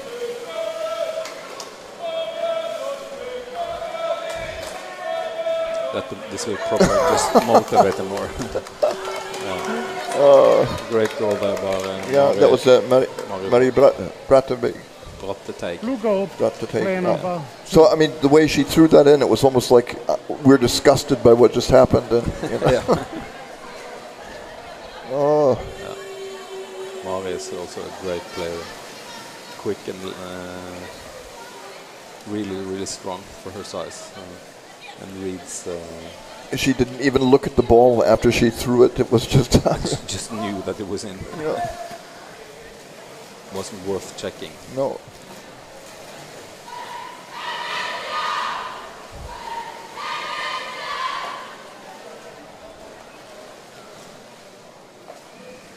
Now, if Austria could score again, you might take notice.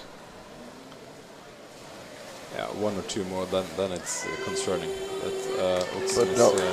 Getting a goal there. Well done by her. Goal. Blue player number 6. Utzen. Littlebo sisters. They come from Boblen, the club, I think. Yeah, Bergen. They're from Bergen.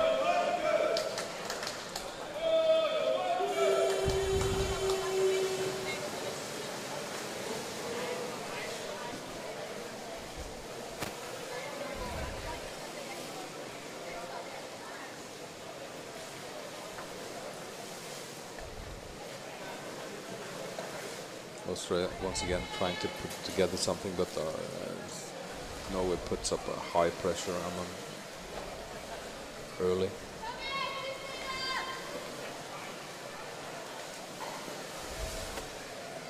A little bit inaccurate there, but they win the ball back. Utzen again to Solibakke. Oh. Christine Nergård had a chance. Pass it to the other side. It was nice. between her legs. Really Hagen.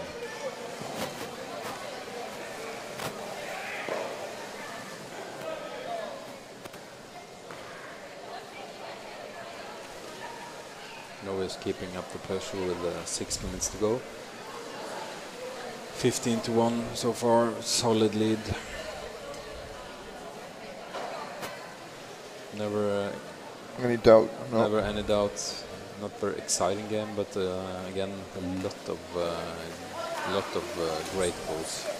Some nice goals scored. Nice approach there from above. And they're coming in a second time.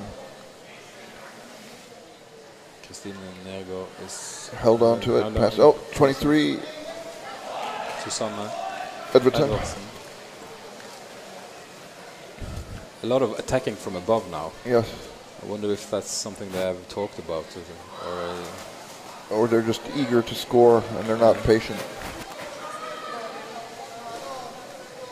Well, now's a chance to put someone on the other side of the basket and pass to them, which is what they usually do. Eli Haugen, great playmaker. Nice effort. Now they have the player on the other side. Being tied up a bit, but they still have controlling of the ball. All alone there, choose to go up. Norway tries to steal the defender's position by the goal and succeeds, I think.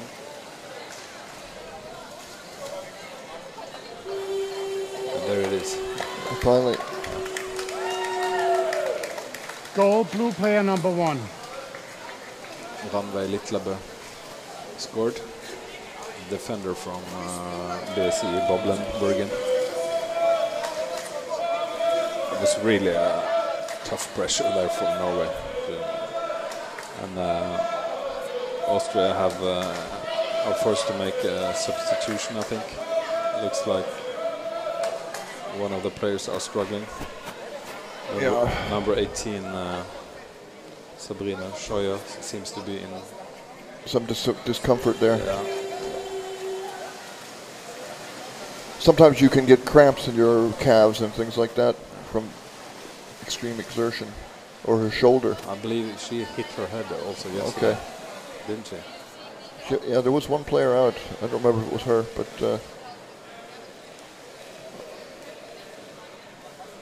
it would be bad if she had concussion and I might still be play. confusing her with someone else. There is Detley coming in from above. Goal. There's no doubt at all. She had at least Goal. 2 alternatives to pass there, but decided no. 14. No, she wanted to I score. want to Player do it number myself. 14. Might as well do that. The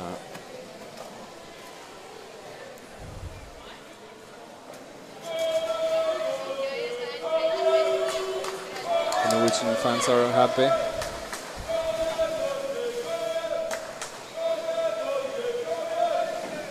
Here they come again. This time Norway should not be as nonchalant as they were a couple of minutes ago. Detley again. Another one from above maybe. Oh yes. Outstanding. Oh yeah. Not very many players can do that. Goal, blue team. And with the Number long 14. arms, long reach, it's really hard for the defenders to get a proper hold of her. And she doesn't have the ball clamped in her armpit. She's Exactly. A very good point. And that allows her for a really quick release when she's shooting.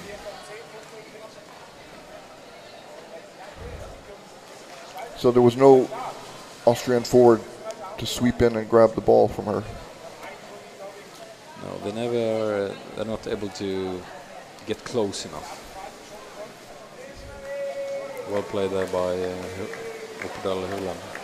Well, Norway's on the way over again. 2-on-2. Oh, nice drop pass there by Utzen. It was it Berit Detley who passed it, or No, Utzen passed Goal, it. blue Okay. player number 10. to Solbakke? To Solbakke, that coming on from the same side. It was a good teamwork there. Yeah, really nice play.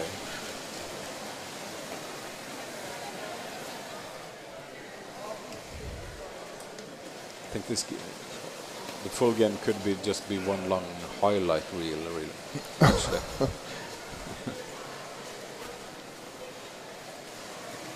I think the Austrians they're trying.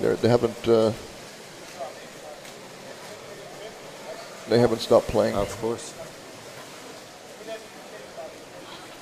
But I think we can say that we are more impressed of the Norwegians. Well, they're the favorites. I wonder what Germany thinks watching this game. Well, I think that Germany doesn't quite have the speed, so because Finland, which is a good team, only managed to score 4 against Austria yesterday, and now Norway probably will score more than 20. Doesn't say everything, but it says something, at least when the difference is so big. Right. So I would be a bit concerned if I was German or Swedish or Finnish. Anybody who has to meet Norway. Yeah. Because this is very convincing. They are playing a lot better than they did yesterday. Oh, what a pass. Goalkeeper with a shoulder in the basket again, but no penalty. Wasn't really in contact with the attacker. So the ball just a big move round and around. But then Austria is able to pick it up there with Daria Roden. Will she get help? Yes, eventually. 22 Anna Werderhofer is taking over. And there's a scrum in the surface. There haven't been many of those. And Austria's actually moving it the right direction.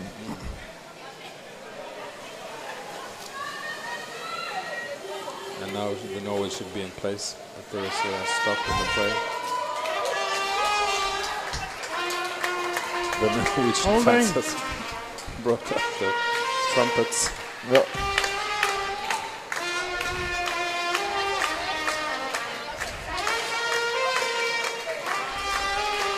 Okay. What can Austria do with this free throw? They should have movement around the ball. They lose it immediately. Yeah, they do. Giving a fast break. 3-1. Trying to steal the goal. Weren't able to score there.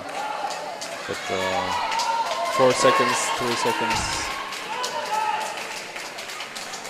Just like the men, we didn't get to see the 20. 19-1. But congratulations to Norway. With a very convincing... Nice effort by the Austrians, but they're not in the same league, really. No. All right, break. Next match coming up will be Switzerland, the Swiss women, against... Who will it be? Finland. Finland versus Switzerland. All right.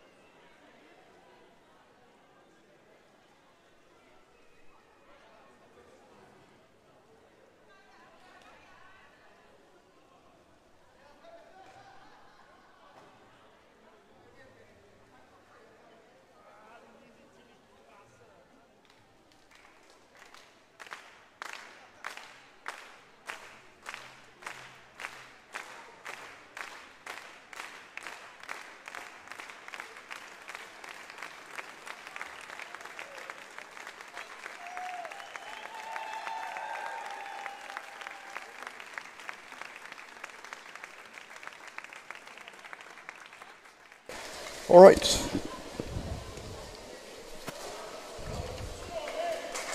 So, who have we here? Elizabeth? Yes.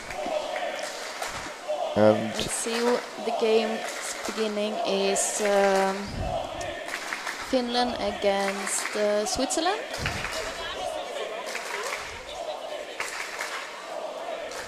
and what do you think is going to happen in this game?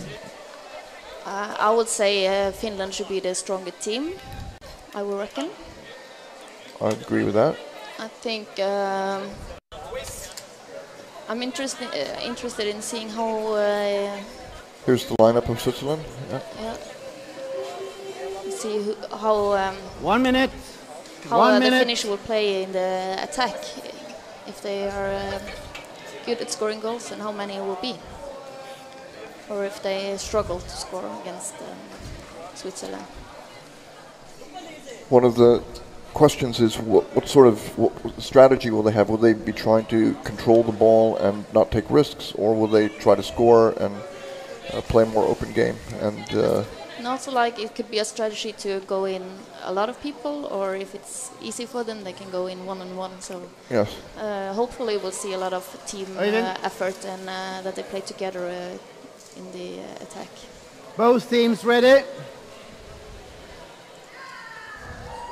so Switzerland here in white, Finland in blue. It's first to the ball, they pass backwards and then up and over. That looked like a set play. Yeah, and they already with the basket, but yeah, Switzerland almost won the ball back, but Finnish. Olivia Helston recovered it for Finland. Let's see now, 3 Finnish lady going in at once, or 4. So this is team play. It seems like they have a plan, but they have to get the ball into the basket area.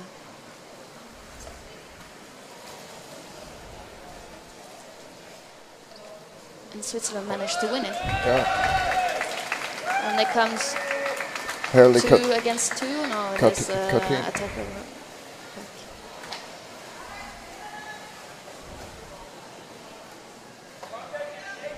Irma Vippolen's got tied her up. Yeah. Seems like Switzerland really wants to make a goal effort here as well. So maybe this will be a tighter match than I anticipated. A free throw. Finnish free throw. Dark free throw. I didn't see what it was for, but Holding. Pushing Holding. away the goalie.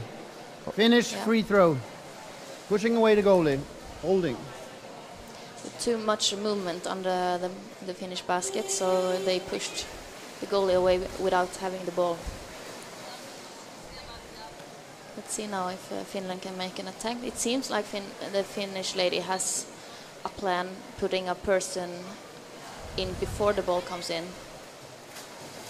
But then they have to manage to get the ball to that person, like now. no, they succeeded. But they didn't succeed in putting it in But the they're basket. on the other side, floating up a little. Yeah. This is good for Finland. Yeah, there was a good attack, but Switzerland managed to get hold of the ball and stop. Heli Koskinen. Now Switzerland win the ball back, but they have to make the pass as well. Sander Vogel.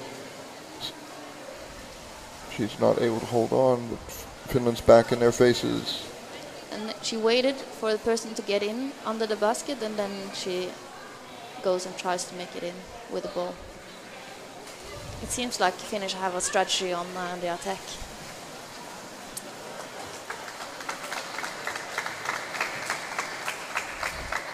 Let's see now if Switzerland can make anything. She make the pass down, but Finnish girls are really good at being there, trying to win the ball back.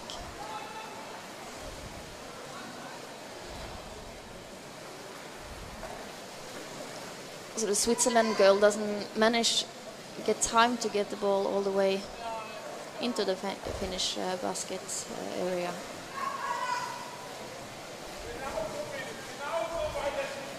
One on three, she's... Yeah.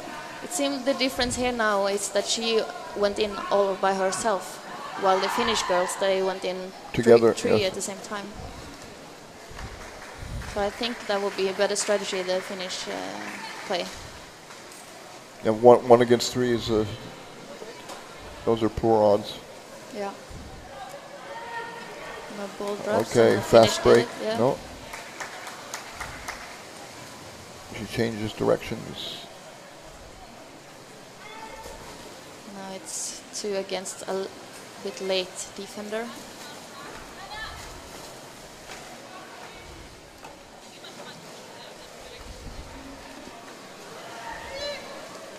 See, the Finnish girls seem to win a lot of the scrums or the fighting for the ball. So physically, the They're Finnish stronger. girls seems a bit stronger. Yeah.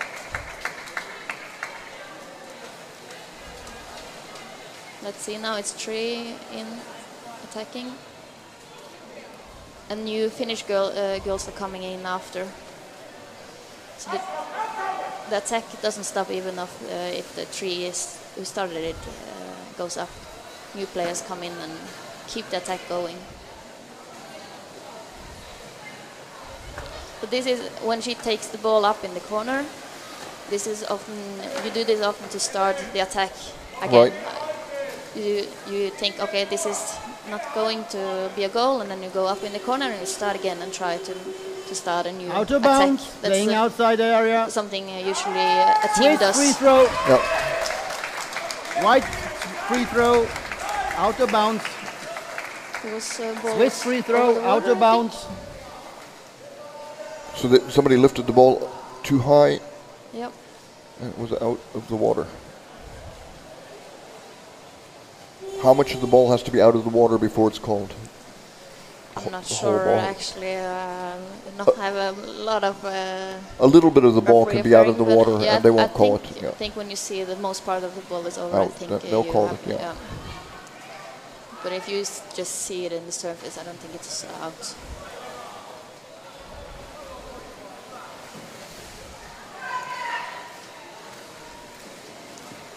Good Let's see pass. now for the Finnish girls.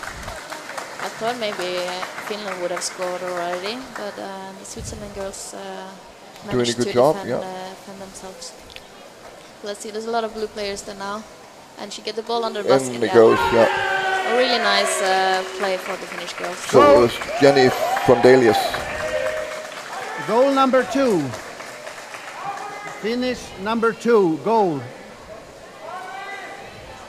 Seems like it's her first European Championship. No. Well, is it? Timeout. Could be, but Timeout she's for a Swiss. veteran player. Yeah. Maybe she's Swiss played the World timeout. Championships. I think so, yeah, for sure. Swiss Well, timeout. does it have her age here? 31 it says. 31, yeah.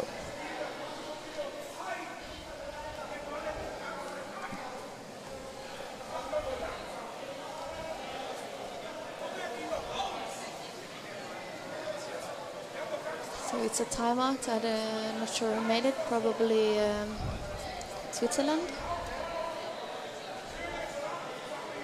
Because now they need to change something since they have a goal against them. Hopefully they will not try to make a goal as well. Go for the 1-1. So maybe we will see Switzerland attack now after the timeout. They need a goal. So their coach was yelling a little bit. Yeah. I don't know what he was saying, Ready? but maybe he just give them some instruction to how to play and how to make a goal, hopefully. Well, there are two possibilities. One is you're not doing what I told you to do, or now we're going to change and do something else. Yeah, probably, yeah. Hopefully it's the last part that they do something else. Because I want them to not get in these scrums and pass the ball a bit faster so they can come into the basket on the Finland side. But it seems seems like they have problem getting past the Finnish girls. Well, Finland's letting them hang out on the side over there in the corner. Finland is in the lead, so they don't have. But they're clamping down. Can they win the ball and the pass should go down? Yeah.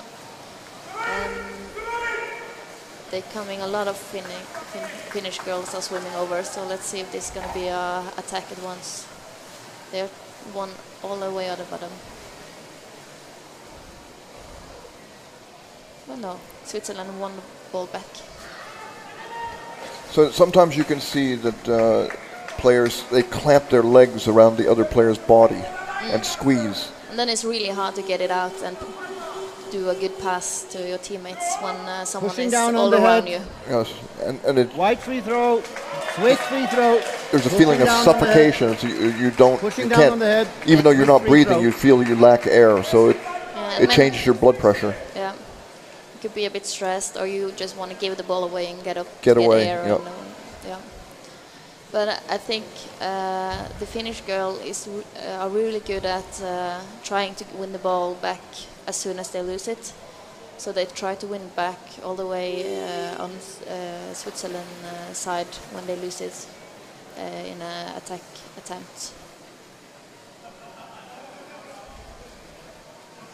Do you think the Finnish women have a good chance at making it to the final? I think it will be hard for them. I'm not sure what team they have been played before. Oh, look, The earlier results. great effort who they here. played yesterday, I'm not sure.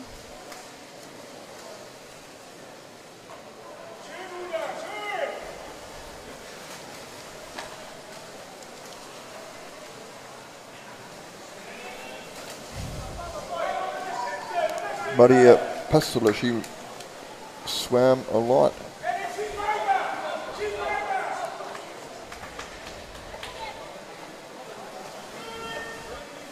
Oh, 2-on-1, the goalie's all alone. So Finland is in a group with Norway, and they are meeting tomorrow. And I think that match will decide who's going to be the group winner. Yes. Well, Swiss ladies hold on to the ball.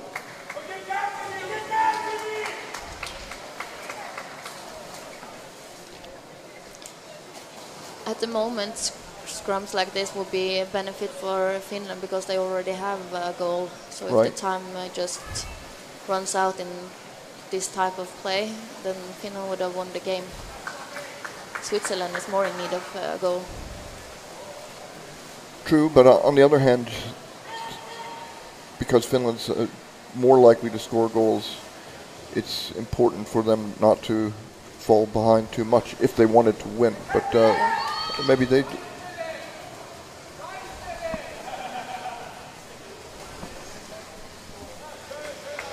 I wonder what the mindset of the Switzerland players are, if they want to win this game or if they would try for a draw, or like there could be something about how they want to play. I think how they're they think they're their doing chances are. they're doing well.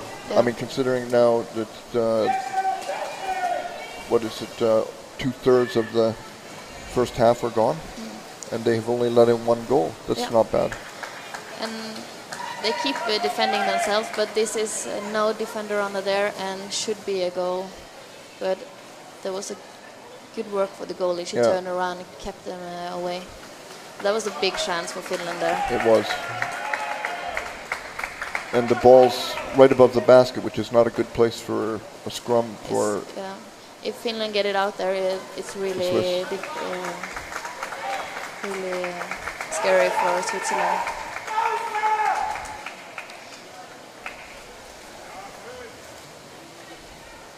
Now the goalie and the defender have been there under there for a while, so someone have to come down. Yeah.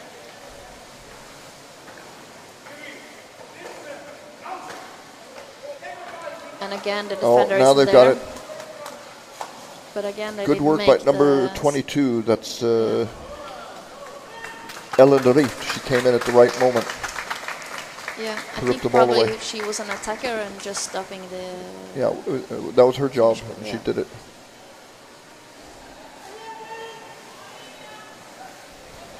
All right.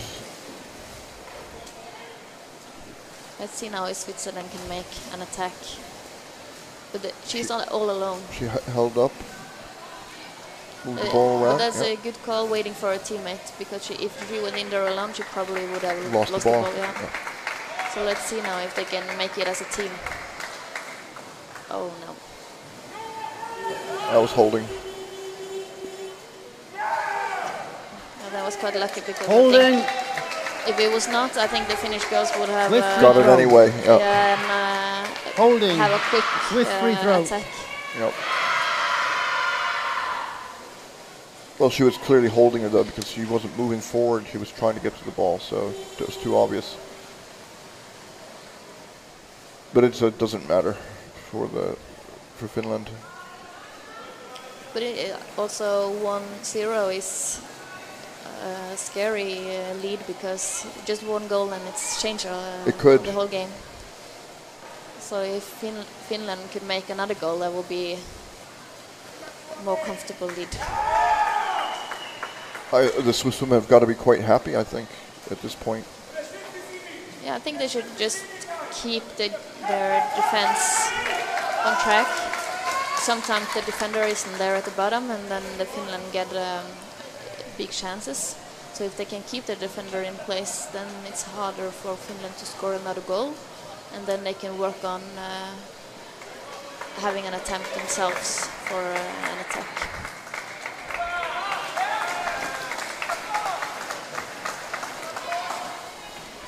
So now Finland's coming in again. But the defender is there and the goalie is there. Let's see if they can keep the Finnish girls away.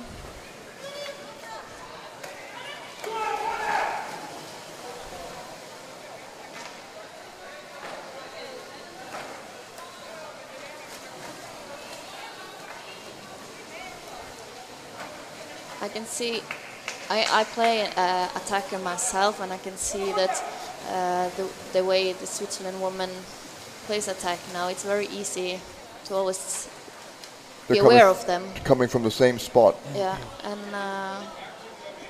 when you want to win the ball, it's nice to come like this, almost when you don't, the player having the ball don't see you coming. Right, the dead end. Yeah. But if the player's having the ball and you just come against them, they have control of they see what's happening. Yeah, they know. Well, that's a lot of practice, I think, to be able to come from the dead angle.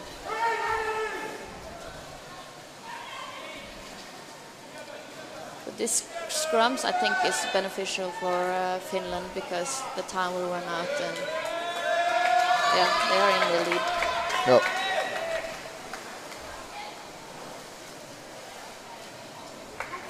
They put a lot of fight into that scrum, and it didn't turn out in their favor. Yeah. And now it's the Finnish attack again, and they've got the basket, and they're scored. And that's another goal for Finland. Yeah. Goal for Finland. Seems like it was the captain. Number 6, the captain. Heli Number 6, the Koskinen. captain. Yeah. Yeah. Goal. She stole the basket and got the pass out. So a 2-0 lead is much more comfortable now for Finland. Now I think they feel like they're in control of the match. Right. Yes. And we'll see, they have the upper hand on the attacks as well. Switzerland hasn't been dangerous. They haven't really got to the Finnish basket and pressed them hard. Not No. really.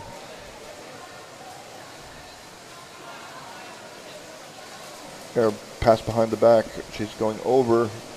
Can she pass down to a teammate on the other side? Oh, the Swiss tie it up, get to the surface. Another scrum. And for the one fighting in the scrums, it's really exhausting, and I think Switzerland doesn't benefit using a lot of energy on those scrums when Finland seems to be the stronger girls. Then you just fight a lot and lose the ball anyway. Yes. And after you've been in a scrum, you can be really tired. Yeah. Yeah. So you just use a lot of energy on losing the ball.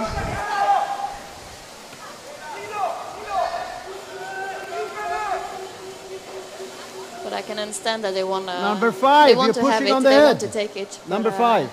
It seems like the Finnish girls are a bit stronger. Swiss free throw. Pushing on the head. Swiss free throw. So it seems So- like Finnish pushed one on the head under Saija quarter. Jokinen was called for that, Yeah, number 5. and that's not allowed. So Switzerland get a free throw.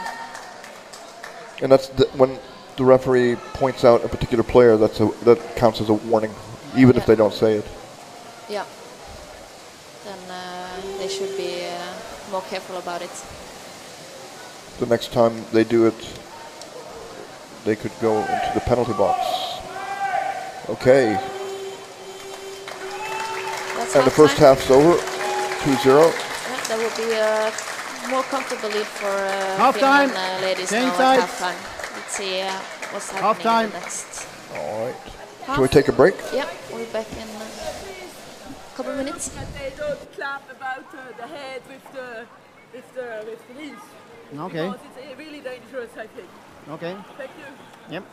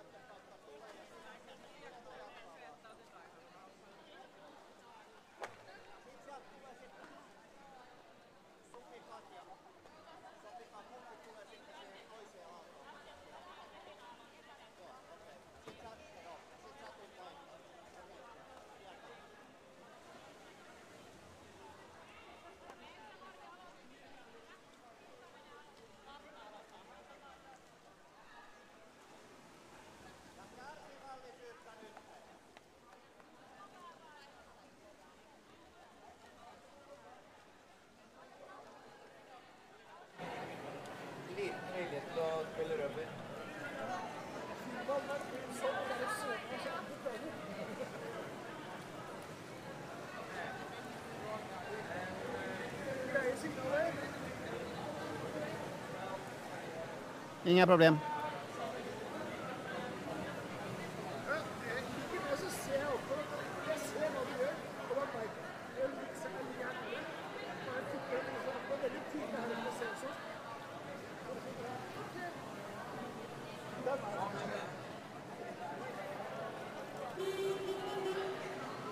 1 minute. 1 minute. Okay. So the score is 2-0 in favor of Finland going into the second half here against Switzerland. And the Swiss women have come back to international competition after a long absence. And they have a coach, what's his name? He comes from I don't think it Mainz. says in there.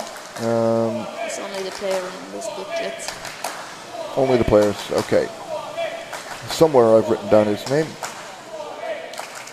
Yeah. I wonder if we can see some changes in the Switzerland game, but they have been struggling to get the ball all the way to the Finnish side of the pool. So we'll see if they can manage it more now, or if Finland's going to be even more Dominant, yeah. dominant. Both teams ready?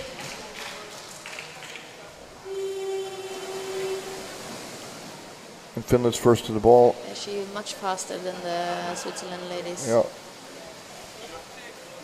So I think the Finnish team is both faster and stronger, so they should have a good grip on this game. But also I thought there would be more goals. Oh, it's 2-0. It's within the realm of possibilities. If they could get one goal, then they could get two. Yeah, if you score one, then you know you can do it, and then you maybe get more motivation for trial for another one. I don't think she should be swimming up there. No, she passes also to a player who has a Finnish girl at her back. Holding. Right. Finnish free throw. Oh, Swiss free throw. Holding. Swiss free throw. Holding. It's a bit of holding on the Finnish team. And what we talk about in the break, like bad habits, yep. I think maybe when you play a lot you can make bad habits like holding too long on players. Yes. It's maybe unintentional, but the referee sees it. And then you mean that you fail to release a player who passed the ball away soon enough, yeah.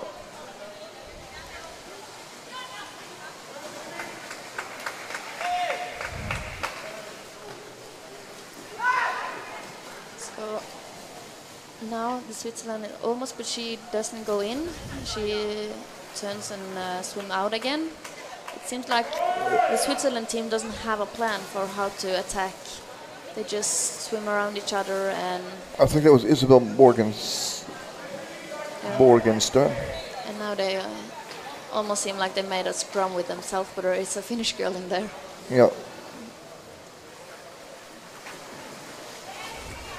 But yeah, I think the main difference here is that Finland has a plan when they attack, but the Switzerland girls seems like they're not sure what to do. And now just trying to keep the ball in the team. Going backwards, yeah. Getting tied up. And they play a bit slow, and then it's easier for Finland to win the ball back because there's not so much movement. The Finnish player's not in a hurry. Her pass is not that good. No, but they managed to keep they the hold ball on to it, yeah. Let's see now, she's waiting to see if other players coming before they start their attack. But she only got the one, so I think they're waiting to be more players going in at once. But the Finnish girls have a lot of time now. They have no hurry. They have hold of this game. So they could just keep the ball in the team, and then they will have the victory. And there's another goal. That was a really nice goal for... It's Ella Parvainen. Or the other goal. Goal number 99. 99, okay. So it was Ilona Hassanen. Yeah. She just seemed like she just swam in and lifted the goalkeeper and put it. She was on the far side away, and they had two players down by the basket at the same time.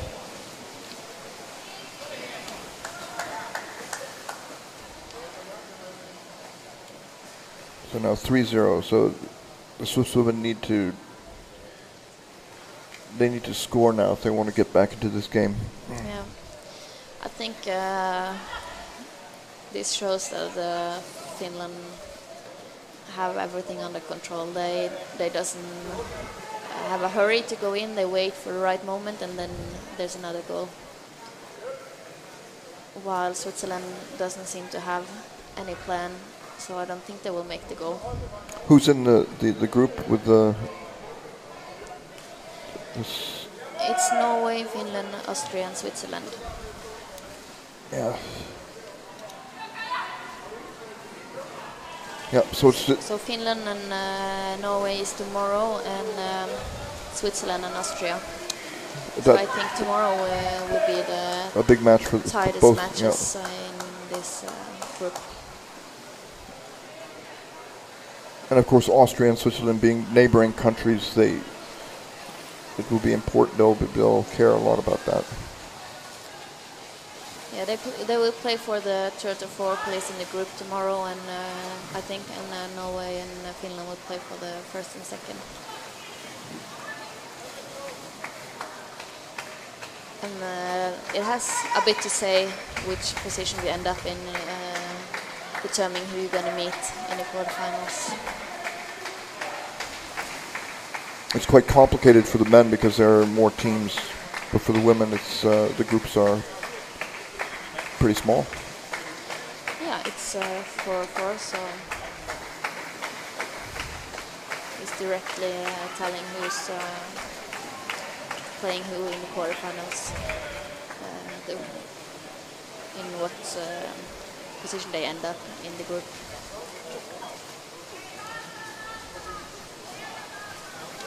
It would have been nice to see the Turkish women here. Yeah, of course. But they're not, and it's still nice that it's so many women's team. I think 8 maybe. It's one of the bigger European number of teams. Oh, here comes Finland.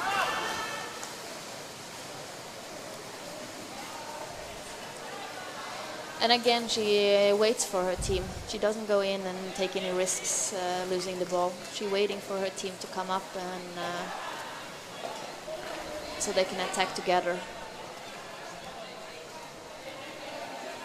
It seems like this is the strategy for Finland to go in and sending one person in first and then coming with the ball after.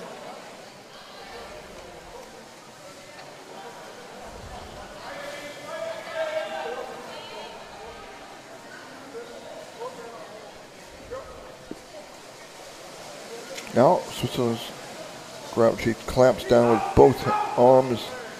It's difficult to pass the ball if you've got both arms completely tied up. Yeah.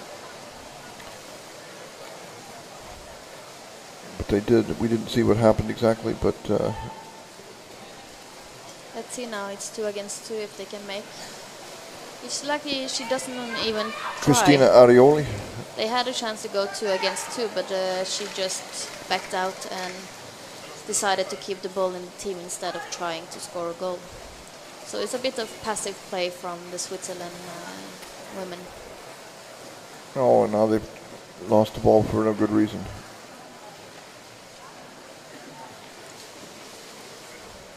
I don't know if the Switzerland women are thinking about the goal difference. If they were to play a draw against Austria tomorrow, then maybe goal difference would have something to say. About their final position, yeah. So yes. maybe that's why they are a bit passive, because they're too scared to let Finland score any more goals. So they 47, you're pushing down on the head. You're pushing down on the head. Finish, free throw. Pushing on the head. So Christina Arioli is called for pushing the player down. Timeout. So timeout for Swiss. Swiss timeout. Timeout. So let's see what they talk about. Swiss timeout. It seemed a passive play from Switzerland now. I think maybe they could think about the goal difference or something, because otherwise I would like to see them try to score the goal and not back out when they have an opportunity. It would be. It would be. But it seems like also they are a bit on their own and don't have the team strategy as the Finnish woman seems to have in the attack. Well, this is the first time they've been at a major championship in a long time, so even if they have a plan, it's possible that it's hard for them to keep it in focus. Yes, of course.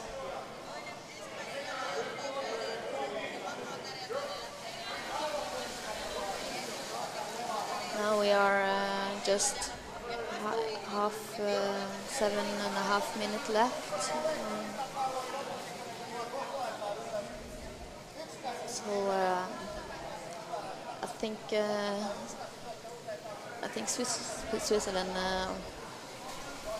would have to play like I think they will get Finish tired free throw. In this last Dark part free of throw. the game. Finish So free throw. I think maybe they would just have to use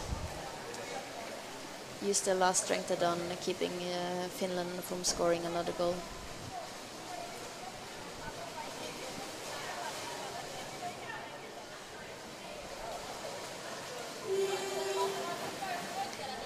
I think always it's much harder to play in defense, and this game Switzerland have played a lot of in defense because I think Finland has had the ball the most, and that would be a harder game playing defense. Takes more energy. Yeah.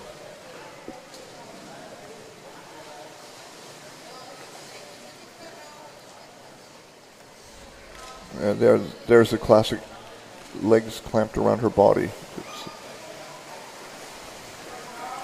Yeah, a lot of players do that to get more power into winning ball. And Yeah. since this number 22 on the Switzerland. That's Ellen Reif. Yeah, she seemed quite strong actually, because she had two Finnish players trying to get the ball from her, and she dragged them along with her. Yeah, it was good. But the good thing there was she didn't stop swimming. She kept swimming while fighting. That's quite good because then the ball is also moving, and the other people can't come help. It's harder. Yeah, it's harder to go. So whenever that's quite strong of the number 22 player there. But I would reckon there's a bit of different levels of players in the Switzerland team as well, and some people have probably played for a longer time than others. I don't have any record of them playing championships before, so I don't know. No.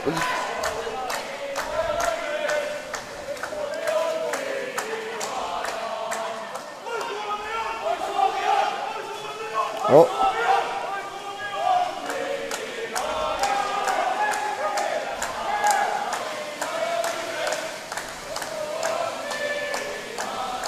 Like again, the attacker tried to get the ball coming right in front of the blue player, and it doesn't work. No. Yeah, totally control of the Swiss player.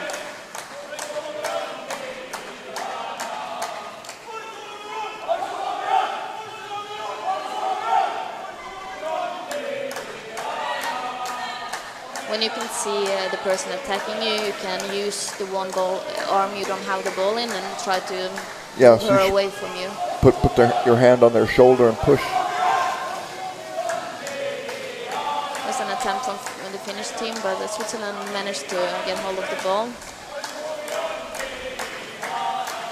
So I think Switzerland here is just working really hard to not let Finland score another goal. I think they want to keep it at 3-0. But Finland seems to want to score any more goals. Yeah. But again and again, Switzerland seems to manage to get in a scrum. And before I said that was beneficial for Finland because they are in the lead and will win the game. But now maybe Switzerland wants the same. To keep the goals down. Yeah. But hopefully we see more attempts, because I don't think the scrums are fun rugby play, so I would rather see attempts on scoring. Let's see what Finland can do now. There's a one coming at the bottom.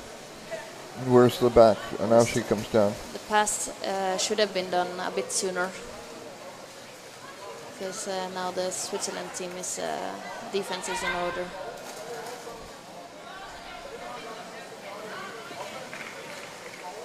let's see, the defender doesn't see where the ball is.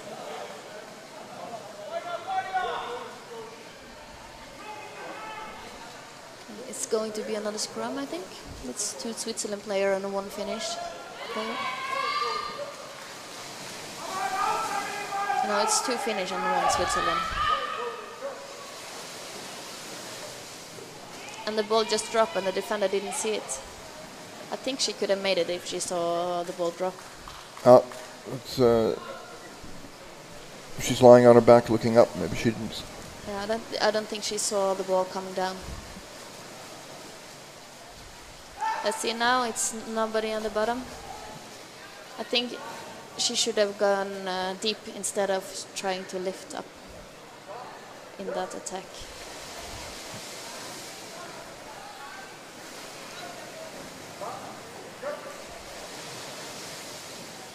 I think the finish... Good play. Yeah. Let's see now, it's... Christina Arioli's. Almost, oh. If she can get the pass now, it would be... No. No, that was not a good pass. Again, the Finnish girl was a bit stronger physically, so she couldn't get... the Switzerland couldn't get past the Finnish girl. Now it's 2 against 2 and the pass go... No, the pass didn't go. I thought she made the pass to the other player.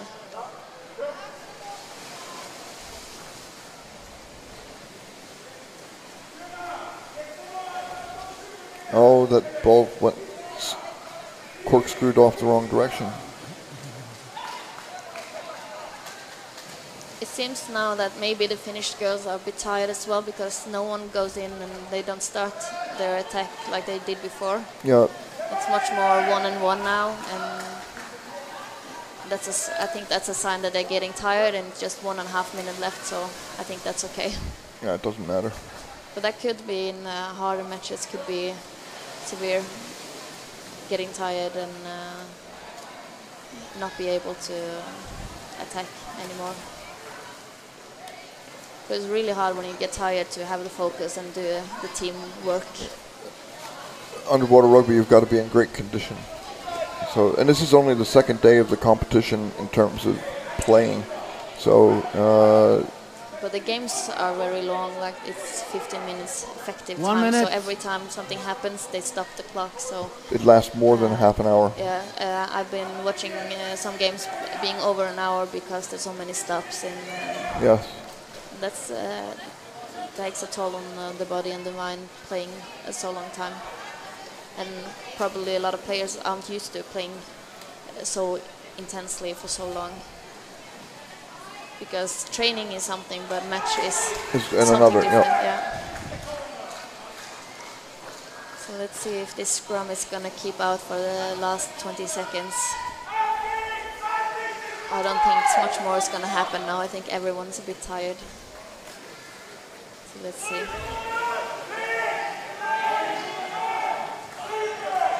Yeah. It seems like it's just going to be out.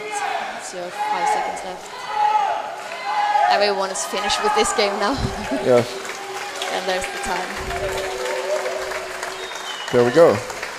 So it was, I wouldn't say it was an easy win for Finland, but it was a controlled win. It was comfortable, yeah. They was in good control of the game the whole time, even though it took a while before the goal get. But that's also, when you're a strong team, you keep calm even though the goal doesn't come at once. That was... So 3-0 should be okay for Finland. And the next match coming up is German women against Denmark. Yeah, I think German should be the favorite, but Denmark impressed me against Sweden. That was close in the beginning, but then Sweden got a penalty. And then Sweden scored another goal, I think. Yeah, so they squeaked through that one, yeah. But they played quite equal in the beginning, I think, at least. I thought Sweden would be a bit better, but yeah, let's see what Denmark can make for the next game. Shall we take a short break? Yes.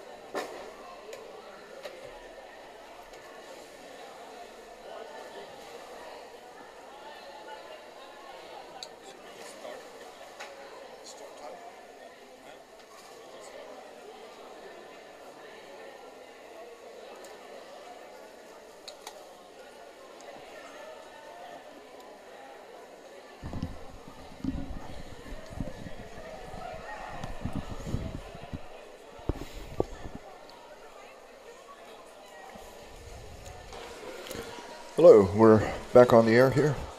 You're tuned to the live stream from Stavanger, Norway, European Underwater Rugby Championships. We are on day 2 now, and the next game coming up will be between the women of Germany and Denmark. So I think Germany will win, but the Danes are going to give it everything they've got. So yeah, we should expect that.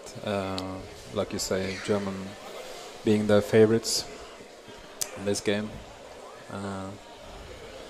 But I guess Denmark is a better test for Germany than compared to Germany's first game yesterday against Spain, where Germany won comfortably with 16-0. Right. I don't think there'll be anything like that. I don't think 16-0. That's not going to happen to the Danish women. But maybe they will lose 3 or 4-0, or maybe 5. Hard to say. But definitely the Germans are the favorites. And yeah. Regarding Denmark, this is their second game of the tournament. Yesterday they were up against Sweden and lost 2-0. There was it was somewhat close in the beginning, but penalty made it difficult for them to come back. And then the second goal was on an open goal. Yeah. So you could say that the Danish defense is of a good old-fashioned Danish brand, solid. So, no, like you say, I don't think Germany will score a lot of goals. But so, if you were the Danish coach, how would you approach this? First of all, getting the defense set properly, and then because that is the base of everything, and then work from that. As long as you don't let any goals in, you might be lucky, have a fast break or penalty, and keep the game alive as long as possible. The longer it takes for Germany to score, the more even the game will be.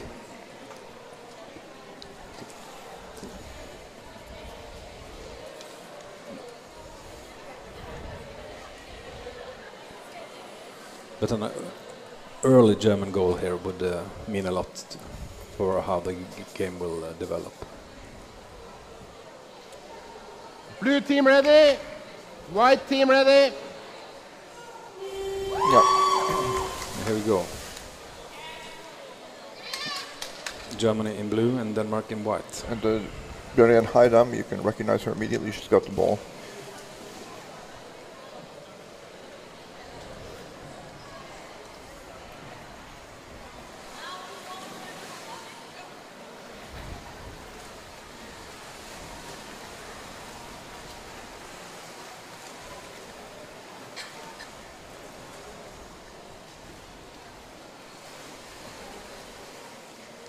Germany was stopped by the Danish teams.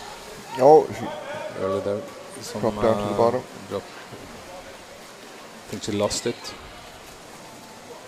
Germany has are positioned under the Danish goal. Ball tied up. Oh. A great chance already for Germany there. That was really close.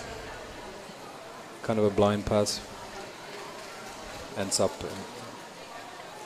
with the Danish defender, number 8. There's no 8 on this list. Could be 18. Oh.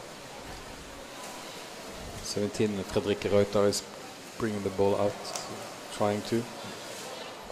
Stopped by Kenkenberg.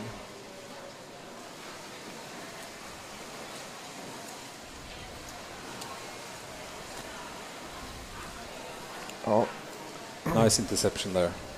But difficulties because they have they win it and but lose it immediately, and it's too close to their goal. That's the worst thing that could happen to when you're playing defense. Win it but lose it again immediately after. Johanna Pressweb are able to stop the Germans once again.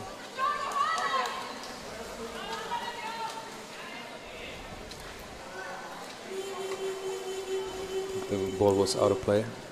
So if we said that there are some nerves on the part of Denmark, maybe also on the part of Germany a little bit?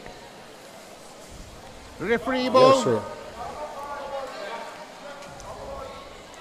Denmark already has, they already have had one test against Sweden yesterday.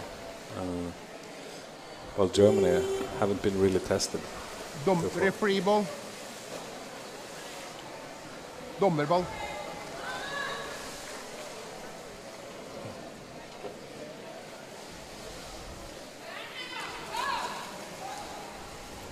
The Danish goalkeeper a bit above the goal.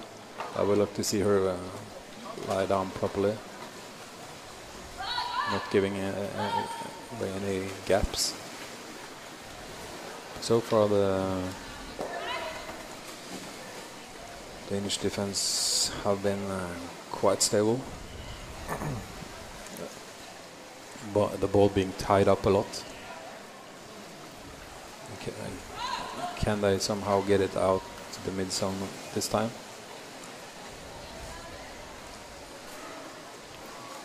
Scrum on the surface. Danish number. I think there was an advantage call there, maybe. Oh, here comes Germany. They didn't get far. A little bit of a fast break and back. Nice approach. Should have been a penalty, in my opinion. The goalkeeper's arm is far down in the goal. And she is. It is not good actual for goal. Is a scoring chance, definitely. Yeah. But there we are. I think it was Stephanie Popp who scored that. Blue number 1. Stephanie Popp. Yeah, the goalkeeper. She's not very old. She's a fairly young player. 27. 27.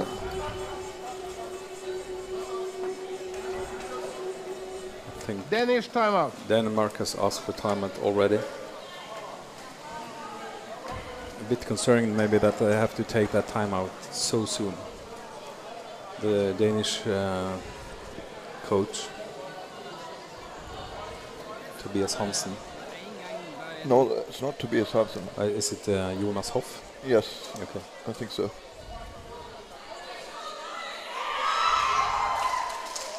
Okay, yes. It's the two of them together. Yeah. So Tobias Hansen is the water coach. The main coach. Yeah, and Jonas Hopp is on land.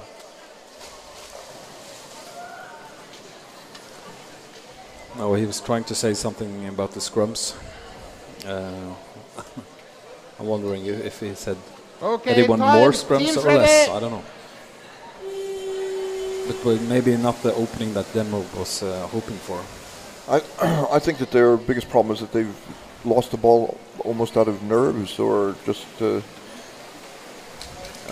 were put under pressure very early by Germany.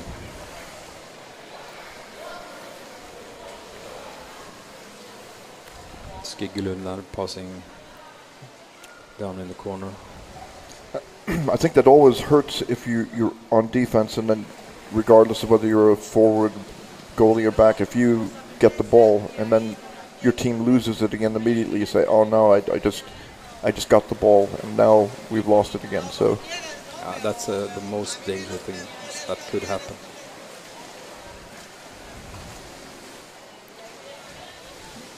No defender there, able to play under.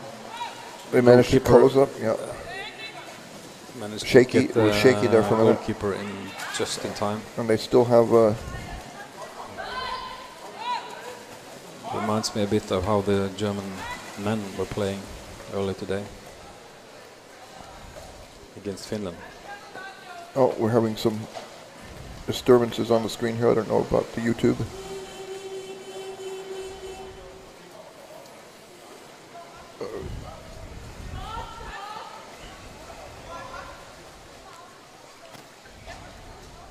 What does the referee was pointing to one particular player, or what was the call?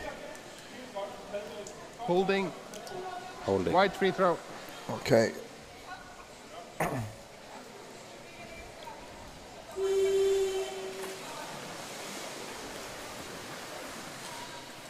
new possibility for Denmark to establish an attack.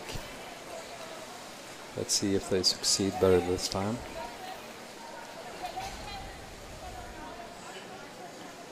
Huge scrum.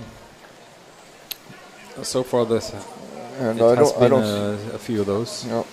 Let's not hope that will influence the game too much. You can see the German team are pushing out. And now they take the ball back. Putting up high pressure.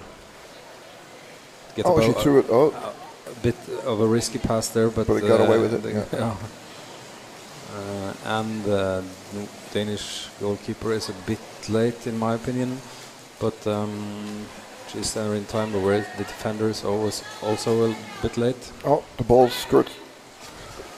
And this is number 8. This is not good for the Danish team. Maria Janko, and she's big and strong, and she's pushing.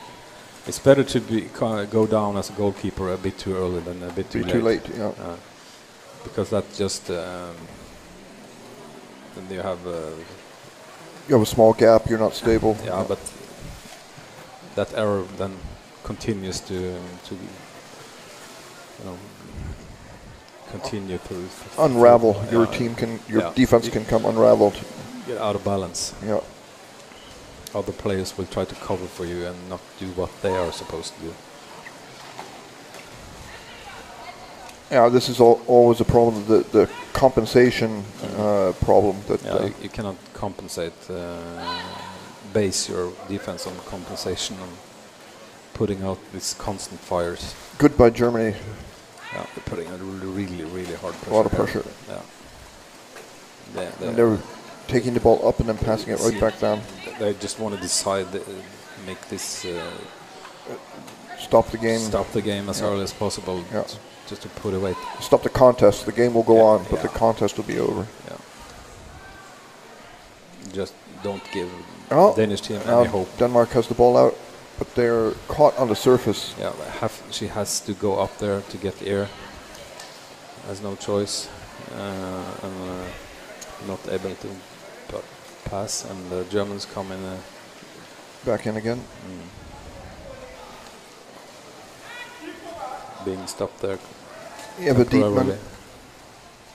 holding on to the ball. She's had a long bottom time there, Dietman. Are able to keep the ball and establish a new wave.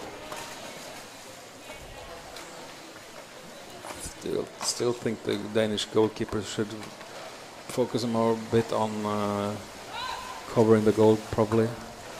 She's looking at the action. Yeah, she shouldn't do that. She should be covering the goal. That's the most important thing. Looking for her. She's run out of air. Yeah. Really wanted to breathe. She's taking one breath, two, and she's going back down. So yeah, this is hard on them.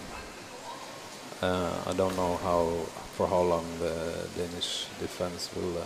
And the goalkeeper is coming. She was running out of air already. So the next.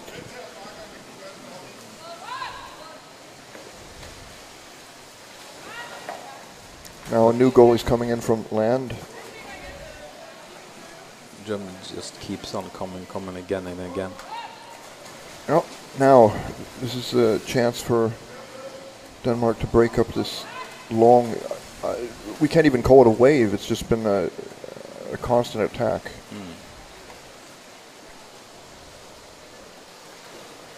And I don't like the fact that the Danes don't have anybody under the scrums. So that means that well, they have to prioritize, right? Yes. But if the person in the scrum gets the ball, it's easy to pass to someone directly below or to the side or.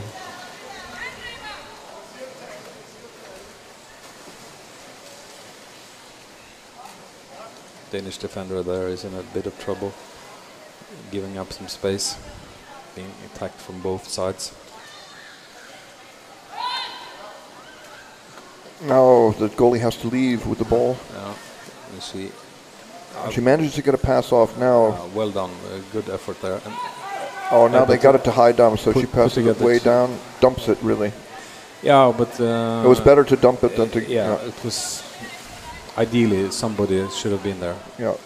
So it's okay by her to do it. It's not the worst place to lose the ball.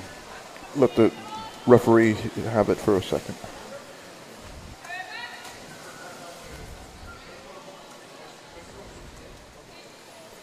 The Danish team are able to tie up the attacker time after time. So it looks to me like the attackers on the Danish team are doing a good job defensively. It's really hard as a defending attacker when the Germans are coming so high as they do.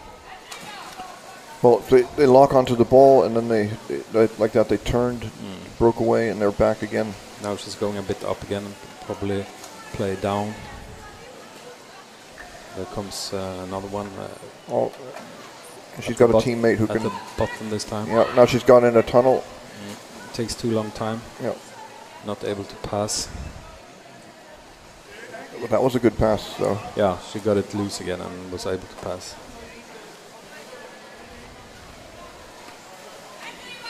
Well, but a massive pressure, we must say. How can the Danish women not crack? No, it's great efforts by both teams, really.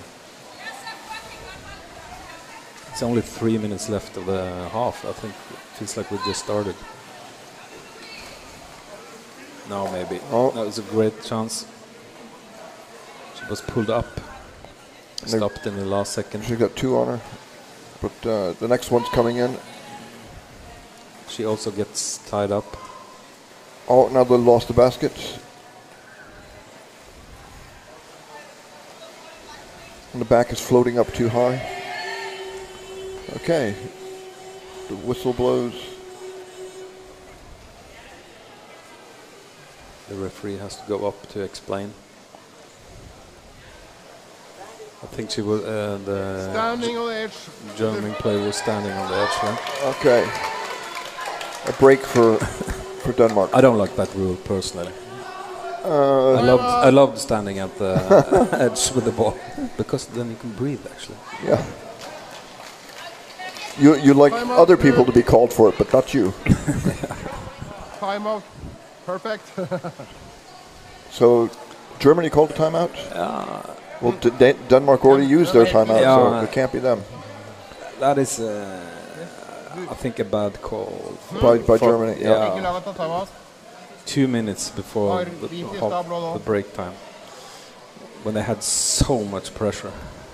So now they're giving the opportunity to Denmark to breathe and gather some new energy. So I would not have done that. I would just wanted the game to continue as soon as possible. Right. 3 minutes left of this period. 2:44. But you never know. Like the coach tells the Danish girls now you score, you do this, you do that. So this is their chance. So I made that sound kind of easy. Yeah. They probably know what they're doing. Into your side. The referees are separating the teams. Okay, teams.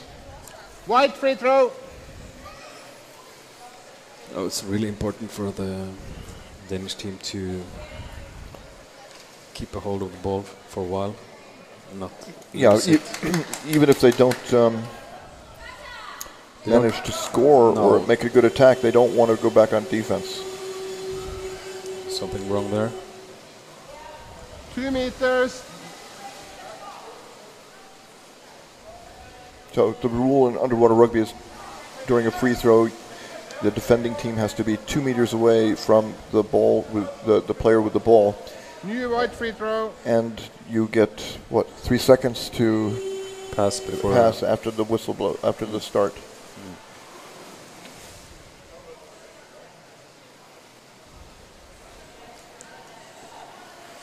Oh, they didn't hold on. That's not good. That's not good. The defender is floating up a bit. Yep.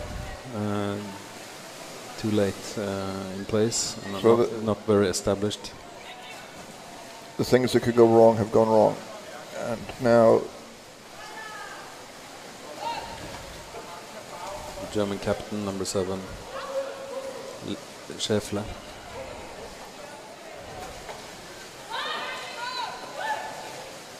Oh, so Heidam's got her wrapped up.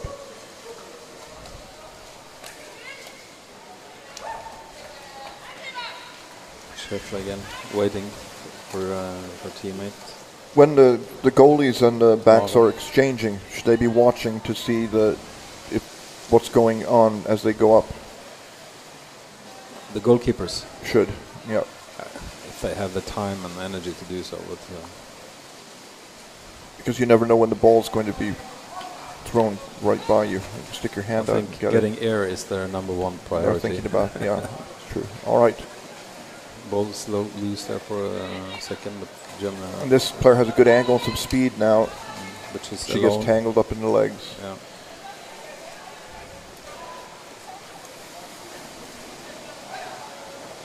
Linda Ostendorfer turned around, passed it to Tudic, who got it.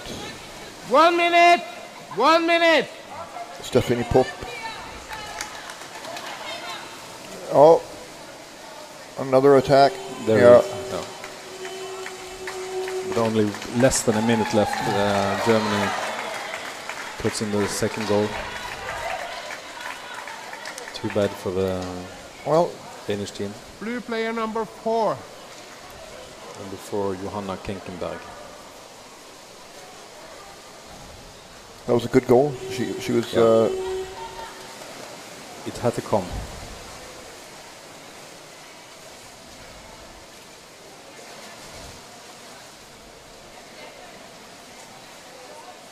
Now the second half will be really difficult for Denmark.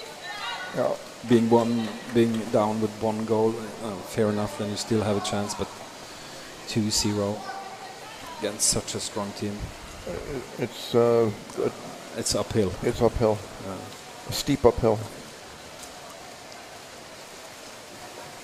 And here they come in with 3 players along the bottom. They could even score again now. The Danish defender is 10 seconds left. Long gone. Tied up. Alone with the goalkeeper. Yeah. Yeah, no problem there. Great goal. That was number 9, Goal, Lena blue Rossmann. player number 9. Lena Rossmann. Lena Rossmann, defender, 34 years old. So Germany more or less has crushed any Danish hope now in the last minute of the first half. Strong performance by Germany. We'll be back with the second half in a couple of minutes. Yeah.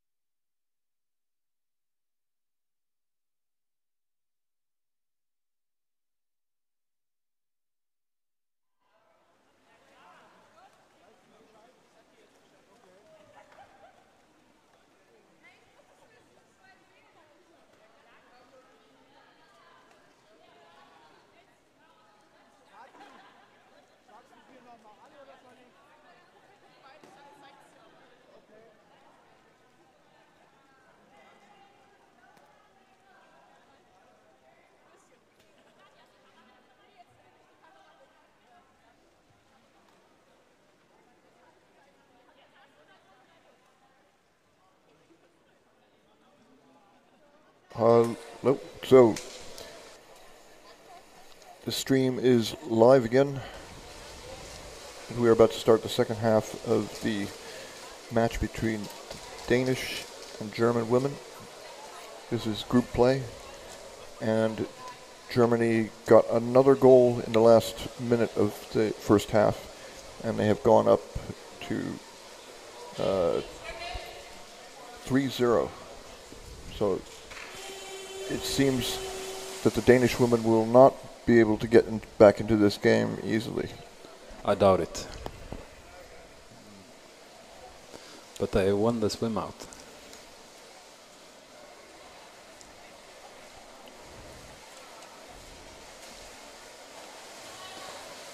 Well, and they got the ball. Yeah. Can they do something? And a good pass back to Louise Riemann. But she's being tied up.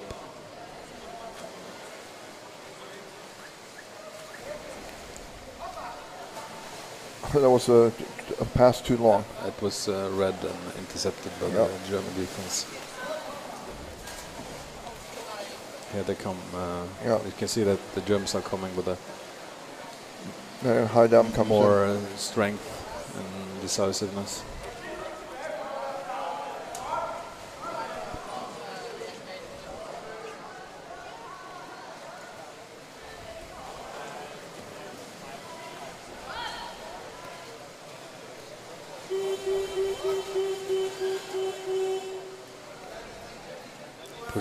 Pushing the goalie probably. Yeah. Pushing on keeper. Pushing on keeper.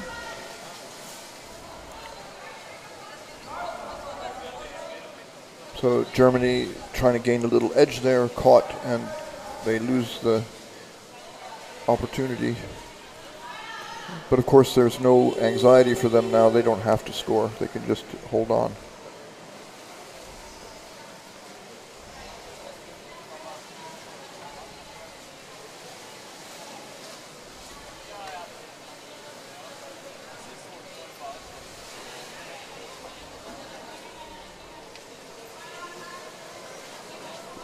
For Denmark, more or less, we can say quite with some certainty that Denmark will end up as number 3 in their group, and will probably then meet Finland in the quarterfinal, if I'm not mistaken.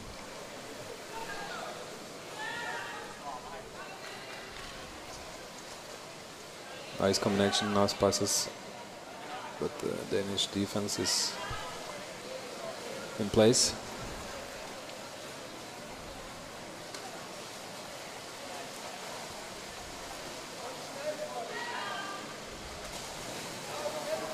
Great effort by Maren Janko. Steffi Pop now.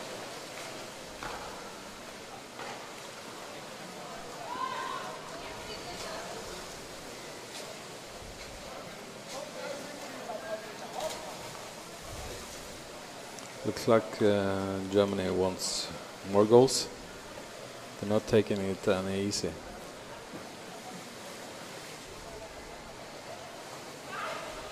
Just keeps on coming.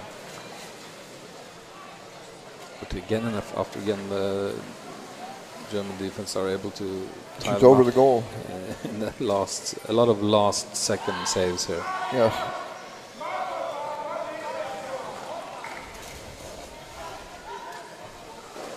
But it's not sustainable for the Danish team. Another goal. They cannot base their defense on last second saves. No. For 2 full periods. They need to establish some kind of ball control. Ball control. Because this is exhausting for them. Being under constant attack. Never being able to rest. Especially for the attackers that have to be out there in the Millie Rufert intercepted that pass, but then she couldn't hold on to it. Looks very much like parts of the first half.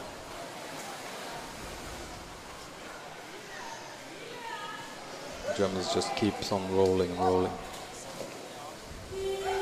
And there it is another again. goal. Yeah.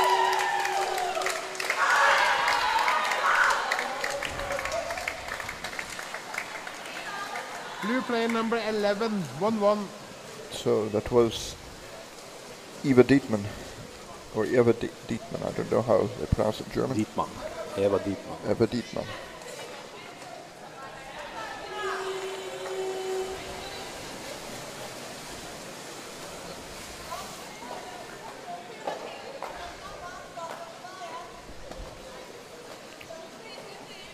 Oh, and they don't hold on to the ball, so that's no, and that's a big problem for them. Yeah. They should be able to play off the initial German pressure, because Germany goes for the ball, but put in the high pressure very early. And if they are able to play off that pressure at the middle of the pool, they should be able to establish something, but they never managed to get into Germany's zones and force the goalkeeper and the defenders down. Well, and that's an issue they have to solve somehow. Well, otherwise this is going to be looking like this for the rest of the game. Yeah. Well, I'd be surprised if they didn't have some sort of drill of protecting the ball and passing. So again, it's just a drill, and now ends up in the surface, and Germany are back at it. Coming attacking from above and then getting down. Problem is that they're using all their energy just defending. So when they get the ball, they can't hold on to it. No.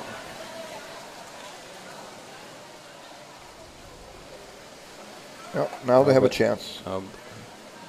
But she's being packed in. We can't be optimistic given what's happened before. 22. Camilla Fischer.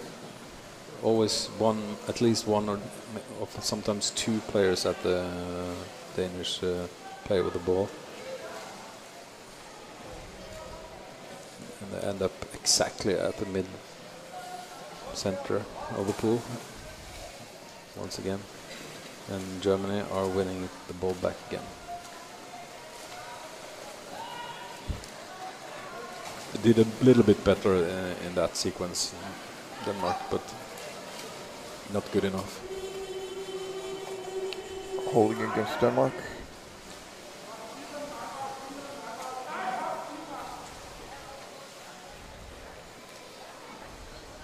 Penalty throw. Straffe. A penalty. Free throw. The referee said penalty, but that cannot be correct. Yeah, I was a bit shocked there. Time out, Blue. The ball wasn't even close to the goal. Germany has asked for a timeout.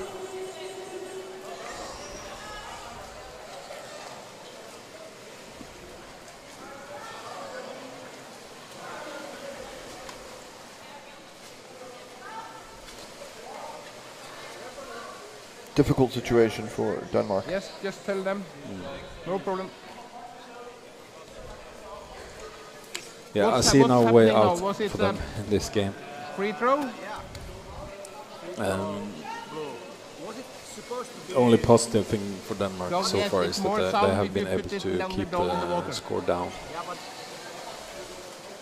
I think only we know that, but Germany has only scored one goal in the second half. Yeah. And I think they'll score 2 more before this is over. 2 more, not 1, not 3. I think 2. Okay. That's I guess at the beginning was 4, 5, 6, something like that, but not now 4-0. Why? What do you think? What do you think? You don't see the point of making a guess like that, yeah. Da det blå friball. Blue friball. Okay, blue free ball.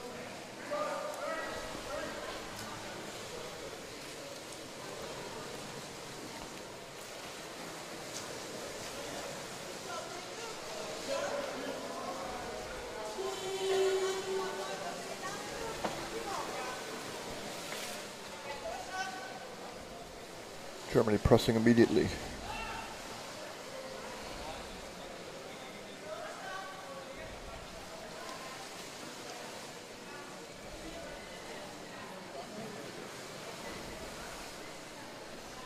Being tied up there by the Haidam. Danish captain. She's very strong.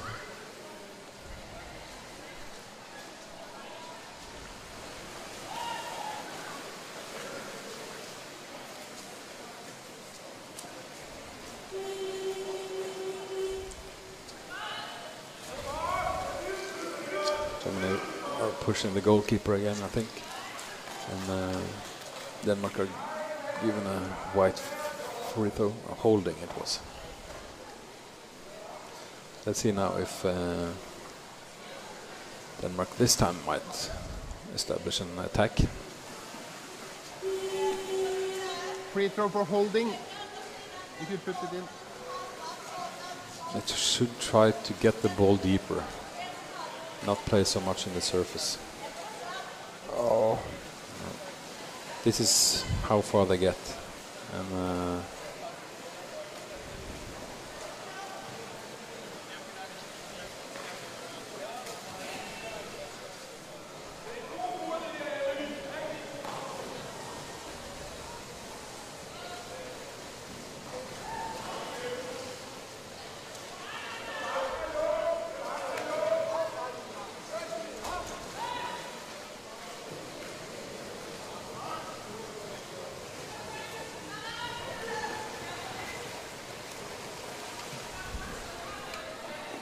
we have a message from the tech team here in Stavanger that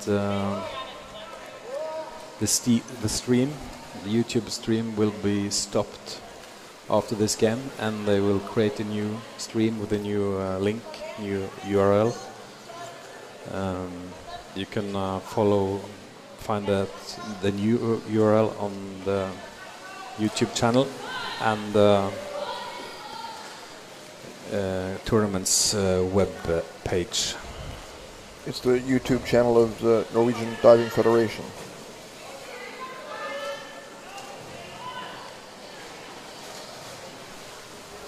It's the YouTube channel for the European Championship. Okay. We apologize for that, but that's how it's gonna be.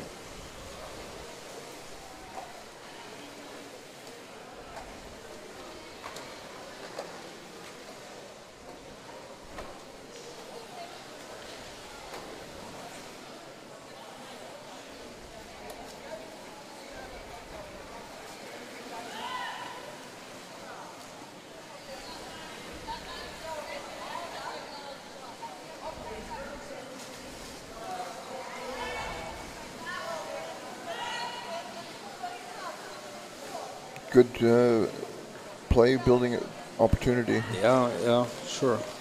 But and they can be satisfied with the game in Germany. The only thing I would be maybe a little bit concerned about is that they are not scoring that many goals compared to if you see how close they are. How close they are constantly. They're not closing the deal. No, almost there so many times, but not being able to capitalize too often. There maybe still the Danish defender somehow doing a good job. Number 2 there. Number 2 is Lise Riemann. Lise Riemann, a very good job by her. Oh, I'm sorry, Pernille Linnet Jensen. Pernille. Doing a good job keeping in balance. Now, again, last minute. Shoulder in the basket a little bit there.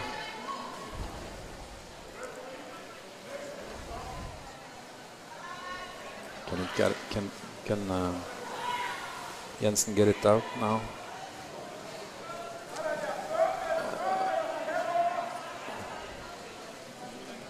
Just chooses not to pass. Well, she didn't have a good pass, unfortunately. No, obviously. So probably a good decision by her. Yeah.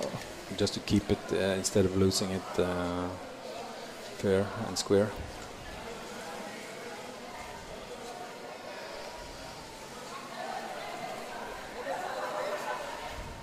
Marianne Houdam doesn't even have a snorkel in her mouth anymore.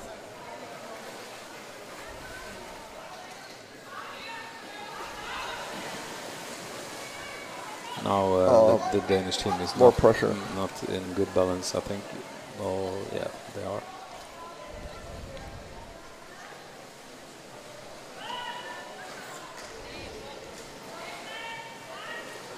Oh.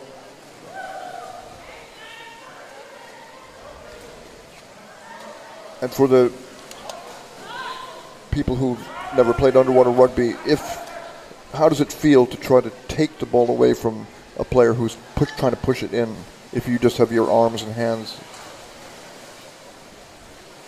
Oh, it's hard, of course. You mean if the goal is open? And well, not, even if they're just pushing it in, a player's coming from below, pushing, you swim in from above and grab the ball. So it's pretty hard to take it away at that point. Yeah, it's hard to get any momentum.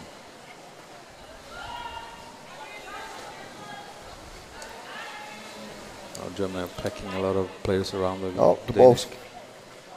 Danes have a chance. Goal, but once again, had it. Once again, the Danish team are able to lock up the ball. Germany just keep on coming. This time straight from above, it stopped. Looking down, looking for an alternative. Just to keep it herself. Finding a better option. A bit bad pass there, but it's picked up by a German player.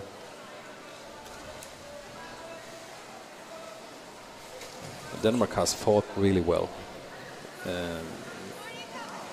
Have to give them that.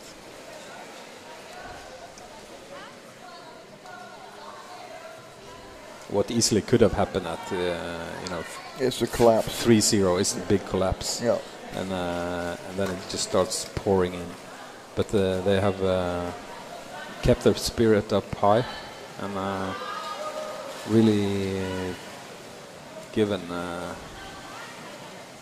Germany a good fight.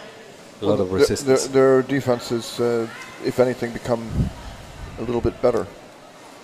But it's not the most well organized and solid I've seen, but it's a lot of last second saves. But of course you can come a long way with that. They need to work on their offensive part. Yeah. The offensive part of the game. It's only 20 seconds left now. So we remind you now once again that we are stopping the stream after this game.